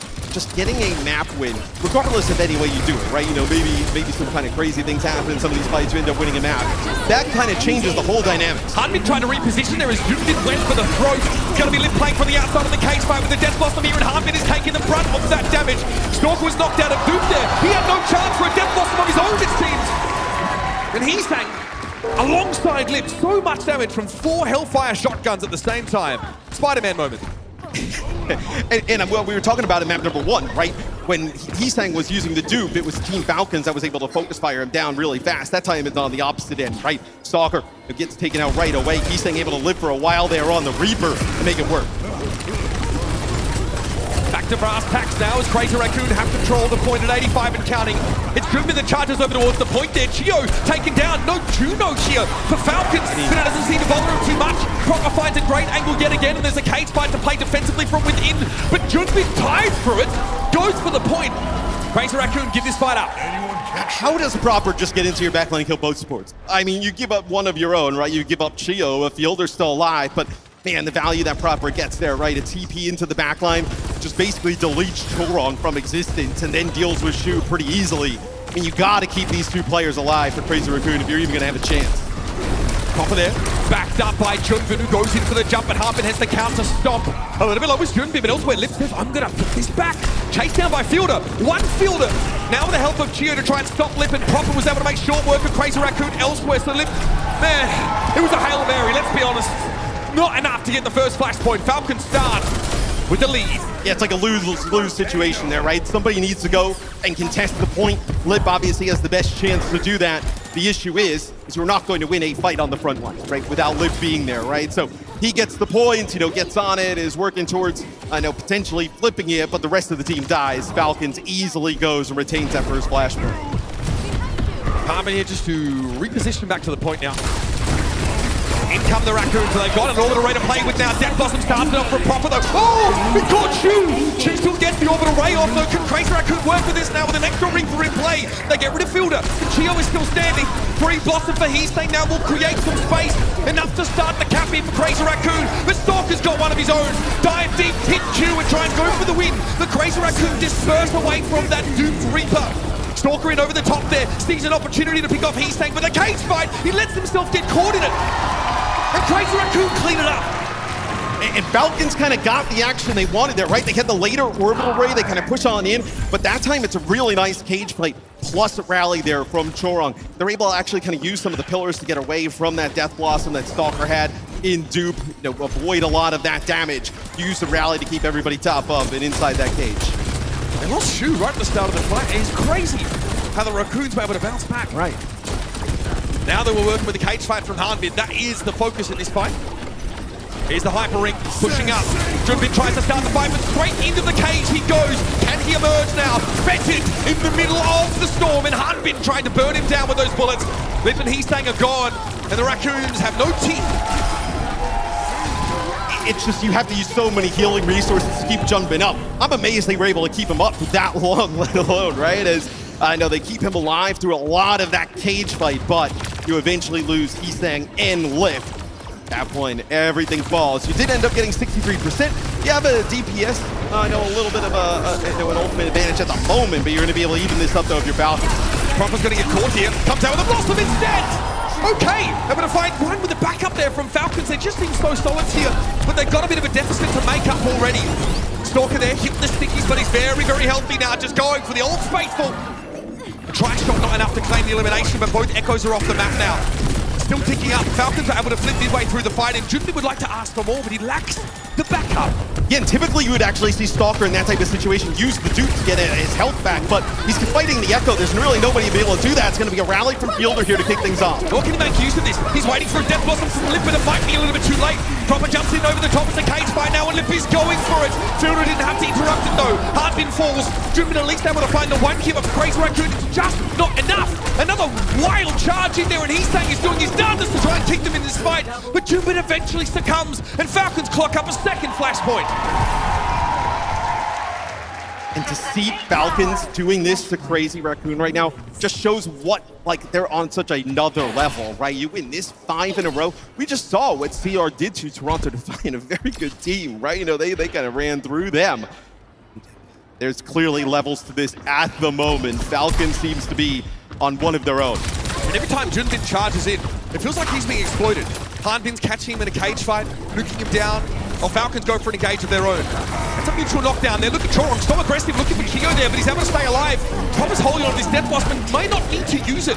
Stalker loses a 1v1. He's saying one of the preeminent Echoes in the world, trying to get away. But from the top rope, Fielder comes in with a whip shot and cleans him up. It's just like how Jake mentioned though, and it's like what we've been talking about, where a little bit more defensive there and just kind of changing up how these fights are being taken, right? Junbin that time charges in the Hanbin, and then they just start playing a little bit of a neutral game, right? Some focus fire coming down, and then as Junbin gets low, then the cage fight comes down. Oh, Heastang was not ready for that at all. He always had a dupe available. No chance to leverage it though, and Falcons are looking for a quick Saravasta win here. And Crazy Raccoon scrambling for ideas, looking for a way out, but the water's up to their neck already. How do you even see a path here now for Crazy Raccoon? It's really behind probably this orbital ray that Shu's going to build up. But if that doesn't work, I mean, you were staring down the barrel being 2-0 real fast. I mean, this is the fight right here. Fielder has a rally coming up. There's going to be a potential Duke Blossom to fight against. There's the charge. Look at him go. Wow, Fielder just tries to take it to Chio. Gets him involved, which he gets getting picked up by the focusing beam. Stalker doesn't get to spend much time in Malga form there. And Fielder's rally, helping Falcons stay nice and healthy, but Raccoon have that cardiac overdrive. What a whip shot back on Heesang. No value from the Death Blossom whatsoever, but we still forced to disengage by the Falcons. Yeah, but now you're going to be able to come back here for Falcons. You're going to have Shio's orbital ray. There's going to be Hanmin jumping in to start it off. Big charge! Lands on Proper straight away. And there's a cage fight waiting. Raccoon are going to try and wait out this orbital ray. Going to be neutral knockdown here. Junbin's still healthy. Lip has a Blossom, but he's very, very low. He got rid of Hanmin though, and again, Fielder. It's just a matter of course to pick him up. Crazy Raccoon dig their heels in. But that's the type of fight that they needed, right? Something to just kind of break their way. Orbital Ray used by Chio, and what happens right after that? It's 2 kills. Lip and Junbin picking them up for Crazy Raccoon instantly, pretty much making that Orbital Ray useless. Now you have a little bit of advantage here for Crazy Raccoon coming in. So this is an advantage to kind of get back into this. They just needed something to go their way. That was it. We are going to have 2 cage fights, though. This is going to get very volatile very quick. Hanmin builds it, goes for the cage straight away. Lip bang from the outside, dives in and says, here's a flower. Take a sniff. But Stalker was able to catch 2 on the outside. What was that? Falcons able to break back in. Fielder's rally. Instrumental, Matt. Yeah, Fielder with a rally there towards the end. Now is going to keep using that rally, getting everybody here to the point. Doomfish, but Junbin, okay, desperation time for Crazy Raccoon. Looks like there should be a flip back at 99.99. Junbin has to time this perfectly. Over the top, looking for a touch, whip shot, shield bash, forced away, slapped silly by the brig. And there's just no fight left in this Raccoon squad. Proper gets a Death Blossom and a desperation for Crazy Raccoon. Fizzles out. That's 2 in a row, folks. Same comps, same maps, same results. Falcons just continuing to play phenomenal here in Stockholm. You got a sense for somebody like Proper, right, who's been amazing since he's come in to the professional Overwatch scene. Just like, it's mind-boggling to think, like, yeah, he hasn't won like a world championship. He can probably taste it right now, how close they are. And watching him play, it always seems like he ends up in an advantageous position. He's on an off angle, playing from the fringes of the fight, as opposed to Lip, who often finds himself surrounded by a brig that's trying to stun him, force him back, even Juno's shooting him in the face, he's dealing with a Malga cage. It just seems like Proper is set up for success, but he's putting himself in the right spots. You never get the sense that Falcons is caught off guard by anything, right? Where, on the other side for Crazy Raccoon, right? There's like, Proper's over on the side, right? Here's, a cage fight coming on through. It looks like they're kind of caught off guard a little bit by some of the things that Falcons decides to do in some of these fights, or even Falcons just kind of playing a little bit further back, not taking the fight to them. I think it's definitely made it very difficult for Crazy Raccoon, especially in this head-to-head matchup with these comps. And in a metagame like this, it's really hard to identify where someone like Falcons is finding these edges, right? The eye test just sort of says, oh, more of them are left alive after this very scrappy engagement. But there are little things to look at, right? Positioning of Reapers, whether the Brig's able to get these big rally bashes and if they can save them for the right time. And just a matter of when these Malga charges are coming in. Every time we see Junbin go forward, it looks like it's in desperation or there's not a lot of backup for him. Hanmin says, I'm waiting for this. I was waiting for you to come to me. Cage throw down or ignore the Malga entirely and hit the back line. There's a lot of minutia to look at. And of course, for that, we have our experts on deck to break it down. Let's head to the desk. Much gentlemen, back to our experts who have been sitting here with their eyes glued on the screens. I mean, we've got to be real, right? In the current meta, it can be very hard to really identify those little moments that turn the tide in those big team fights. It's not just, let's all dump our ults and see how we end up with it. No, it really comes down to those individual positionings and to enabling different players or the players enabling themselves to execute what they want to do. And Falcons have just shown absolute dominance in that regard. They've been able to read the game 5 steps ahead.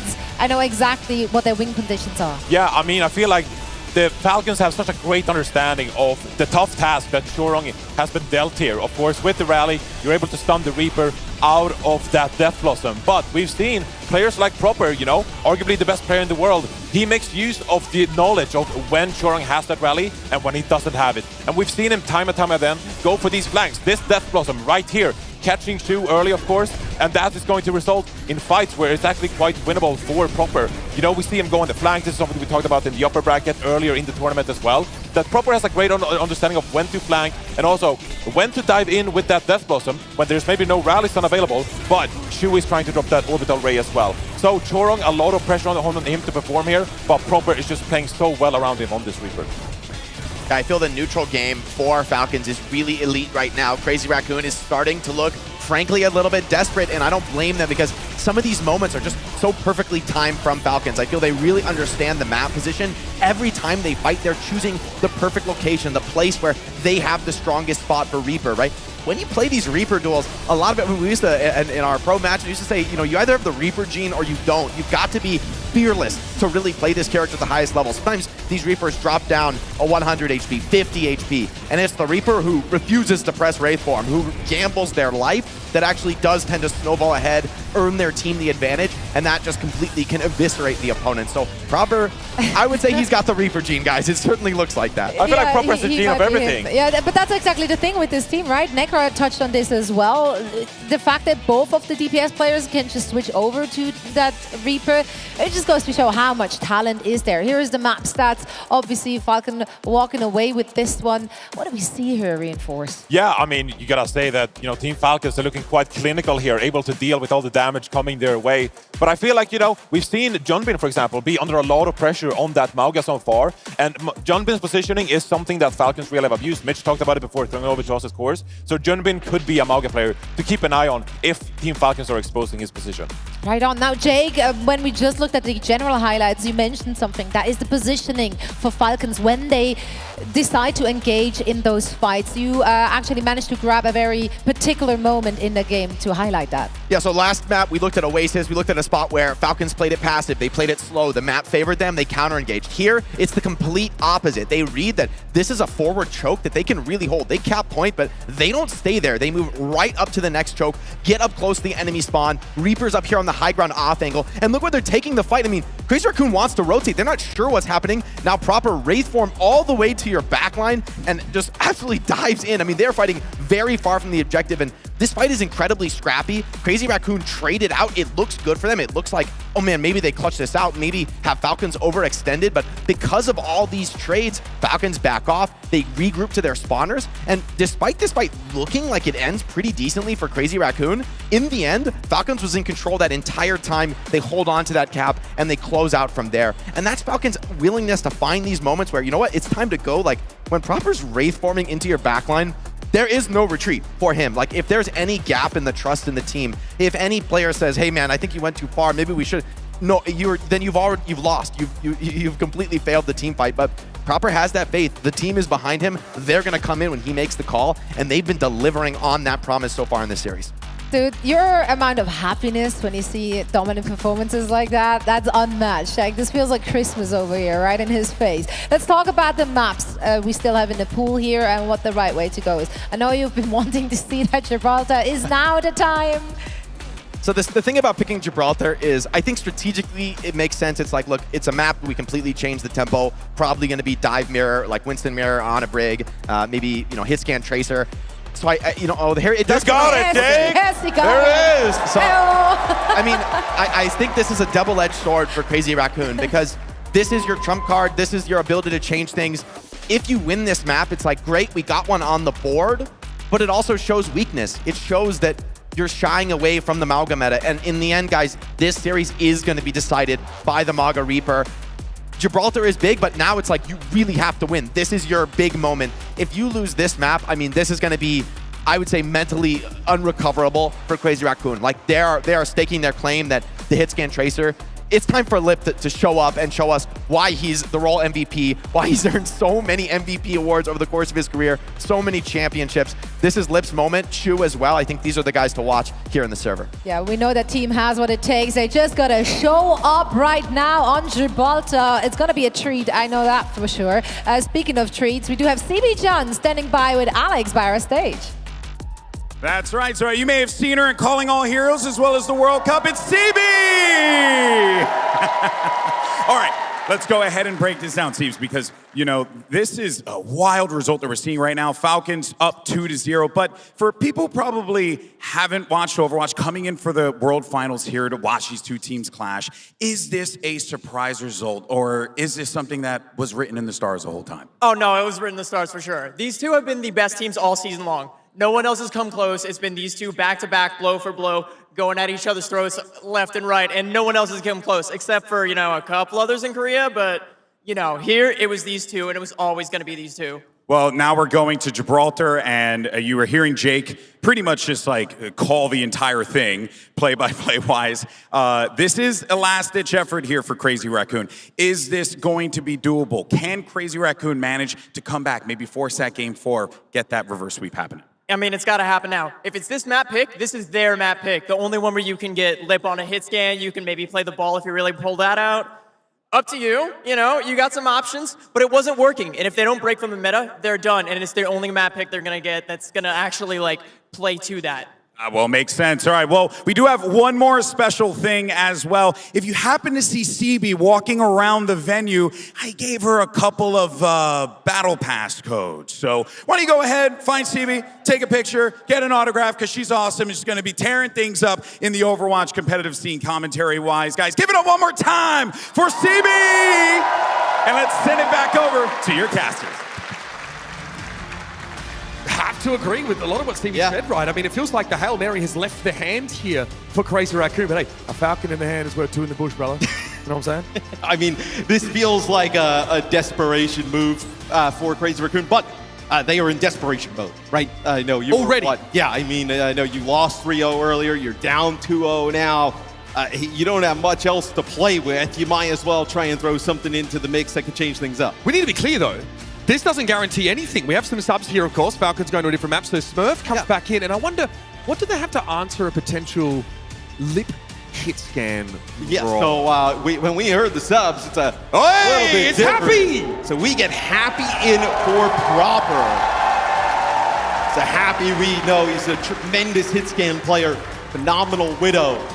Coming in here now, potentially to play something along those lines here on Gibraltar. When asked about it, Coach Junkbuck said, I mean, Happy was actually supposed to play, in theory, in the APAC finals. There was just no occasion that allowed for it. There wasn't really, like, the maps didn't quite come up, but he was ready to go. He was waiting in the wings here to have a chance to turn up and show hit scan. So we get a Lip versus Happy, potential, likely, hit scan duel on this map of Gibraltar. And this is what I mean. There's no guarantee that this gambit pays off for Crazy Raccoon. But what else do you do? I mean, you have to kind of take this opportunity, right? You know, you're getting to pick every map here. You might as well pick a map that maybe you can play something a little bit different than Malga, because obviously on Gibraltar, there's a ton of high ground. You need to play for that high ground, constantly really long sight lines. So it is one of the only maps you can force something different. So reset yourselves a little bit here. Departure likely from our Malga metagame into something more dive-oriented. Winston, a change of backline, maybe Arnold Brig. And dive DPS here alongside potential Widowmaker. Ash play is always an option. Often see Tracer paired with that. Right now, it's the #1 versus #2 seed. It doesn't look like it from what we see. These two teams at the moment is Falcons is putting in the work. So Falcons all-star here on defense. Right, I love this as well, right? If you can get like, you know, Happy, start going on the Widowmaker, get like a first point hold, takes any signs of life away from Crazy Raccoon. Yeah, so much is going to come down to these initial picks from Widowmakers. And a lot of work needs to be done from the Tracers. They're the ones that want to follow up this Winston dive when possible. Fielder is on his best roll. Shu's probably on his best hero as well. Let's go, folks, off to Gibraltar for a wild ride. As Crazy Raccoon come on the attack side here. Tracer Widowmaker, mirrored comps. Yeah, I mean, you can't sort out a win, right, with Lip on Widowmaker and Shu on Ana. I don't know what else you can do. Might be the best look here for this Raccoons roster. Gio pops into that side room there, shield up, knows Lip is likely inhabiting the bridge. Some poke down here from both our tanks. Smurf is currently looking for an opening and waiting for Stalker to be in position to make some kind of dive happen. Points 9 hits, but Lip's actually with a Bionade. Junbin also affected by that. Yeah, it's more like the biggest thing there is that Junbin gets hit right. It kind of forces him back. Going to allow Smurf to take control of that top ridge. that we see the Tracer battle on the cart. You're going to see this constantly, right? Just trying to stop that cart from moving from underneath that underpass. Yeah, Happy was looking into the underpass, now heads back upstairs once more. This time Shu suffering from a bio nade. Field has been hitting a lot of these nades, but he inherently has an advantage with those because he holds the high ground, can lob those down and connect onto one or more targets. He's also going to be really hard to dig out of this position. Yeah, there it is. Yeah, now Happy gets the first pick, but it feels like if you're going to hit these bio nades constantly from Fielder, eventually Smurf is going to be able to follow it up, and now Smurf coming through with 2 kills here. So there's one player, we always joke, like bringing in players who are cold in the back. There's one player you could probably bring in and just kind of play Widow, just off the street, right? You could have plucked Happy out of the crowd, put him up there, and he probably would have been fine. That's deflating for Crazy Raccoon. They get stopped in their tracks here. Basically in the first fight, it's a pick that starts it off right. This sees Chorong taken down. And then Smurf looks to get involved. He's built a primal, as has his opposite number, and it's going to be nanos for both sides. The infrasight here as well for Falcons, so that's going to delay things you imagine here for Crazy Raccoon. Up to the server room here goes Junbin, but he's being chased by Stalker. Pulse bomb attempt, unsuccessful. Junbin sheltering in the bubble for now, but he needs to find a way to get out because Chio was hot on his heels. He pops Primal just to escape, chase Happy. He's got to give up on that. Shu's being picked to pieces by Smurf. He tries to chase, I mean, yeah, sure, he chases Happy all the way out, but the rest of his team is just getting carved up by Smurf. Wow. That's not even the nano use there for Team Falcons as well. That's that imprecise. And also, it's Stalker doing a great job just pressuring Junbin down to the point that he has to use Primal. I think so. Oh, nice pulse. Okay, that's going to catch on to Happy. Big opening there for Crazy Raccoon. Rally comes out from Chio, though, as Chorong goes down. He hit by a bio. Smurf follows it up. He almost had his rally, too. Just as Crazy Raccoon looked like they'll be able to get started, they get knocked down to size. Smurf has played by this bridge the entire round. He's not been forced out of this position whatsoever. Junbin's going to die with Nano. Oh, that was close. Lip finally gets involved, picks Smurf off. Junbin had to get a nano there from Shu. Chio is the one getting nano this time. That's very, very hard to kill this Brig, but a bio is going to help. Heastang's able to run him down where healing was not possible. And finally, Crazy Raccoon get going. You're going to get another fight here, though, if you're Falcons. It's just you need to keep Fielder and Stalker alive. As you end up losing Fielder here, you're not going to have a ton of healing now. Crazy Raccoon push up here. There's a good chance we see a cap. Junbin's going to play through that doorway, but there's a couple of seconds. No, Falcons give it up. Checkpoint here for Crazy Raccoon and a time extension.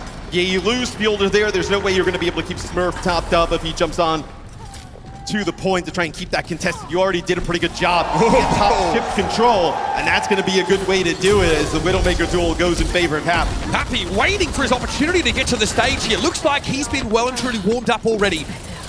Stalker did fall to a Bionade here, but Falcons adamant about maintaining this shuttle position. If they get forced out of here, things get a little dicey.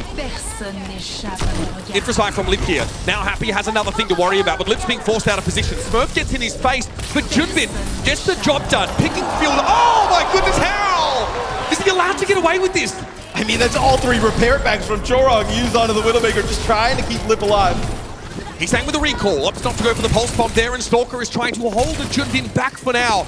All the Falcons looking to group up on that left side, high ground, and Junbin wants to get in their face. He's got a primal. That's going to be a problem for Falcons as Heastang goes into an epic duel with Stalker, who's trying to back away, but he gets a repair pack. Pulse attempt from Heastang fails. He gets out with a card. The cart! Chio has to attend to it. Stop it in its tracks, but Stalker got caught out in the open mat. Picked off by the Widow.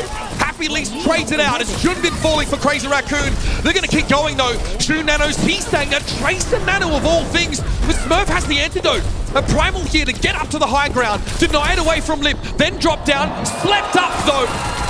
Hit with a Bionade, and now he's in a bit of trouble. Needs to stay out of the line of sight as the cart rolls back. He does get in line of sight, though, of Fielder, right? So you're going to be able to top him up. It's a lot of good progress, though, for Crazy Raccoon. A nano, though, available here for Smurf. Chio's in trouble, having to back away here. It's going to be a rally pop by Chorong, and Lip has a good sideline, but does he have the target acquisition? Chorong's down. Nano for Smurf allows him to net a key kill on the attackers. And they're now slowed up, dispersed. Lip doesn't have an opportunity to take the shot. He's being pressured down too heavily. And what a bubble dance from Smurf. Shu didn't know what hit him. And just the pressure that Smurf is putting on Lip every time we are on board with Smurf, there is damage going down onto Lip. Just not trying to allow that Widowmaker to get set up in position. Look at this, they push up. a little bit, see if he can get happy to get an early pick off, right? Below a minute, a pick here would be huge. Gonna stress Chorong out there. He wants to play that high ground if he can. Junbin there sets up on the low ground around a health pack, and Lip was hoping to catch Happy as he slid across. What a tight angle. This is a gamble for Lip. This is time ticking away. Chorong flattened already by Smurf. On that left side high ground, Crazy Raccoon are trying to set up, but they're being disrupted constantly. Nice bio under pressure there from Shoot. Chio is brought down as a result, but Lip is gone yet again. Stalker holds a pulse here if he needs to stop this attack. The momentum is already draining away. There's 15 seconds left. Yeah, you're leaving some of these players alive here towards the end. As you see, it's going to be both supports on the high ground here. Smurf's going to have the primal. Choosing trouble, knocked off the high ground, a couple punches. He gets the repair pack though for Chorong. Now the Brig, going to be under scrutiny. Smurf wants to go forward yet again, but decides it's enough just to hold the Raccoons at bay. He's low, eventually taken down, but Junbin elsewhere with the primal is also hit with a biotic grenade. He's saying needs to contest here with a rally from Chio is going to be a problem. There's a stun on the other side of that shield bash if it connects, and he gets the Tracer, but he's able to recover. In goes Junbin now, and Chio is caught out. Crazy Raccoon, the attackers might have found an opening here. Fielder has to play from outside of the bubble, and he's saying it's a pulse to work with, but Stalker's already out of the picture. Fielder, what a sleep! But can he stay alive? He backs up to the stairs here. The card's so close. Overtime almost ran out there, and Smurf will not be moved, but a big fire is going to put pressure down on the Winston. Now Smurf is 1 HP, eventually crumbles, and the Raccoons are far from done! And there was a little brief moment there when Fielder hits that sleep and then Smurf comes out. It's like, oh, we've seen this story before, right? They're going to clutch. A Crazy Raccoon, and they end up coming out on top. And they're quite fortunate that they got so much payload progress early on, right? Those early picks from Lip allows them to get top shuttle control, almost gets that second checkpoint right away. I mean, you have an early fight win there for Falcons. You would have been in a lot of trouble. Crazy Raccoon managed to stabilize a little bit. Chorong now with already with a bio. Okay, he's kept alive. He's able to back up here as Junbin looks to go elsewhere and found Stalker out in the open. Smurf getting close to another primal here, but needs to build it up. Yep, he respects the damage now, comes back in with Chio and Fielder. They're being harassed by Junbin. What a 180 sleep there from Fielder. Happy elsewhere though is brought down, and Crazy Raccoon now seem to have found a higher gear. They're on the road to the end of the map. 30 seconds left. Falcons will look to stop them here with a Pulse Primal combo. Final corner will be Smurf though with a Primal Rage of his own. Coming out of spawn, Stalker gonna have to go with a huge pulse from here. They spotted him. Yes, hit on the corner, contest. They're doing a nice job. They're not getting him out of this position. Stay alive is the plan for Stalker. So far, so good. Junbin gets into the back line with the Primal, disrupting the back line. Smurf here, Primal, but the stick is good. Chorong goes down now. Crazy Raccoon with 4 to work with. Desperately Shoot trying to heal Lip up. Infraside is working wonders though as Junbin is the cat amongst the pigeons. Chio is low on the cart now. Has to try and go for a rally to stay alive. But what a stick from Esang! Is that going to be enough? Can't get it close. And you better believe that Crazy Raccoon get him that completion. I took everything they had. Signs of life, finally, from Crazy Raccoon as they get control there towards the end, get it across the line. No time in the time bank. You saw where Falcons, a lot of those players playing in those corners, contesting, that's because Lip has that huge sight line that they do not want to walk out directly into his view onto the payload to try and contest. Trying to force those players out onto the payload. They do that towards the end. Even there, they do a nice job with Shu really pocketing Lip, keeping him alive on that Widowmaker with Smurf putting all that pressure. Crucially, he also provides an infrasight for Junbin, who's trying to find the right doorway to block the supports from coming back out. So he knows exactly where he needs to place his bulk and get amongst it. Make it impossible for Falcons to properly reinforce for that last fight. Okay, it took everything for Crazy Raccoon to finish the map, but that is a good sign. Now let's see them back up that offense with a staunch hold on defense. Well, especially because sometimes these Widowmaker comps, right? It takes a lot for things to develop. Time comes off the clock. Lip gets a kill, right? More time delayed. So this is a scenario where maybe they're not as worried, right? You know, your Widow starts to get some kills. You're in a good spot to take the map. 5, 4, 3, 2, 1. Smurf on the hog. Just looking for a hook. Yep, he enjoyed that. Reliving the glory days for just a moment before we're back to business. Yeah, and remember on the defensive side how oppressive Smurf was on top of that bridge, staying in control of it. Let's see if Junbin can kind of navigate that area the same type of way. Crazy Raccoon should have that same inherent advantage based on positioning here. Junbin stakes his claim to that causeway. Does not want to let Smurf just chill and get healed up. Now it also helped for Smurf, right? That Fielder is landing 2-3 player bios all the time, and another 2-player bio there. That's like to the high ground. Hasn't even hit that. That connects on Junbin and Shu. Junbin's having to find Gio though at the very least here. Happy trying to protect Fielder, trying to peel for his honor. Too much to ask for a Widowmaker, and that's a successful first fight for the defenders. A little sneaky Junbin 3K there. Backfire from Shu. Will be Stalker putting some pressure there.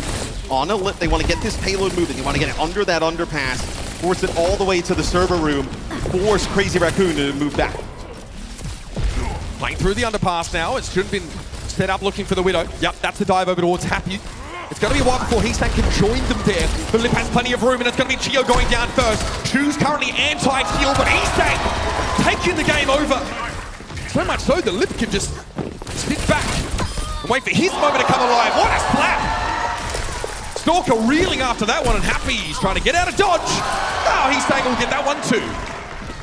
That's a pulse bomb. Yeah, I saw it. He just killed everyone. Just quietly. Sick pulse bomb there, connection towards the end. Pick off. This is also, look, Crazy Raccoon in a great spot here on defense. Primal now for Junbin. Gonna have double support on. But this also allows, Heesan starting to come alive, right? You don't want to give these players confidence. They can get right back in this series. Nano here available for Fielder, but there's Lip getting a big pick. Happy finds one back in response awful fast and has an infrasight. Likely is waiting to use this until Lip uses his. Fielder falls though, despite a Bionade connecting onto Shu. They're not able to get rid of the Raccoon's Ana. And Junbin once more is busy ripping the limbs off of Happy. Man, this has been dominant here from Crazy Raccoon. We said they need to show signs of life. This is a map that they obviously would have went to because it plays their playstyle a bit better. And now, these look like completely opposite teams, right? Falcons has been dominating Crazy Raccoon all day long. It'll be insight from both teams, so both Widows gonna have that knowledge, everybody on the field as well, so you're not gonna see much happen here for a little bit, but actually it's gonna be Smurf there, with the benefits of the Primal gonna get two. Just the Primal, really? There's an infrasight here in this fight, but Smurf does so much of that work. Shu had a nano, no chance to use it. Now Raccoons just hope they can group up enough to have another fight here. They know that's coming too, and maybe they actually just didn't want to kind of use anything, right? You don't want to invest the rally or the nano to try and win that. Maybe you think you can come back to it again. Junbin has the Primal, I think, here to try and stall. Bubble on the high ground, that drops, so does he. There's a nano opportunity from the high ground here for Fielder as the defender started to walk on. What does Lip? He's punching out Z's while Fielder is punching out Light. Shu gonna fall, both Ana's now off the table as Junbin's still holding onto this Primal, and he may not have to use it here. The pressure is immense. Too much as Gio crumbles not long after his shield. Smurf gonna have to back out, so Crazy Raccoon, you hold on to those support ults for that moment, right? To get on the point, get a touch, and now below 30 seconds, right? Primal here still available for Junbin. Happy over to Cassidy here, just gonna counter that Venture on the other side. Smurf's gonna have to go crazy with this nano. One last fight for the attackers. Team Falcons have been stymied at every road. Now at 5 seconds left, it's go time. Chorong, first target to Smurf, but he peels off that one. Just wants to take some space here around the card. Lip on the bench here, wants to be a nuisance. Also, he's going to be hard to catch, but Fielder ducks him from above. A big Bionade connects onto the Tracer and ends him. Primal here is those for Junbin. He's going to be able to make a little bit of time. Happy is down, but he gives up his life as that Shu will have to fall here. Junbin, though, clears some space. Chorong full stop, but who's on the card? It's just Smurf. Fielder steps up. A bona fide 2 versus 2 for the map here. And Junbin is chilling inside the shield, staying alive. The reinforcements are here. The cavalry has arrived. And Heesan goes to work on Fielder with Chorong who gets the kill. And now Smurf with a desperate Primal is trying to buy a little bit of time. Still in overtime. Note the high ground. Farah presence for Happy. Anything he can do to try and win the map. The Smurf falls to the Venture and Lip doubles down. And now we have a game. That's more like it. Chorong and Junbin stay alive there. Smurf not able to get the break out of the way for Crazy Raccoon. And they have a great spawn advantage, right? They just walk right out, get back onto the payload. They get themselves a map win. Tons of confidence now as well, right? They're starting to play a little bit better, although we'll probably go to something completely different meta-wise, right? Back to what we said in map 1 and 2. Still, you gotta feel like, okay, we can take this game to them, right? Absolutely. I mean, you are at least able to start to believe. I think I just played it down a fair bit. Like, Jake's like, okay, there's a good chance that Crazy Raccoons can win this map, right? They're almost anticipating that would be the case. But we got into the round, we got into the game, and it didn't look like that was going to be what happened, right? Both teams really suffered on that first phase of the map, the first phase, or rather, a lot to talk about here in Gibraltar. I'm going to take a breath. You at home, I'm sure, need to as well. Let's head to the desk to have a look over Gibraltar. That's right, Mitch. Save your breath. These two will be yapping on behalf of all of us. There's a lot to talk about here. We're taking it to Gibraltar. That was, as everyone stated, the best chance for Crazy Raccoon to finally get something going. They showed us very clearly why they're such a scary team once they get to play that dive composition. The ripcord has been pulled, and it worked, man. It paid off big time. Crazy Raccoon are right back in this series, building some confidence, man. Heesang and Junbin were so aggressive this entire map. They were opening things up time and time again. This was the performance we needed from these players. If they can continue to deliver, this could be just that bright, shining star of hope that they needed. Well, you needed some momentum on the board, right? And as much as we talk about, well, you know, you're not going to see this composition, you take every map you can get in the grand final. Because again, like you've been talking about, Jake, you want to prolong this series so you can potentially re-pick Ilios if we get back to a second control pick in this series, right? But this is what they do best. Looking back at history, of course, in the Asia main event playoffs as well, I mean, they have traded this map pretty back and forth. And so, you know, you look at the substitution, maybe Happy coming in, doesn't fall to him, of course, because Heesang and Junbin play so spectacularly. But Proper's been a standout on this map before as well. They've traded 1-1. Falcons did full hold Crazy Raccoon just a month ago. And now this time around, Crazy Raccoon come out on top like they did in the Asia main event grand finals, of course. So, an incredible back and forth, Zoe. Absolutely, and you mentioned him as well as we just started looking at those highlights. Heesang had a phenomenal performance, and he was going up against Stalker, arguably one, if not the best tracer we currently have in the world. Yeah, Heesang outperformed though. I mean, for me, like a lot of these fights open really strong for Falcons. It's like fielders finding these bio-nades, sometimes even picking off a backliner. But the trades come in, Junbin and Heesang, not only do they get the kills, but they stay alive, they keep the resources high, and they are those players that you want in the clutch when they keep delivering this way. They're the last ones alive, they're closing it out, and that defense was spectacular for Crazy Raccoon. Absolutely, and I think the stats will very much mirror what we just got to see on the server. That's what that full hold does to you, Zoe. It does, it does. That's what it does to you. Low numbers, not good. Low numbers, not good indeed. Yeah, I mean, Team Falcons, you gotta say, this is what they do so incredibly well, though. You know, Fielder was so good on the Ana, like you said, Jake. But on the other hand, you have Shu. These are the two best Ana players in the game. And then you have Smurf on the Winston on one side, really trading back and forth, Zoe. It really was. Another player we mentioned during the highlights was Junbin, and yeah, look, that dive composition is just right in their wheelhouse, and Junbin really shown here, Johnny. Yeah, there's a specific clip here that I wanted to showcase, of course, from Gibraltar as well on third point, when Crazy Raccoon really got some momentum. Stalker here, double blinks, forced to recall, and Ananate comes to Chorong, but he rallies to stay alive, and Crazy Raccoon going to capitalize with Junbin and then Heesang as well, following him up, getting Stalker because he committed 3 blinks and the recall immediately, and then they take this 5 versus 4 advantage to just keep steamrolling here. That is going to give lip positioning on the high ground, of course, as the Widowmaker as well, and Falcons forced to commit to the card to try and stall out the payload. But this was just an amazing counter dive from Crazy Raccoon, Chorong popping the rally to stay alive as well, and then Heesang capitalizing. When we talk so much about Stalker's tracing being phenomenal, in this case, Junbin on the Winston, closing out the third point especially, with the help of Heesang there to follow up on Stalker's committed blinks. I feel Chorong, you know, when I watch his break, one thing I really feel is that he really knows the limit of the character. I mean, it's easy, not easy, let's say, but it's a lot easier to play a more passive style of brig and to hold back and defend your teammates, you know, heal as you're supposed to.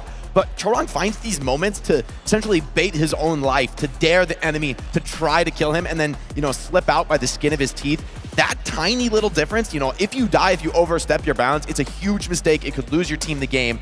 Even if you succeed, you bait the dive and you live, it might not be enough to pay off and actually be worth it. But Chorong is so consistent with knowing that line, knowing the limit of what his opponents are capable of, and just sort of daring them, baiting them in, making them overextend. That creates a lot of opportunities from for his teammates. So spectacular performance on the brig. I think especially in the Ana brig comp, Chorong and Shu are just about the best to ever do it. There indeed. Now, the great news is the Gibraltar pick worked out. We're all excited for it. We got to see the dive. Yay. You can't pick it again, Zoe. That's right. That's the conundrum here. Let's take a look at which maps are still available for us, because where are we taking it is now? It's likely going to end up back in the Mogam mirror. Well, like, did they avoid it? Certainly want to go back to Mogam mirror. And I like this King's Row pick The one other map I was thinking about in the pool, we didn't see it at all this tournament, but Hollywood, sort of, there's some hope to play dive on second. I don't think it's actually good because like first and third are so good for Mauga. But in the end, Kings Row is at least closing out the hybrid pool. This is a great pick for Falcons. I hope they do keep the Echo, though. I feel this Genji, Proper, as good as he is on the Genji, I think it's a bit of a bait this meta. I think the Echo's too critical, and Falcons has to roll swap when they do their Genji strat. They put Proper on the Genji and Stalker on the Reaper. I think they should just stick with the bread and butter, the Reaper Echo. That's what they've been winning with. That's how they close out this. Yeah, especially when you're rolling with the Echo. Like, there's no need to swap away from that. We've seen them, of course, have individual moments, like Proper with the Dragon Blade, of course, getting some sick value with that, and the deflect comes in handy in this kind of meta as well. You do gotta stay away from the Echo, though. The focusing beam is lethal since it goes through the deflect. But yeah, I agree with you. I'd say just stick with the Echo for this time being. Right on. Well, we're going to see very soon what they have in store for us. But of course, I want to hear it from our former pro players. What's going through the minds of those players right now? Do they have their sights already set on like, well, maybe if we lose this one, the next one? Like, is it really just map to map, like figure it out as you go? I feel this is do or die for Crazy Raccoon right here on Kings Row.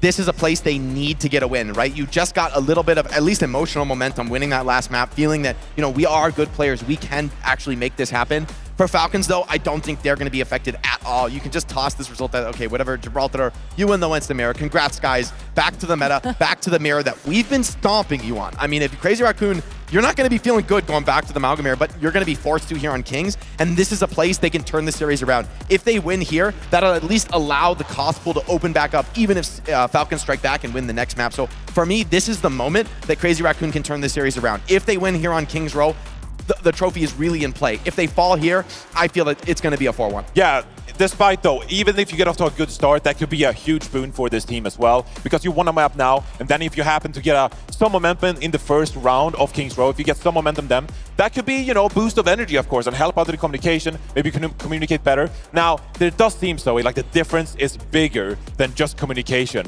There is something that Falcons is doing better in this Mauga Mirror, and we've covered it extensively on the desk when it comes to the Reaper play, and when it comes to like holding the space and protecting the space. Falcons are just overall better here. But if Crazy Raccoon, they start to get some momentum in this matchup, that could potentially feed some of the energy for the rest of the series. Indeed. Raccoon has initiated the comeback. Let's see if they can also just continue on that trajectory and ride that momentum. We'll find out very soon as we're heading into our next map. But first, we're going to send it over to Alex by the stage. Thank you so much for that, Zoe. Yes, so I'm joined by a special guest. Go ahead, say your name. Where are you from? I'm Jasmine. I'm from Virginia, United States. All right, give it up for Jasmine. Fun fact, I met Jasmine at Toronto last year for the last Overwatch League event, and now here we are for the first ever OWCS Finals. So look at that, history repeats itself. But you're a Crazy Raccoon fan, you've been cheering on the boys. What do you make of the series so far? They were able to get the win. How did that make you feel in the moment? Oh, it was so exciting. I think they're playing amazing. I really think that this map was so crucial to the win that they're gonna get. All right. I like the positivity. Now, of course, this is going to be a tough matchup for sure. Do you have a prediction of what you think Crazy Raccoon are going to be able to do here? I'm not entirely sure what they're gonna pull out of their pockets, but I know that they're gonna do something wild up there, and it's gonna have everyone cheering. That's right. It could be a 4-2 result. We'll see. Now, Jasmine, it's an absolute pleasure to have you here. We were there for the last, we're here for the first, and we'll be there. I mean, who knows, right? As far as we possibly can go. Guys, give it up for Jasmine. First time in Sweden here. She's awesome. And let's send it over to Danny with another special guest. Thank you so much, GB. Hey, we just heard from a Crazy Raccoon fan. We have a Team Falcon fan here, Psycho from SSG. Psycho, we were just talking about that, who's gonna win this match. You told me that it's gonna be Team Falcons. Do you have a reason why you're rooting for the Falcons? Well, I'm rooting for Raccoons, to be honest, but I feel like Falcons will win the game because they're better at the Mauga Mirror, at the Mauga Echo Reaper Mirror. So Raccoons, what they're trying to do is pick as many non-Mauga maps as possible. So you'll probably see them go for Ilios next. But to be honest, there's not many non-Mauga maps left. So I think Falcons will end up winning. Well, I mean, you did say you are rooting for Crazy Raccoons, but it's going to be, you feel like it's going to be Falcons winning the match. What do you think Crazy Raccoons can do in this situation to, I guess, overturn the result? I mean, Mauga Mirror is a pretty ult-heavy comp, so it all depends how you use your ults. And I feel like Raccoons just have to clean up how they use their ults, because they've been layering their ults pretty poorly. They've been using like 4 ults at once, and Falcons have just been doing a better job with that. Yeah, great point. Psycho, thank you so much. Everybody give it up for Psycho one more time. Thank you guys so much. That is it. Casters, take it away. Great to hear a little bit from Psycho there. In my opinion, like one of the best Western Echo players, especially in the world. And someone who's been around the scene for a long time, representing Austria. So, yeah, one of the few sort of pro players coming out of that region. But he makes a great point. So we got a lot of fun. I'm having fun. Hopefully you all are as well. We saw Gibraltar. We got to go back to a bit of our dive mirror with the Widowmaker action. It's high-flying stuff. But there's still the question of whether or not Crazy Raccoon can actually eke out a win in this Malga meta. Yeah, I think, obviously, as Psycho mentioned, I think they need to do a better job just kind of like layering their ultimates and whatnot. But I also feel like, I mean, that map was so huge. Obviously, you don't want to go down 3-0. But to go into the back to down 0-3, I mean, the vibes would have been horrific back there, where you win a map, right? They make some subs. We go to King's Row. Like now, you're feeling like, hey, we're working our way back into this one. Yeah, it's something that's less tangible, I guess, than what we're sort of seeing strategically out on the stage. But the fact is that Crazy Raccoons only have like one map pick left to them, right? They lose here, they get to choose a map, they have to win that map, and they won't get to make any selections after. So they might have something in the chamber. But for now, we're going over to the classic battleground of King's Row, a map where we should still expect to see a lot of these Malga comps. Yeah, and I think for Crazy Raccoon as well, you're looking for their DPS line, right? Like, can they bounce back and continue to play at a high level? We saw Happy for just a little bit. Now we go back to the proper show. Yeah, the prince that was promised stubbed back in. Looks like he was determined not to lose over those first couple of maps. A huge part on Reaper of why Falcons were able to look so dominant in that matchup. See Han Bin here as well, stubbing back in. I guess not a noted Winston player, right? Back, you know, he played alongside Fearless, right, for many years, where Fearless was that Winston player. Han was more tasked with the flex tank play quite often. So, great to see him here. Max actually comes in for Junbin. This is interesting. Yeah, this is a little bit of a curveball, right? A little bit of a change up here for Crazy Raccoon, right? We've seen Junbin pretty much throughout this series, so we'll get an idea of what they want to do. I mean, maybe there's another option they feel like they can go to here. Over the year, we've actually seen one or other of these tank players be the preference for Crazy Raccoon. In like the Ramatra Rush Mirror, in the metagame, Max was that Ramatra player that often came in, right? We sort of feel like Junbin has maybe more flexibility, or shows us like the Wrecking Ball option. The Malga has been very, very good here. We also saw that great Winston play from him on Gibraltar. So I'm excited to see what they look to do here. Not every team has that extra tank player in reserve, and these two are some of the few. Like even SSG would like to have had their tank in reserve, but it was Vistola from where to go for them. Yeah, I mean, right, you would love to have the luxury of, 2 tanks at this caliber of play on your roster. There's not many in the world that can do it. Teams are doing it now, right? Somebody like Toronto, right, where someone can play really like all of the tanks that we see in the meta at like an extremely high level. That's obviously just a one-man show there for them. But a lot of teams you look across like EMEA, the rest of NA, right, would have had a little bit more flexibility. Yeah, Vistola Chase, right? KSA comes in alongside Hardy on that SSG team, as we spoke earlier. Pardon me. King's Row, our 4th map in this series. Then a 1st to 4, so we're lost here for Crazy Raccoon. God forbid, would not end things.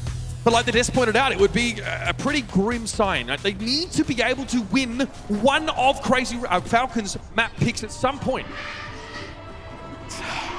See Crazy Raccoon on D here. So they'll just have Max come in here, play that Malga. Maybe they're just looking for a little bit of a, because the desk has pointed out, right, and we've been talking about it, right, the positioning maybe from Junbin at times. Maybe they just want to get a different look on Malga. Yeah, how much of a difference does it make just to have a different individual, different flavor here on your tank role? Also could be switching to something later on potentially, but this is a good start here. Chu goes down, Sticky Bombs claim him now. Proper dealing with a little bit of attention. It's Max and Liv that are trying to stare him down. I mean, there's been a little bit of a difference in terms of tank, but for me, I mean, Proper has been so aggressive on the Reaper, so impactful. I think that's where you got to start to even up the odds. Crazy Raccoon fold back after that early engagement. It was a trade of kills, not enough really for Falcons to be going on with. Stalker keeps Liv quiet from that high ground, and here's a mutual knockdown between the Malgas on the point. A lot of cardiac overdrive going on right now. Harper needs most of that focusing beam, though. The damage from Heesang was right where it needed to be. As Proper Cunning just gets in front of Han Bin there, tries to take some of the damage. You have both Malgas taking a ton, right? Both stomps come in, the cardiac overdrives, but they're able to deal with Hanbin early. That kind of eliminates all Falcons' staying power on the point. He's not back yet. Nice little pick there on the back foot by Stalker means that Crazy Raccoon have to play off the point entirely. So in the choke and through the hotel, other defenders set up. They're going to try and punch through the choke now. I think as Chorok just plays out in the open and charge to the point for Max, and a cage fight going to be thrown down, and Death Blossom here for Lip as well. So much damage thrown into the mix. Stalker gets rid of the cage. Eventually, it's Proper actually falling. Lip doesn't seem to be bothered playing inside that orbital ray, but now it's too much to handle. Stalker with the dupe, Death Blossom leaves it up to Heestang as he copies a Malga. Falcons, though, get in there and get the result. Yeah, I mean, just the damage value you get from Stalker getting that Reaper in play. Like, you know, obviously they make changes to Dupe a very long time ago, right? In terms of, like, max HP you can acquire, right? Like 300 is the most. Yeah, so you're going to have less HP than a normal Malga, right? You get an extra cardiac overdrive, good for sustain. But with 2 Reapers on the other side, they're still not able to deal with Stalker rather quickly. He's able to get tons of value. Yeah, copying the Malga definitely feels like the less optimal option. There's probably some edge cases where it is the play, but maybe not there. Yeah, you're almost better, you know, getting like a support, like a brick, right? If you're looking for like sustain and just kind of staying power on the point. Into the choke we go here. Crazy Raccoon doing the most to bear their fangs here in the Falcons. Here comes the push though. Cage fight going to be deployed there for Hanbin, and Proper just blows it open. He's saying a Torong immediately vaporized under the pressure of this man. I mean, Proper has had a tremendous series, right? Every time we're on board with his Reaper, like not exactly in the front lines, he's like taking off angles, right? He's always kind of sneaking up on some of the supports there for Crazy Raccoon and just making an overall large impact. There's going to be a lot of payload progress here, gotten by Falcons. They're going to get towards this final corner. Think back, Crazy Raccoon had a couple of good defensive fights on that first point. The Falcons still have a lot of time back to operate. The dupe available here for Falcons already, so it's going to be Stalker going over the top, the Reaper yet again. As expected, and that means that Max is going to be under the pump. That'll be the Wraith Walk here for Stalker, so a much big DPS loss, but hey, he comes out with a Death Blossom and adds it to the mix immediately. Lip there can't do much about a Death Blossom and another Reaper looking at him. Proper has also built his ultimate, and the momentum looking good for Team Falcons here. From one fight to another, they've now built up ahead of steam, and they're into the last phase of the map. I mean, 2 Reapers with a rally going as well for Fielder. No way that Crazy Raccoon is going to be able to fight through that. So Team Falcons makes quick work of that second checkpoint. I think if you're Crazy Raccoon, you have an advantage here, you know, with that double support ult. You got to use it, right? Get up to that corner, get an early fight win, start to up the pace. And Crazy Raccoon frustrated. It's not been working out, even with Max coming in to relieve Junbin. There it is. Okay, Proper trying to spin to win there, but the orbital ray for Crazy Raccoon comes up most of that Reaper damage. Now amidst the beam, Shu trying to fight his way out. He gets rid of Stalker. And an important stop here for Crazy Raccoon now. 3:45 to play, but a chance at least to breathe. Yeah, it's an absolutely mandatory fight win there for Crazy Raccoon. Shu using the orbital ray early on. Proper comes in with a Death Blossom. That Death Blossom has Chorong pop that rally, go for a stun. They do it Proper fast, but Falcons at that point probably is okay with the result, right? Never want to lose a fight, but seeing both support ults gone, so it's probably okay with it. Reduce Reaper, Proper not quite ready for it, but Heestang has to back away. There's an orbital ray in play for Team Falcons, and they've almost flipped the map. Crazy Raccoon on the outside looking in. Need to find a way to stop this card.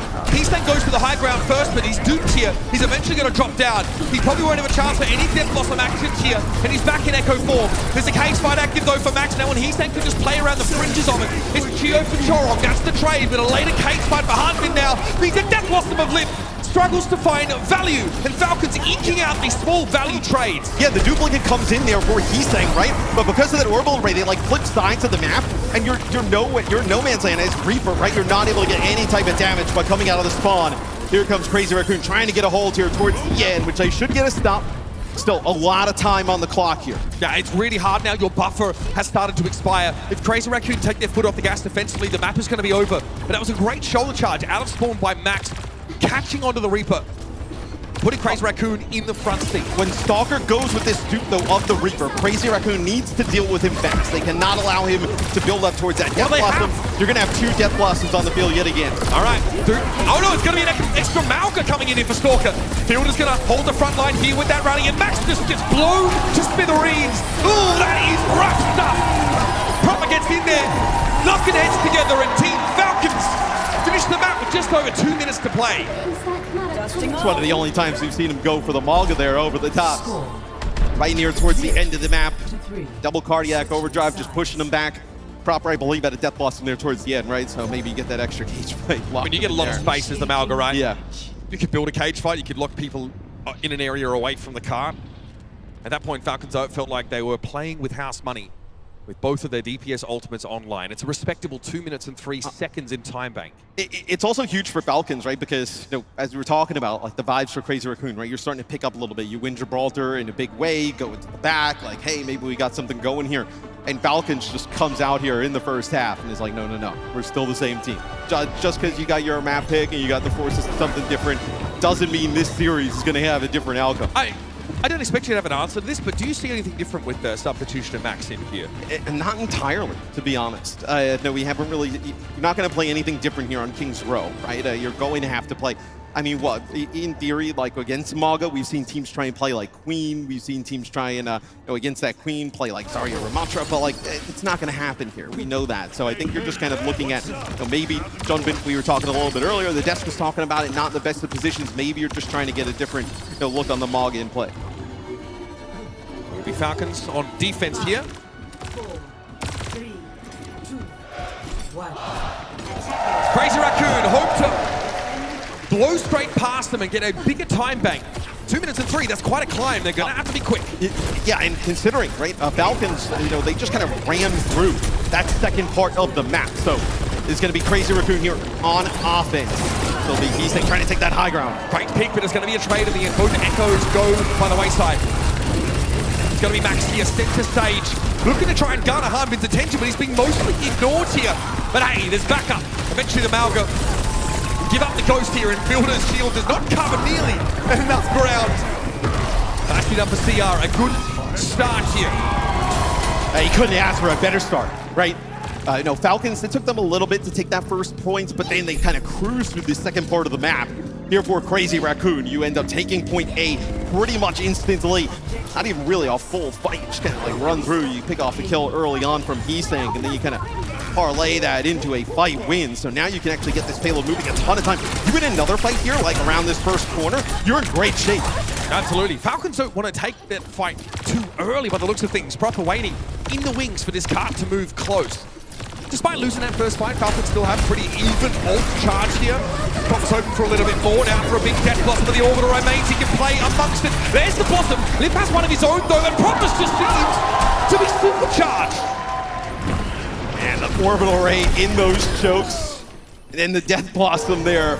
Proper on cleanup duty. A team wipe there for Falcons. This is going to be tough, right? For Crazy Raccoon to break this chokehold is Haunted and Co. You can play with that Reaper right on that off angle, right? The Mog on the other side. Echo kind of doesn't really have to put themselves in harm's way. Looks like they back up though here now. Looks like maybe, it's going to be a cage fight for Max. Catches Hanbin, but I don't know if they're going to be able to finish him off. Looks like they wanted the fight on the corner to Crazy Raccoon, but that cage is now down. He's staying stunned up briefly, looking for a shoulder charge connection, but doesn't find it. Would have been Stalker his intended target. He's able to slip through and get Shu with the Death Blossom. A TP to the backside. He'll be ready with the Echo cooldowns when they're needed. And in we go. Stalker pops out now. Sticky Bomb's deployed. Looking for Heesang just a tickle. Falcons here have still managed to maintain this position. Max is too low. Those stickies are going to end him. With Crazy Raccoon, they go around the corner and they use that cage fight, and you get Hanbin in it. When you do not get that kill on the Hanbin, and also, like, Fielder doesn't even pop that rally during that, right? So then the cage fight goes away. You come back, you use the rally, then you have a healed up Hanbin. You push right on through with the Death Blossom, and the Reaper there from Stalker. That's a must-win scenario early there for Crazy Raccoon. They don't win it early. That's going to make a lot of time bled off the clock. Stalker needs to get into the fight here, but he's looking for Heesang first and foremost.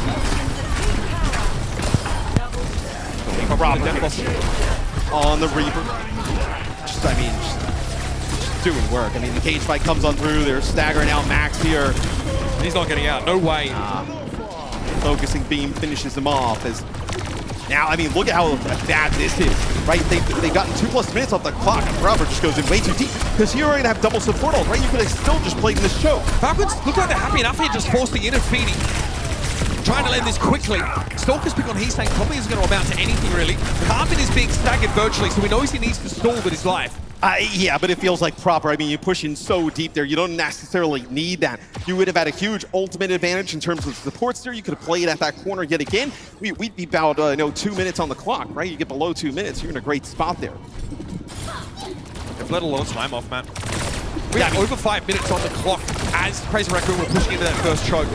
Great defensive effort here from Falcons. With the Falcons down, of course. Stalker, passive to start, but then a dive into the backline. What can he find here? Proper stand up instantly though, a dead loss from Lip. Finally, Lip finds an edge! Playing second fiddle for Proper for so much of this series. Now, he's online. That is huge there. Crazy Raccoon will have a chance to even set a better time bank. Lip uses the TP, get to the high ground here. Gonna try and control this, right? Because you want to have Heesang control this area. It's so effective for the Echo. Yeah, you cannot allow someone like Proper or Stalker to perch up here. Even Chio. Well, even if Stalker goes up and starts to put down some fire like across his range, he's gonna be a little bit caught off guard by Lip. Dive into the back line. Heesang actually ends up getting caught out by the torpedoes, but Lip gets rid of Chio. So no 2-0 here for Falcons defensively. But their DPS, they're still firing in all cylinders. Lip with a TP forward here, or rather back to his team. Yeah, losing that one player there, losing the Echo, slows them up. Yeah, you lose a player early there for Crazy Raccoon, but it also felt like Lip is the one who kind of has to make a play there, right? Up on that high ground, needs to try and find a pick onto a supporter of the Echo. All right, 2 Reapers in play. Heesang goes for the Duke now. And there's a focusing beam from Stalker. He's waiting in the wings, but Heesang, nice little dead blossom there. Proper and Field are both caught out by that one, and Crazy Raccoon still have a chance to have a time bank lead at the end of this map. What do they have to work with, though? You kind of look across. You're going to have Stalker here with a dupe here. On the defensive side, it's going to be just contested. It's going to be Crazy Raccoon. They're going to back up. Maybe you're going to start working towards one of these support ults of the cage fight. Max, on and off angle, could be caught out of position here and yeah. They're looking to try and punish the Malga for being out in the open here. Max is able to charge away. Hanbin can't catch him with a stop of his own. And Stalker wants to push up and try and derive some value from this dude. Oh, he gets it! And that was a stop on a Torong when he pops the rally and you deal with him right away. Yeah, that ultimate's gone for nothing now. Fielder's able to use his to full effect. Crazy Raccoon want to force back, but this is likely just a bluff. They're still lacking that 5th player in Torong. Bang, okay. Gonna go for it again. Cage fight here for Crazy Raccoon. They're trying to catch the overextended Falcons inside of it, but Proper's gonna be there with the Dead Blossom. Disco dancing in the middle of the fight. It's gonna be Lip to bring him down, who has a Blossom of his own here. Hanbin turns tail, gets back to the rest of his team. Being Crazy Raccoon, they use a cage fight and orbital ray there. And still come out on the bad side in terms of the trades. Those are scenarios you absolutely need to win. Like Psycho was talking about, layering their ultimates, not playing it properly. That's an example right there. You use those 2 ultimates in the spawn, you don't even get a full team fight win. Oh, Lip gets the high ground. You mentioned how important that is. Crazy Raccoon able to get him up there, but can you convert off that pick? Stalker might be down, but Raccoons have lost Torong here. No one's answering Lip though for the time being. It's Hanbin trying to get out. Finally, Crazy Raccoon inched forward, but they have no chance of being ahead on time bank here. They just need to finish the map. No, it's going to be a dupe here from Heesang. He's going to go for the break just to try and stay alive. It's worked out so far. A rally could be built up here, and he's going to have 8 seconds of dupe still to work with. Maybe superfluous, maybe unnecessary, but Crazy Raccoon have to pull out all the stops here to finish the map. Yeah, and that was Fielder's rally gone as well. As it's going to be a cage fight. They actually catch the break. All right, Torong down first. Yeah, Stalker's able to find that. That's big, brutal. I mean, he's got rally. That Crazy Raccoon. I know, down to 4. That is brutal stuff. A key misstep just as they were poised to try and finish the map, and they've been reset. They've been sent back to Lumbridge. And you can see through the X-ray, right? Hanbin's kind of like lurking on that corner, and then as soon as he sees Torong around, he's like, thank you, just traps him in the cage. It's an absolute free kill there. Running for Crazy Raccoon, they've got to go for it. Stomp comes in, Hanbin's going to be knocked down, but choose the one that falls for the sticky bombs. The defender's imperious right now. Falcons do lose Hanbin though. Frontline missing. Stalker trying to replace him in the meantime with his dude, but my god, it's worked! Now charging into the fight. Good stop, but he's going to get a cage fight off as well. Stalker can do it all! Crazy Raccoon starting to run out of juice. Max trying to get away, but there's no chance for a full fight for the attackers. I mean, now you're below 10 seconds. You're in such a horrible scenario. Max may not even be able to make it back. They're going to catch him. Choron going on the Lucio, trying to get there. Okay, Max does get out, but he needs a long time to get healed back up. Time is ticking. Touch here for Choron, but he has to give up his life now. It's going to be a dupe use there. Stalker switching over to the Cassidy, and Proper dives deep into the massive players from Crazy Raccoons. And there's not much you can really do from here. Sharp is the kiss to the Falcons' beak, and Crazy Raccoon are feeling the pinch. The gap here on these Mog compositions just might be too wide as Falcons. Although I know Crazy Raccoon, they get off to a great start, right? No, the second point though, Falcons start to put together some defense there towards the end. Just a few times. I mean, it's almost crazy that Psycho was mentioning it, and then we kind of see it happen in real time. Using a lot of these ultimates in fights that are just not winnable, and then just stacking them on top of each other, really, with no chance. And then Choron gets caught out with a rally there, and then dies to the cage, and then there towards the end dies again without getting any of the rally. You have to switch. I mean, those are things that at this level, in this match, cannot happen. And it's a crash back down to reality for Crazy Raccoon. Right in the high of that Gibraltar game, they came in and looked pretty good, right? Had a couple good defensive fights there at the start of King's Road. And in fact, for most of the map, they look like they'd be in a good position, but they crumble at the end of that defensive half. 2 minutes available to their opponents. A lot to talk about here, but one thing is for sure. Team Falcons are, well, they're far from done. Let's head to the desk and talk about what lies ahead and what we just saw. Thank you so much, gentlemen. Back to the desk, back to the wrinkly brains of Johnny and Jake, and I'm here to guide us through what's going on up there. There is, of course, a switch up we're seeing here in this next map. We're taking it to King's Row. Falcons obviously wants to go back to that MAGA world we're all living in currently. But Crazy Raccoon, they came into this making adaptations. Max is coming in, so we have a different type of MAGA player, and we saw that difference in playstyle very early on. Yeah, I felt Max was looking pretty good at the start. I mean, I don't think it's really up to just the tank to radically reshape things, but that's the hand you're dealt as Crazy Raccoon. I think this makes a lot of sense. This is the position you're in the grand finals. Give Max a shot. See if this adjustment can be enough. It looked pretty decent, but man, it's this guy on your screen, Stalker, still so fearsome on this Echo. Yeah, I mean, going into this match so far in the MAGA meta today, Crazy Raccoons, they were 0-5. So you need to change something up, right? I think at this point we realize that they are not favored in this MAGA matchup at all, so you sub in Max instead, who did see, a couple of maps play time so far this tournament, most notably against Toronto Defiant, I believe, yesterday.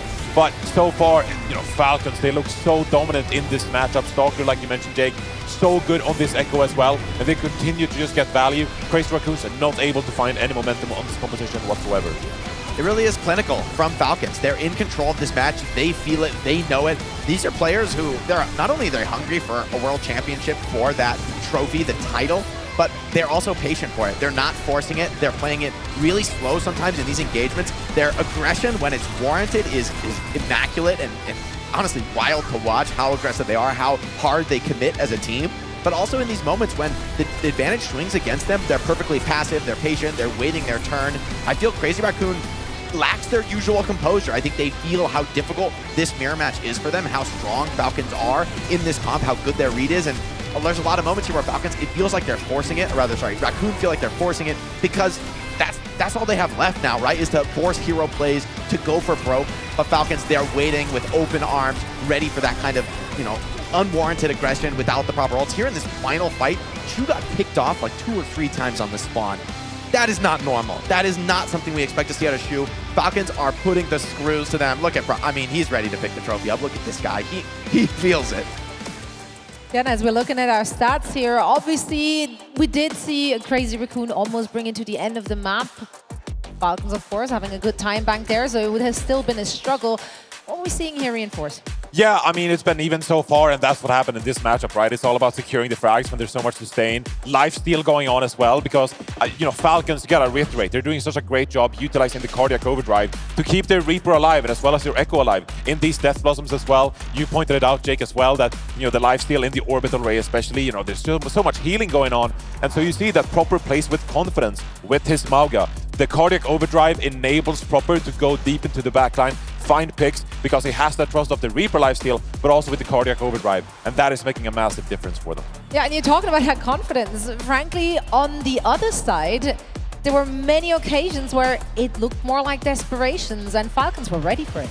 Yeah, it's hard not to be in that position as Crazy Raccoon with this meta being so dominant and being, so many maps in the pool are gonna force you Amalgam Mirror. And like you said, Johnny, they haven't won a map yet on this mirror. Here we see a clip where, Falcons have a slight player disadvantage. They're down 1 from the last fight, and so Max just swings the corner with Cage, tries to snowball forward, but Falcons are just ready for it. They're not just holding the corner passively, scared, ready to back up. They know, our spawner is going to be here in a few seconds. We will fight you 4v5. We will trade with you without even a bit of fear. And Stalker's back in with the Reaper copy, comes to close out the fight once again. And I mean, this kind of confidence looks unshakable from Falcons. With every map they win, I feel that they're only getting stronger. They're only building momentum.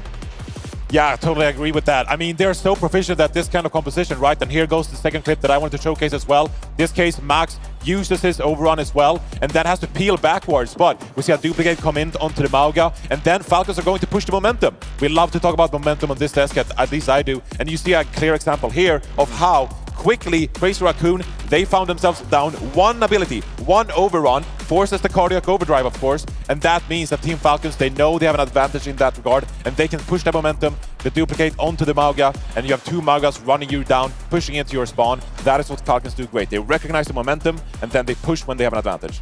Nightmare fuel, that's what that is. Two Maugas running you down? Yeah. Do not like that, not one bit. Or you get two Reapers, Both hearts pumping. Like, have fun, have fun.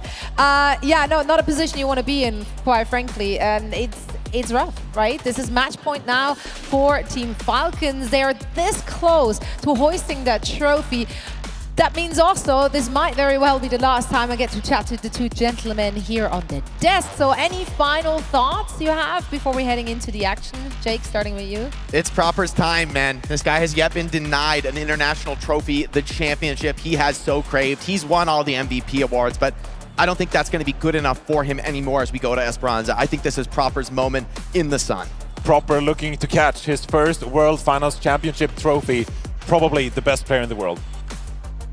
And now it's his time to prove it on this very stage. Team Falcons getting very, very close to get themselves the title of our inaugural season OWCS champion. One map away.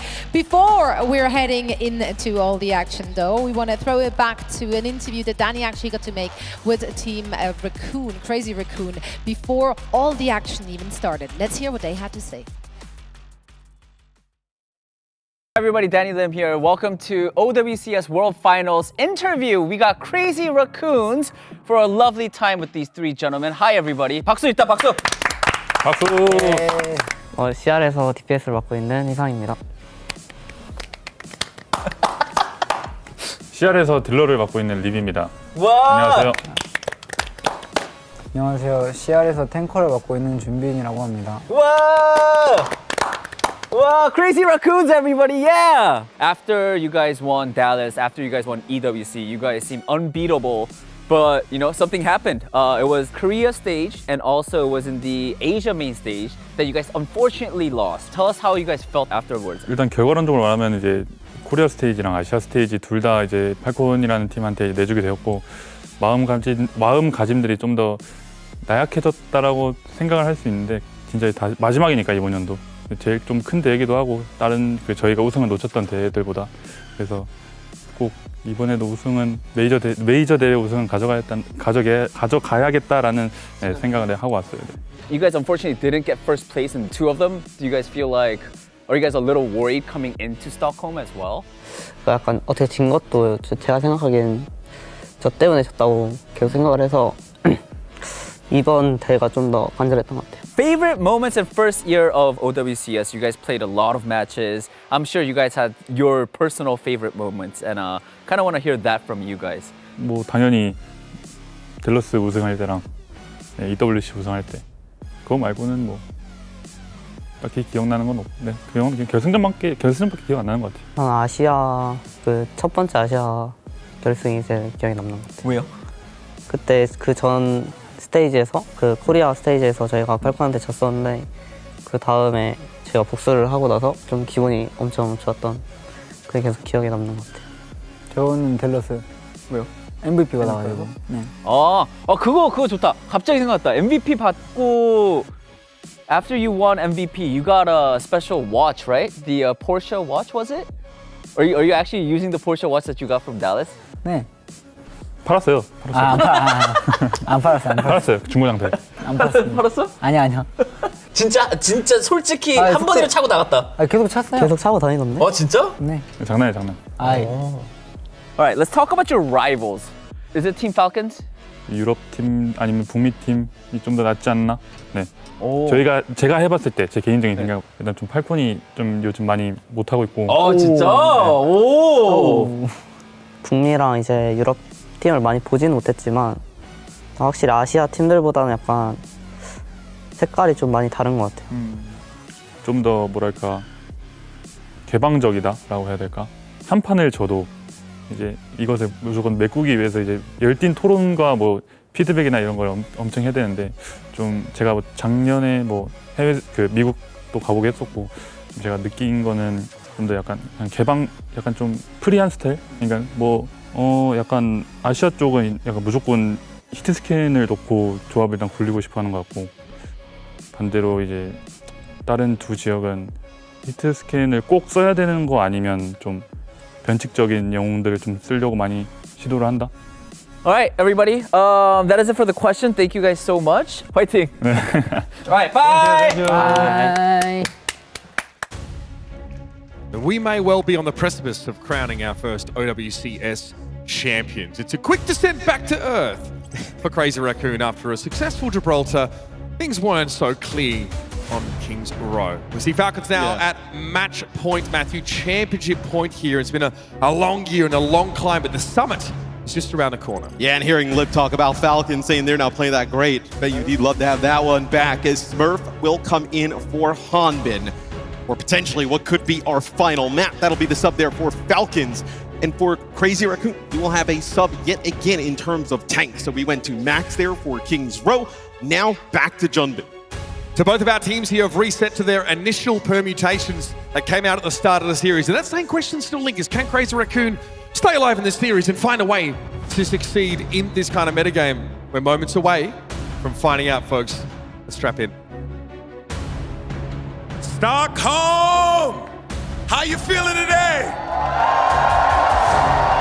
Let's try it again. This could be match point. How you feeling today? That's right, folks. This could be it, and history could be made here and now. Falcons has an opportunity to lift this trophy, but can Crazy Raccoon stop them? Let's get the countdown on the screen and get into the action as we get ready for this epic confrontation. Here we go. As it comes up, I'm gonna need you guys to count with me. Let's do this. 10, 9, 8, 7, 2, 1, it's showtime! Who said we weren't an educational show? I mean, we're doing so good at counting today. I'm blown away. Yeah, we're teaching people how to count. Two things Overwatch fans love, counting and pigeons.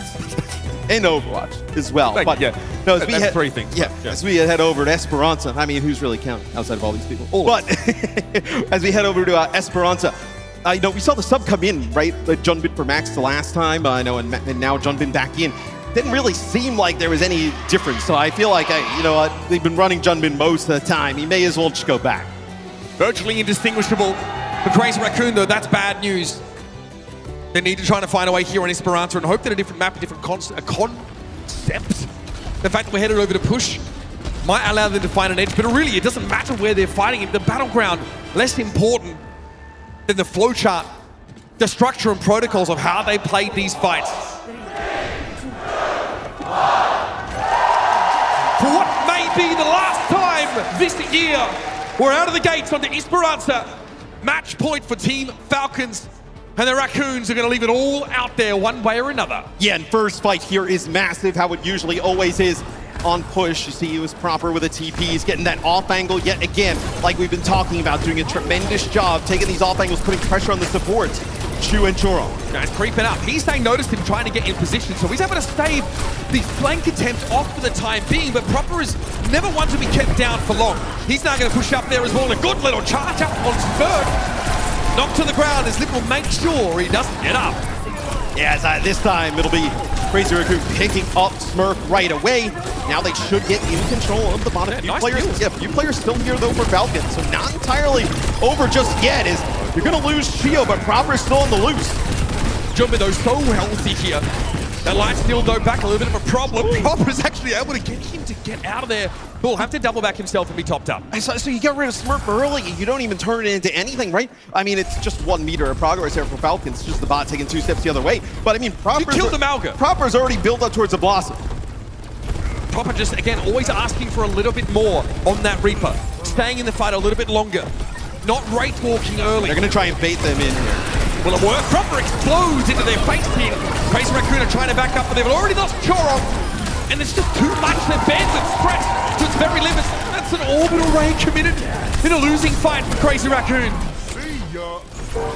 They may have been even a little bit surprised, right? That Proper already had that Death Blossom, because coming into that fight, Lip is like 65%, but Proper putting tons of damage down on the Reaper. They play inside of that little cubby. They wait till they get around the corner. Speed ring, you get that Reaper around, use that Death Blossom. Enough damage to open things up.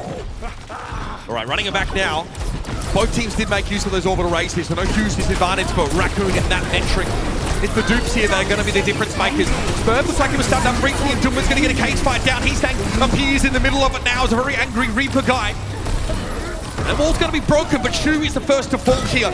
Crazy Raccoon put it together. Chorong's rally here goes a long way. It comes out a little bit later, and it gives him that extra bit of durability. And Eastsang says, why not take some extra damage? I'll throw a Blossom into the mix.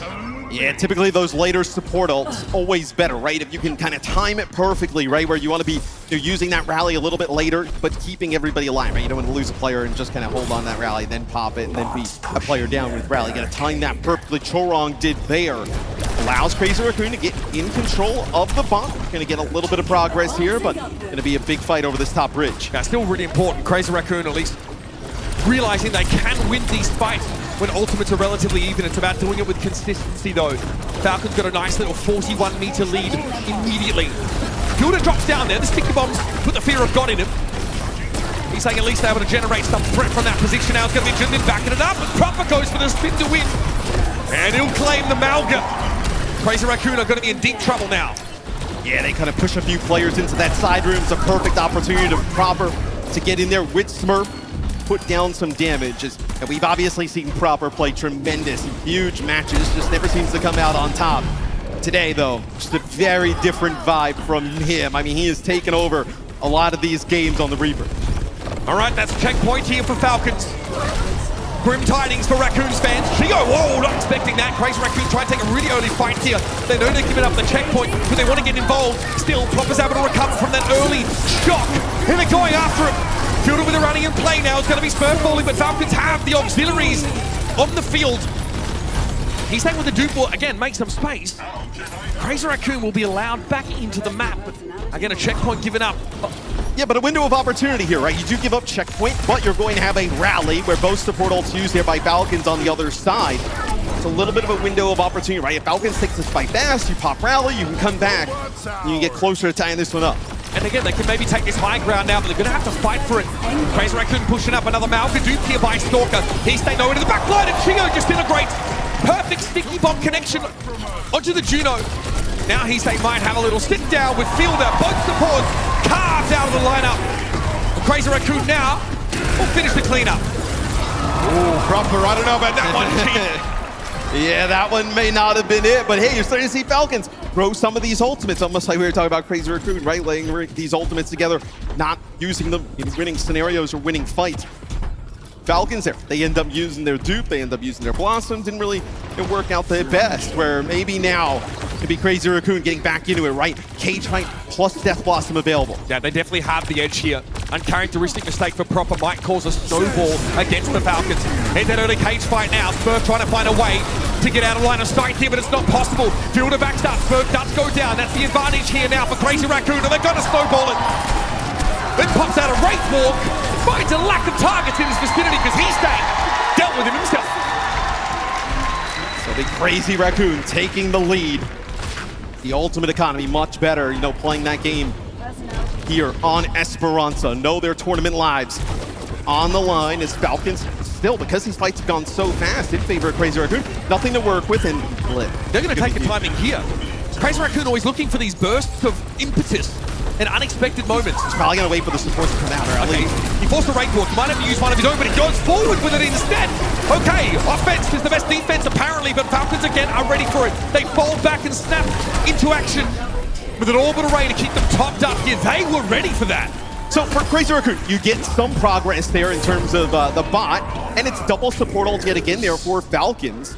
Because, you know, Lip is such a threat right on that off angle, and now you're allowing Chorong to come in yet again with another rally, right? So you're taking some of these little opportunities here for Crazy Raccoon to give yourself a better opportunity in these fights after, in terms of having that ultimate advantage. Lip forced Proper to Wraith Walk away at a pretty important time. I think Falcons probably needed him for just the damage trades in the front line there. But he got spooked by the 7-foot gaming Warlord. Here we go again. Crazy Raccoon want to re-establish some degree of control. Cage fight here for Smurf. He's very, very low. Proper trying to keep him topped up. And there we go. That ultimate looked a lot better. Yeah, and that's the rally I was talking about. So you did have the rally, but the cage fight plus Blossom, everybody trapped in there, taking so much damage. It's Falcons now getting closer to taking the lead. A duplicate to work with here. Oh, this is going to be a confusing fight. Stalker and Proper have been so good throughout this one. Proper in the last fight. Can Stalker come up big here? Falcons close now to getting into the lead. Chorong already set upon by Proper. The guy is absolutely rabid. Stalker ends up duping the Malka here and just sort of folds away from the fight, leaving Heastang in his wake. Crazy Raccoon still have that slim lead and look to stop the Falcons in their tracks. Then Proper's playing it carefully. KG skews the partner around the enemy Malka as he wants to go forward. Lip led the bot away for a brief time, but Falcons are dominant in the fight. And that was really awesome to see that type of POV, right? Because we're there with Smurf and Proper. Smurf uses the charge, goes on in, and it splits up Chorong and Shu. They're so far away from each other. Shu uses his mobility to get them in the air, go away, but they just kind of leave Chorong out to dry. They deal with Chorong. It's a dupe on the Manga onto the bot, right? So Stalker is able to live there with his supports, play a little bit defense, and that's how Falcons gains an edge. The edge and the lead. The Lip was trying to lead the bot away, but the fight was already lost. Here's Fielder with a rally. They're going to try and start the fight again, Falcons. They got to get away. I think they see blood in the water, man. They can taste it. Lip and Heastang broken and bleeding out on the field. Fielder's able to turn around and make sure that Falcons come out of this fight cleanly. 100 meters on the table and under 2 minutes left. And you're going to have the orbital rate plus Blossom. Potentially, right? There's going to be a lot of like poke here early on. You could even get up towards that cage fight. Falcons not only want to win by meterage, they want to slam the door home. What a statement to make to end it here. Junmin charges in, but he's already down to half health. Shu with a bit of a late orbital rage here, but no harm, no foul. Crazy Raccoon still have 5 to work with. Dead Blossom's come out now. Proper and Lip going to find 1 inch, and Lip will fall. The Reapers are off the table. Both teams now operating with 3. Falcons, of course, still in an aggressive stance, but he's staying from the above with a focusing beam. Can try and even the ledger. Chio gets in his face, though. He still managed to get the Juno, though. Real back and forth fight. Desperation for the Raccoons as they scrabble back into control. But this is going to be it. You have to play perfect from here on out for Crazy Raccoon. You're below a minute. You're down in terms of meterage. You're probably going to need at least 2-3 fights here to get back in it. Falcons, they know that, right? You're going to push up. You have that spawn advantage. Take a fight here on the bridge. You probably have another fight over the next checkpoint. You're in a great spot here of your Falcons to secure the World Championship. They got that bridge. It's going to be a nuisance for the Raccoons to deal with now. They can come from anywhere, and they take the front door instead. Stop here on Stalker, but he looks to try to make his way through the formation. It's Smurf falling first, though. Raccoon find an edge in the fight, and he's taking again another big death blossom. That's how they stay alive. They can't let go of the momentum now, or it'll be all over for the brave Raccoons. It's not today, says Crazy Raccoon, at least for now, below 10 seconds. Falcons gonna group up. No pressure here, Falcons, so you can take this fight around this corner. You gotta get value with this cage. If you trap somebody in the cage for Junbin, you gotta have Lip in there to follow it up. Here's overtime. Junbin with a charge in already. Oh, he gets stunned! Oh, Falcons might have got it done here! An overextension there for Crazy Raccoon might have cost them everything! And the glorious hunt of the Falcons finally comes to an end! The Apex Predators stand at the Apex now as your 2024 World Champions! Done at the end to break up that cage. As soon as that happens, they push on forward and they know they've sealed the deal. And finally, sweet victory for the Prince that was promised. Proper will have his due, will have his moments, will have his glory.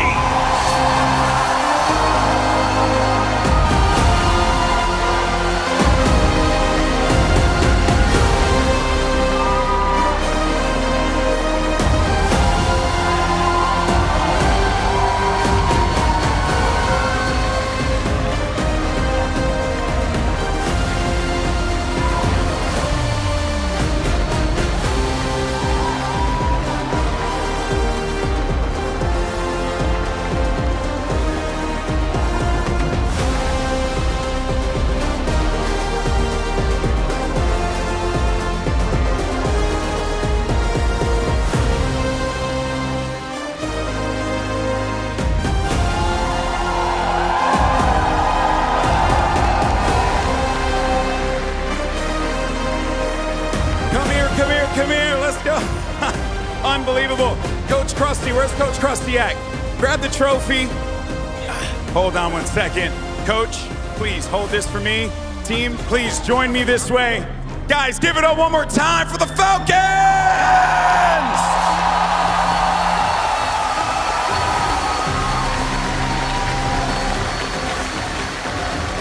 Come on down, guys, come on down.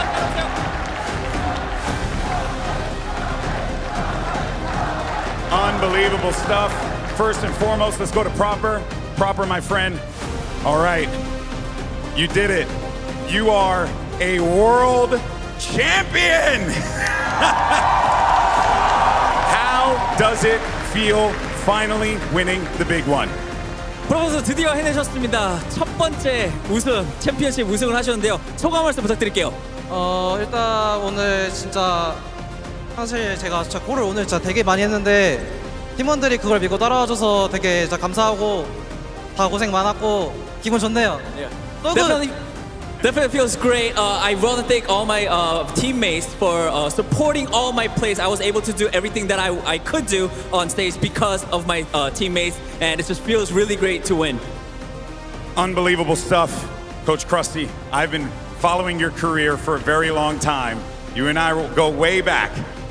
How does it feel to lead this team as a coach to victory, to glory, to be the first ever OWCS champions?